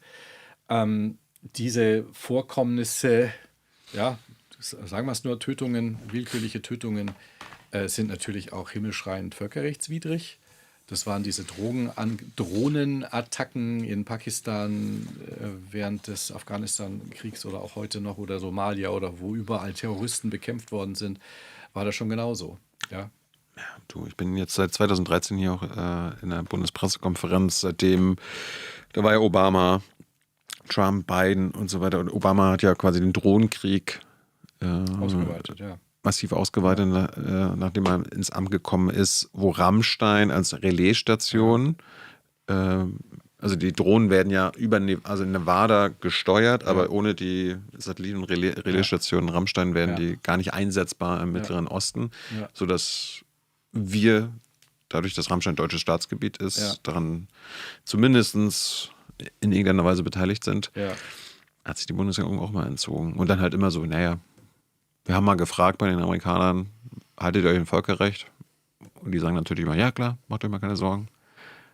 Und selbst unser Bundesverwaltungsgericht hat das ja auch so bestätigt. Bundesverfassungsgericht hatte da unlängst ein Verfahren und hat das aber schon genau aufgedröselt, dass es da schon eine Verantwortung gibt. Ja. Aber da halt so eine, wie soll ich sagen, Qualitätshürde eingefahren, also nur bei massiven, offensichtlichen Verletzungen gäbe es dann eben die Verantwortung aus dem Grundgesetz heraus, dass halt in anderen Staaten Menschenrechte nicht verletzt werden. Ne? Also das ist ja sozusagen der Kniff. Unter welchen Umständen verlangt das Grundgesetz, dass die Bundesregierung verhindert, dass von anderen Staaten in anderen Staaten Menschenrechtsverletzungen passieren? Ne? Das ist die Frage. Und da hat das Grundgesetz offensichtlich nach der Auslegung des Bundesverfassungsgerichts grundsätzlich schon ein Thema und sagt, ja, das geht uns an und wir müssen da aufpassen, dass das nicht zu krass ausfällt. Aber wo ist da jetzt genau die Grenze? Bislang wurde das jedenfalls noch nicht judiziert, dass sie schon erreicht sei. Zum Schluss. Komm doch erst gerade in Fahrt. Du sollst ja nochmal wiederkommen. Okay. Selten interessiert mich, was in Davos los ist, wenn sich da die Staatschefs treffen. Ja. Aber diesmal hat ja Mark Carney, Premierminister von Kanada, eine bemerkenswerte Rede gehalten. Ja.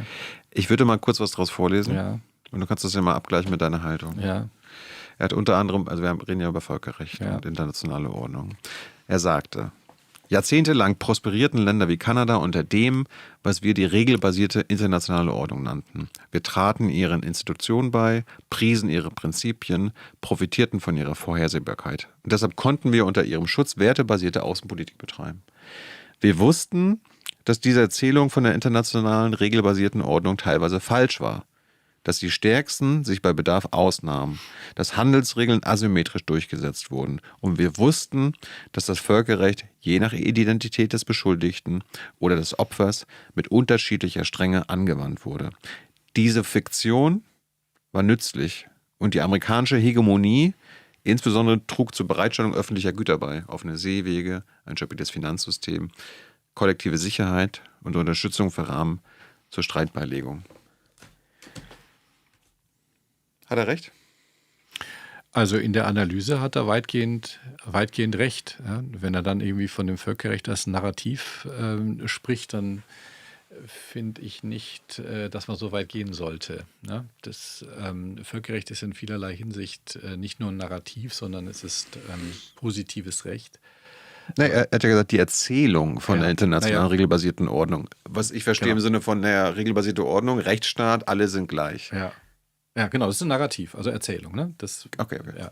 Und dass das teilweise falsch war und ist ja offenkundig, oder? Ja, ne, genau. Ich sage, Ja, in der Analyse hat er da durchaus recht. Und es ist ja der immerwährende Kampf letztlich auch im Völkerrechtssystem, diese Selektivität, wie wir das dann nennen, ja, dass man das halt bei den einen, da kann man es durchsetzen, weil man da die Macht hat, dann macht man das halt als vermeintliche Regionalmacht oder wie auch immer in anderen Situationen.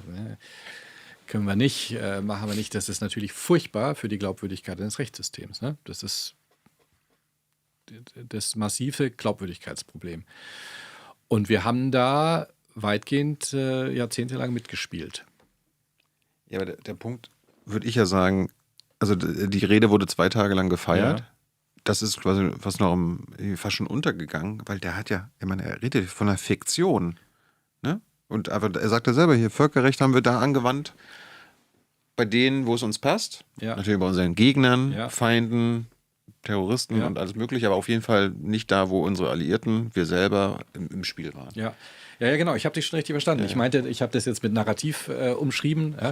Ja? Und Fiktion ist natürlich der Begriff, den du auch vorgelesen hast, der ist noch viel besser. Ja, das ist eben nicht, darauf können wir uns nicht, darauf sollten wir uns nicht verlassen. Es ist keine Fiktion, es ist kein Narrativ, es ist nicht nur eine Erzählung, sondern das ist tatsächlich ein Rechtssystem. Und unsere Aufgabe ist es, das eben entsprechend gleichmäßig anzuwenden. Und das haben wir nicht gemacht. Und da haben wir uns häufig irgendwie auch versteckt vor vermeintlicher Loyalität auch gegenüber den Amerikanern, die ja auch für eine Sicherheit in Europa gesorgt haben. Ne? Wir haben ja davon auch profitiert, jahrzehntelang, auch finanziell natürlich profitiert. So, die Zeiten sind jetzt vorbei, aber das bedeutet nicht, dass wir uns jetzt irgendwie sagen, das war alles nur eine Erzählung und alles nur eine Fiktion, sondern das Gegenteil ist richtig. Ja? Denn diese Prinzipien, und das wird mir auch immer klarer, je länger ich darüber nachdenke. Ja. Ausgangspunkt unseres aktuellen Völkerrechts ist der Zweite Weltkrieg. Das ist die historische Erfahrung der Menschheit. Und was hat dazu geführt, dass wir erstens in Nürnberg ein System individueller Verantwortung geschaffen haben und zweitens durch die Vereinten Nationen versucht haben, eine Sicherheitsarchitektur mit einem klaren Gewaltverbot aufzurichten. So. Und das ist ja nicht vom Himmel gefallen. Das sind Millionen von Menschenleben, die das gekostet hat, dass wir uns darauf verständigt haben. Und deswegen sollten wir darauf beharren, dass das, was damals richtig war, auch heute noch richtig ist. Und eben als Versuch, eben hier eine Ordnung aufzurichten, die eben garantieren kann, dass solche Dinge wie eben den Zweiten Weltkrieg nicht mehr passieren können. Das ist der Anspruch. Das ist der Anspruch. Und wenn sich da jetzt einige Staaten und auch die vor allem beteiligt waren 1945, davon jetzt verabschieden, dann ist das traurig und furchtbar, aber wir sollten uns davon nicht irritieren lassen, sondern im Gegenteil es noch mehr einfordern. Jetzt mache ich, okay, dazu meine letzte Frage. 1945 war ja auch der UN-Sicherheitsrat. Ja. Ist furchtbar entscheidend, Ja. auch im völkerrechtlichen Sinne, Ja. wenn es um Krieg geht und alles Mögliche und so weiter. Die Vetomächte sind die Siegermächte. Ja. Plus China. Daran hat sich nichts China war geändert. übrigens auch Siegermacht. Entschuldigung. Asiatischen. Ich meine, wir hatten jetzt über die europäischen Siegermächte Ja, gesprochen, aber klar. Frankreich, Großbritannien, China, Russland und die USA. Ja. Die sind die Gleicheren unter Gleichen, Ja. die Vetomächte haben. Ja. Die werden sie nicht freiwillig abgeben. Ja. Außer wir bekommen den Dritten Weltkrieg und alles muss man auch Ja. von neu beginnen. Ja. Da ist doch auch das riesengroße Problem, dass die halt, hast du schon bei den anderen Konflikten angesprochen. Hast du eine Idee, wie wir das überwinden können? Ich hab nämlich eine Idee. Ja, okay, cool. Aber ich will das mal wissen, wie wir aus diesem Dilemma rauskommen. Weil das Ziel müsste ja sein, alle sind gleich Ja. und niemand ist gleicher. Ja. Niemand hat Ja. ein Veto. Ja. Oder alle haben Veto. Ja. Ja, das müsste das Ziel sein. Ja. Ich meine, ansonsten kommt der Sicherheitsrat ja eben zustande, es sind diese 5 Ständigen und dann 10 werden ja immer gewählt für 2 Jahre. Ne? Also rotierendes System. Das könnte man ja grundsätzlich auch irgendwie beibehalten. Aber, Ja, ohne wird gemacht. Ja, genau. Ist ganz schwierig. Also man hat ja schon einen Schritt gemacht. Wenn man ein Veto einlegt im Sicherheitsrat, dann muss man das jetzt vor der Generalversammlung begründen. Das ist eine Begründungspflicht. Immerhin. Mehr Reformen waren noch nicht möglich. Mein Vorschlag wäre ja, also weil ist ja klar, alles, was wir da jetzt versuchen oder überlegen, muss von diesen 5 irgendwie mitgetragen werden.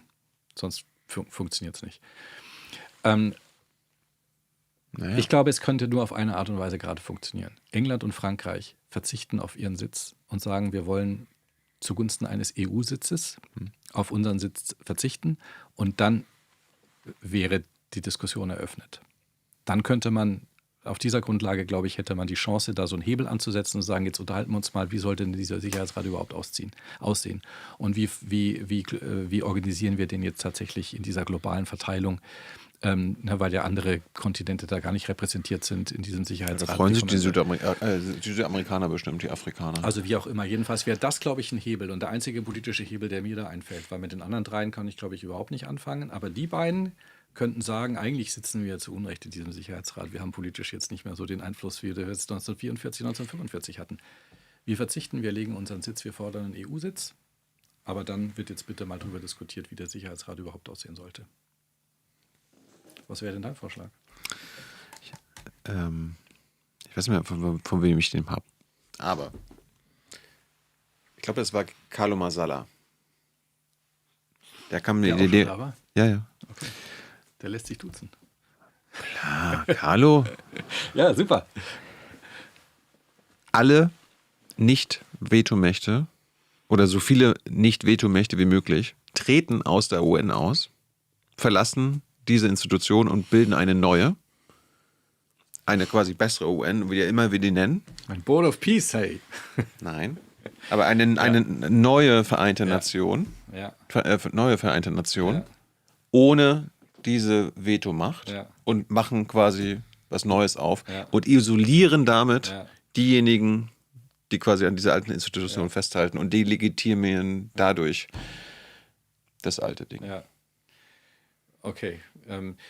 Zwei Dinge dazu vielleicht so ganz spontan. Also erstens, das lässt sich natürlich politisch überhaupt nicht durchsetzen.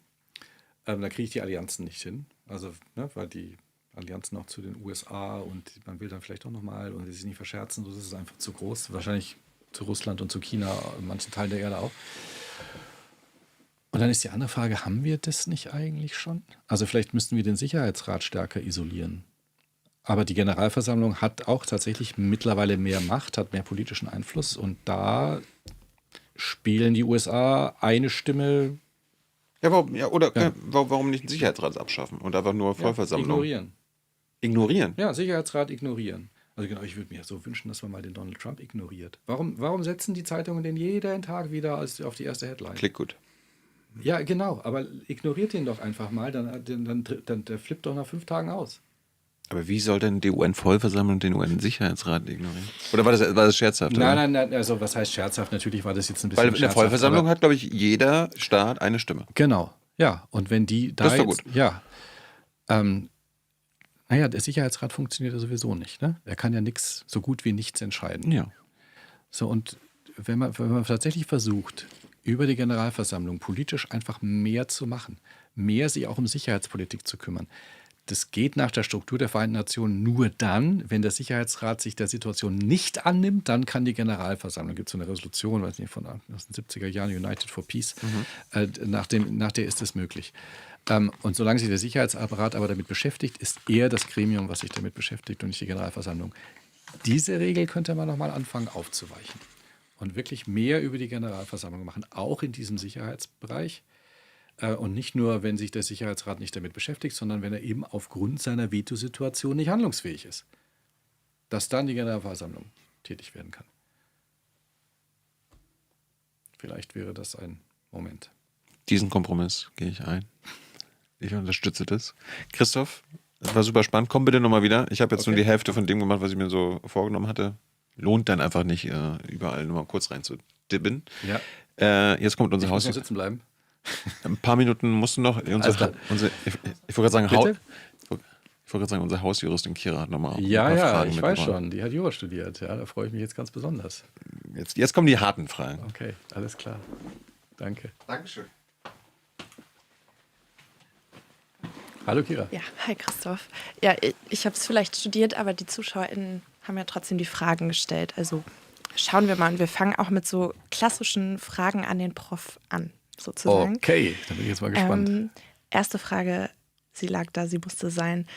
Würdest du dir wünschen, dass Völkerrecht künftig Examensstoff wird, damit mehr Leute gezwungen sind, sich damit zu beschäftigen und sich dann auch vielleicht begeistern? Also wir haben sicherlich in Deutschland eine Unterbeschäftigung mit dem Völkerrecht auch im Jurastudium. Insofern würde ich da alles begrüßen, was dazu führt, dass man sich mehr mit Völkerrecht beschäftigt, dass man auch mehr Sprachenkompetenz als Jurist oder Juristin im Übrigen sich aneignet, weil es unerlässlich ist, dass man Englisch und oder Französisch spricht. Da würde ich auf jeden Fall jede Studentin, jede Student da motivieren wollen, sich da Kompetenzen anzueignen, damit man dann auch für internationalen Einsatz, sozusagen juristischen Einsatz, dann befähigt ist. Also Staatsexamen weiß ich nicht, aber mehr Bedeutung für das Völkerrecht wäre, glaube ich, schon gut und richtig. Ich weiß auch nicht, ob das Examen jetzt unbedingt noch mehr Lernstoff braucht, Ja, als es schon hat. das ist immer so die Sache. Ne? Ja. Dann die nächste Frage ist, sollte Fahnenflucht ein Menschenrecht sein? Also Dissertation. Oder Dissertieren. Also man hat ja nach dem Grundgesetz auf jeden Fall in Deutschland das Recht, den Kriegsdienst zu verweigern. Ich glaube, das ist auch gut und richtig so. Das ist eine Frage der Gewissensfreiheit. Desertieren ist natürlich so eine Frage, ne? Weil man muss natürlich auch mal so sich kurz darüber Gedanken machen, wie funktioniert so eine Armee? Was sind denn da so die Grundbedingungen? Eine der Grundbedingungen ist natürlich das System von Befehl und Gehorsam. Und in den Regeln eben auch des humanitär Zulässigen ist klar, ich kann einen Befehl auch verweigern, aber grundsätzlich mal basiert. So, wenn ich jetzt Fahnenflucht so komplett frei gäbe, dann ist eben die Gefahr, dass das System kollabiert. Also kann ich verstehen, wenn man da gewisse Regeln hat. Was auf jeden Fall auch nicht geht, ist das, was im Dritten Reich ja passiert ist, dass man da Dutzende, Hunderte, Zehntausende von jungen Männern dann zum Tode verurteilt wegen Fahnenflucht. Das geht natürlich auch nicht. Ja? Aber dass man Fahnenflucht sozusagen jetzt vielleicht nicht völlig frei gibt, aber dann milde walten lässt bei der Verfolgung, das wäre vielleicht so ein Kompromiss. Das kam gestern im Interview auch zur Sprache. Was wäre, wenn es ein AfD-Verteidigungsminister und da hat Herr Banaschak das ja geraten quasi. Okay. Das ist meine Lieblingsfrage, glaube ich. Und zwar, sie ist sehr hypothetisch, aber wenn wir außerirdisches Leben finden würden, wie wäre deren juristischer Status? Würden denen Menschenrechte zustehen? Also mit den Außerirdischen ist das so die eine Sache. Ich habe jetzt ein Beispiel im Kopf, was vielleicht sehr schnell viel relevanter wird, und das ist die künstliche Intelligenz. Ja? Hat denn die künstliche Intelligenz Menschenrechte? Ab wann hätte die denn vielleicht Menschenrechte? Das ist eine Frage, mit der man sich tatsächlich auch ernsthaft auseinandersetzt. Zugleich auch mit der Frage, hat denn die KI vielleicht auch strafrechtliche Verantwortung? Ja? Kann man die unter gewissen Umständen dann bestrafen, wenn das eben ein Niveau erreicht hat, dass da ein großes Maß an Selbstständigkeit dahinter steckt. Ja? Also ich bin mir sicher, dass wir hier tatsächlich noch ernsthaft diskutieren werden, was die KI-Entitäten anbelangt. Mit den Außerirdischen, das wäre dann wahrscheinlich auszuhandeln. Ich glaube, wir haben auch andere Probleme dann erstmal. Da hätten wir wahrscheinlich vermutlich auch erstmal andere Probleme, ja klar. Okay. Aber ich meine, so ganz grundsätzlich, das ist ja vielleicht auch das, was dahinter steckt, ja. Ich glaube, es ist auch auf unserem Grundgesetz und auch auf die menschenrechtlichen Basis bezogen, kann man schon sagen, Respekt vor dem Leben als solchem ist schon irgendwie verpflichtend. Völkerrechtlich wie eben auch in unserem Grundgesetz. Und das zeigt sich dann vielleicht auch gegenüber Tieren jetzt schon aktuell. Und das müsste man in dem Fall ja auch respektieren, denn es ist auf jeden Fall Leben und insofern irgendwie werthaltig. Ne? Mhm. Guter Nachtrag. Ihr habt vorhin schon kurz über die Todesstrafe gesprochen und Guillotine. Haben wir? Ach ja, über die Todesstrafe, ja genau. Mhm. Die Frage kam öfter, wie siehst du die neue eingeführte Todesstrafe für PalästinenserInnen in Israel? Ja, gute Nachfrage, das hätte ich nämlich auch gerne noch gesagt, hab's dann nicht gemacht, es gab dann irgendwie kein Anlass dazu und das Gespräch ging in eine andere Richtung. Schwerer Fehler Israels, da würde ich mich jetzt mal aus dem Fenster lehnen an der Stelle. Warum? Israel hat die Todesstrafe bislang nur einmal vollstreckt und das war gegenüber Adolf Eichmann. Ansonsten hat sie auch wegen Hochverrats, glaube ich, schon auch Todesstrafen ausgeurteilt, aber nie vollstreckt. Und jetzt wenn Sie eine Todesstrafe nur für palästinensische Terroristen vorsehen, dann desavouieren Sie Teil ihrer Gründungserzählung des Staates Israels, weil Sie Adolf Eichmann dadurch kleiner machen. So sehe ich das. Ja, man könnte ja aber auch sagen, dadurch, dass so ein Apartheidssystem entsteht, gefährden sie ja auch ihre Rechtsstaatlichkeit massiver als Das ist, ohnehin schon. Das ist auch klar, aber darüber hinaus finde ich eben noch, dass es noch viel tiefer geht, völlig gedankenlos aufgrund gegenüber ihrer eigenen Geschichte. Ja? Weil sie haben ganz bewusst nur einmal diese Todesstrafe tatsächlich angewendet. Und das betrifft, tut mir leid, den Gründungsmythos des Staates Israel. Und da hätten sie die Finger von lassen sollen. Ich glaube, die Frage kannst du schnell beantworten, aber wurde trotzdem gefragt, müssen Benjamin Netanyahu und Galland aufgrund des Haftbefehls des ICC verhaftet werden, würden sie deutschen Boden betreten? Ja, nächste Frage. So, das bezog sich auch nochmal, als ihr darüber gesprochen habt, über den Völkermord in Gaza, ist es im Rahmen der Pressesituation in Gaza und Israel überhaupt möglich festzustellen, ob ein Staat oder einzelne Individuen einen Völkermord begangen haben? Nein. Ist das für die Strafbarkeit erheblich, ob es einzelne Soldaten waren, die Absicht hatten, die Regierung das geäußert hat oder der ganze Staat? Es kommt darauf an, wessen Verantwortung man dann entsprechend betrachtet. Ja? Also im Strafverfahren gibt es immer nur individuelle Verantwortung. Da kommt es eben darauf an, was der Einzelne sich vorstellt. Jetzt vor dem Internationalen Gerichtshof, darüber hatten wir länger gesprochen. Darauf zielte die Frage ab. Es geht darum, ob der Staat als solcher eben verbrecherisch gehandelt hat, möglicherweise eben auch einen Völkermord begangen hat. Und da müsste ich nachweisen, dass tatsächlich Staatspolitik eben diese Völkermordintention ist. Okay, darüber habt ihr dann ja schon gesprochen.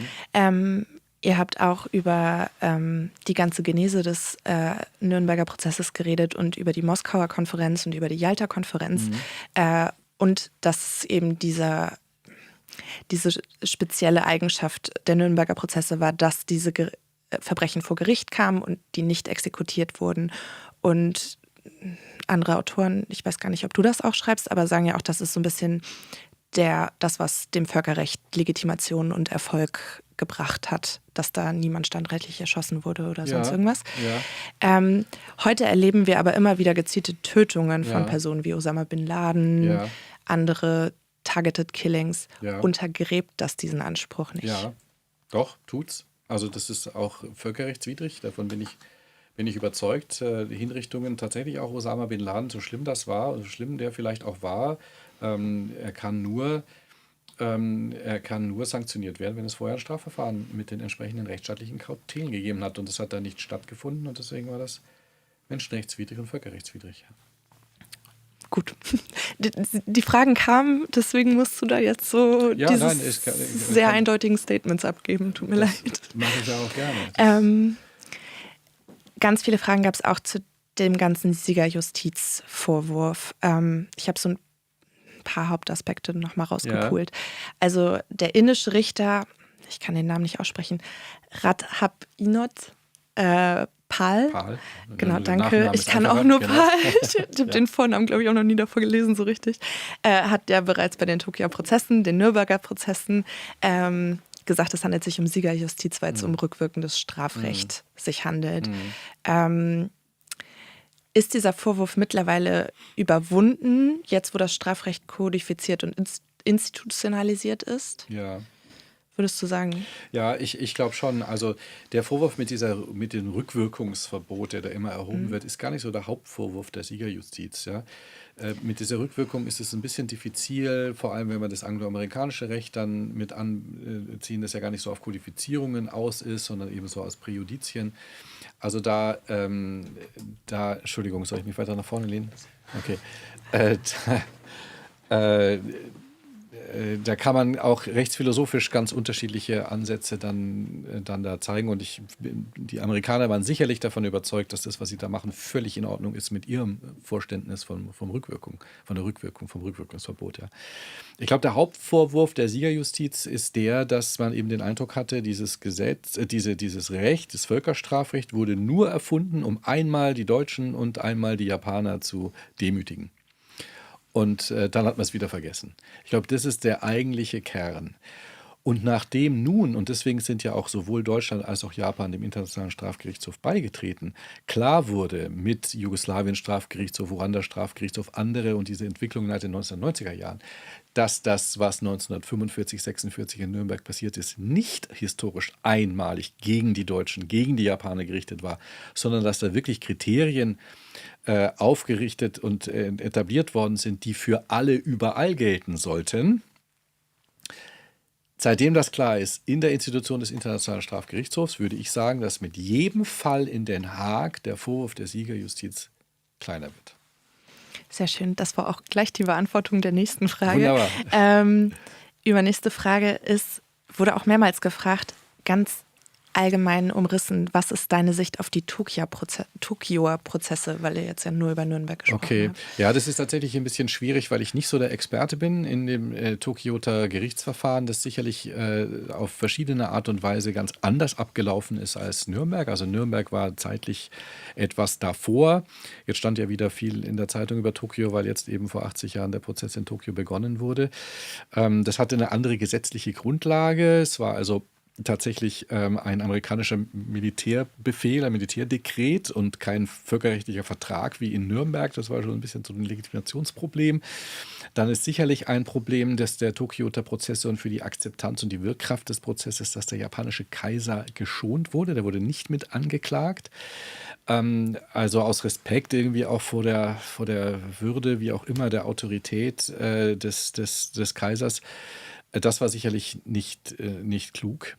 Und dann waren es 11 Richter und 11 Staaten, die die Anklage vertreten haben, also alle, die da im pazifischen Raum um Japan herum sozusagen was zu sagen hatten, einschließlich der Kolonialmächte. Also das alles macht diesen Prozess so ein bisschen problematisch. Ja. Mhm. Und ist auch in Japan nicht besonders gut rezipiert. Also jetzt umgekehrt, ne, für alle, die jetzt da hier zuhören und zuschauen, ihr könnt gerne alle mal nach Nürnberg kommen. Da gibt es ein schönes Museum. Die Akademie Nürnberger Prinzipien ist auch direkt unterhalb des Raumes, in dem dieser Prozess 1945, 46 stattgefunden hat. Versucht das mal in Japan zu finden. Den Raum gibt's, aber der ist, ich glaube, im Verteidigungsministerium hinter einer großen Schranke und da muss man sich vorher anmelden und dass man da irgendwie rein darf. Da gehen wir in Nürnberg offener damit um. Ja, jetzt so ein bisschen die Nachwirkungen des Ganzen und Entnazifizierung. Warum wurden Sinti- und Roma-Nazi-Urteile erst in den 80er Jahren aufgehoben? Sollte man nicht Reparationen zahlen? Mhm. Ja, also es gibt ja eine ganze Reihe von so verfolgten Gruppen, die sehr, sehr lange um Anerkennung gerungen haben. Zuletzt waren die Euthanasieopfer.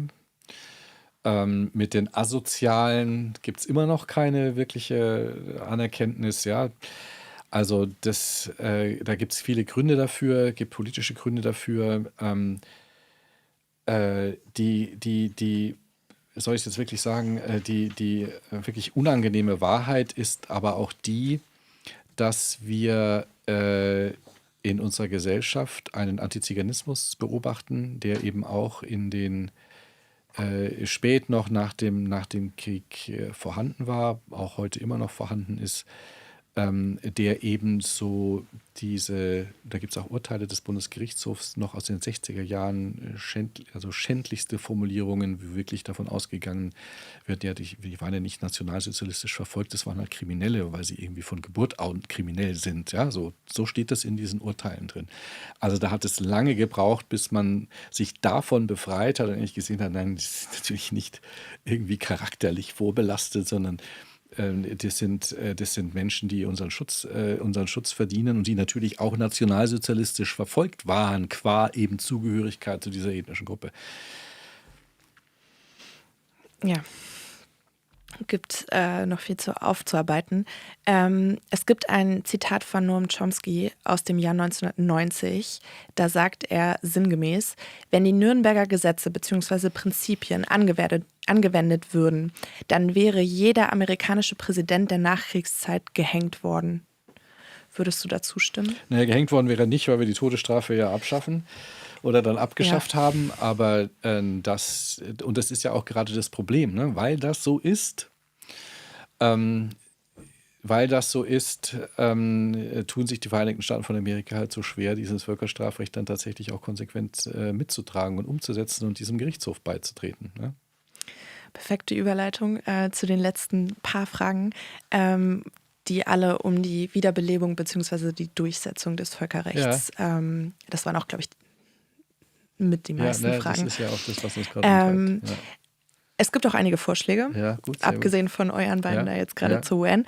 Was hältst du von so etwas wie einer Allianz der Willigen des Völkerrechts? Ja. Also, dass Deutschland sich nicht mehr an die USA, an den USA ausrichtet, sondern lieber an Staaten wie Brasilien, Südafrika, andere lateinamerikanischen Staaten. Ja, da bin ich sehr dafür. Ich glaube auch, dass das die Zukunft jetzt also erstmal mittelfristig vielleicht ist. Eine möglicherweise stärkere Regionalisierung und dann aber auch wieder das Zusammenrotten der Staaten, die tatsächlich eine gleiche Wertevorstellung haben und eine gleiche Vorstellung vom Völkerrecht haben. Und das sind viele. Und ja, da wurden jetzt Staaten genannt aus dem lateinamerikanischen Kontext. Da gibt es andere neben Brasilien auch, die da sehr, sehr intensiv auch ihre menschenrechtlichen Hausaufgaben irgendwie auch so ernst nehmen und machen wollen.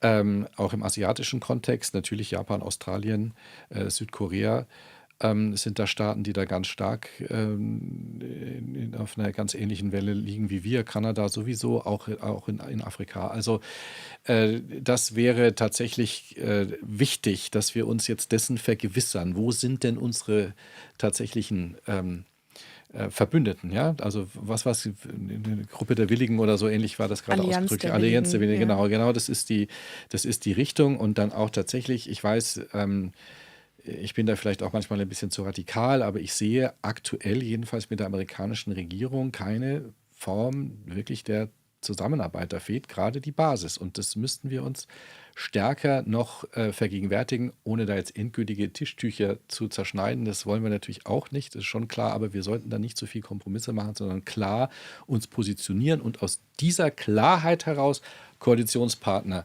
suchen und davon gibt es viele. Ja. Was hältst du von dem Vorschlag, eine Weltpolizei einzuführen? Beziehungsweise hättest du andere Vorschläge, wie man eine Exekutive weiter ausbildet? Ja, das wäre natürlich irgendwie dann auch so das Ideal, klingt so ein bisschen nach Star Wars. Ne? Das ist dann tatsächlich unrealistisch. Das muss man aktuell irgendwie auch sagen, das ist unrealistisch. Wir haben noch nicht einmal in Europa eine einheitliche Polizei, sondern überlassen das den Nationalstaaten. Ja? Also da wird man tatsächlich nicht viel weiterkommen. Aber wo man weiterkommen muss, ist tatsächlich irgendwie an der weiteren Ausarbeitung eben der Durchsetzungsmechanismen für das Völkerrecht. Und je mehr Staaten daran glauben, desto mehr wird das auch Wirkkraft entfalten. Also auch so ein Haftbefehl gegen Wladimir Putin und Benjamin Netanyahu, wenn jetzt alle der Staaten der Welt oder viele, viele Staaten der Welt da mitmachen, ja, dann engt sich ja auch der Bewegungsraum dieser Personen unglaublich ein.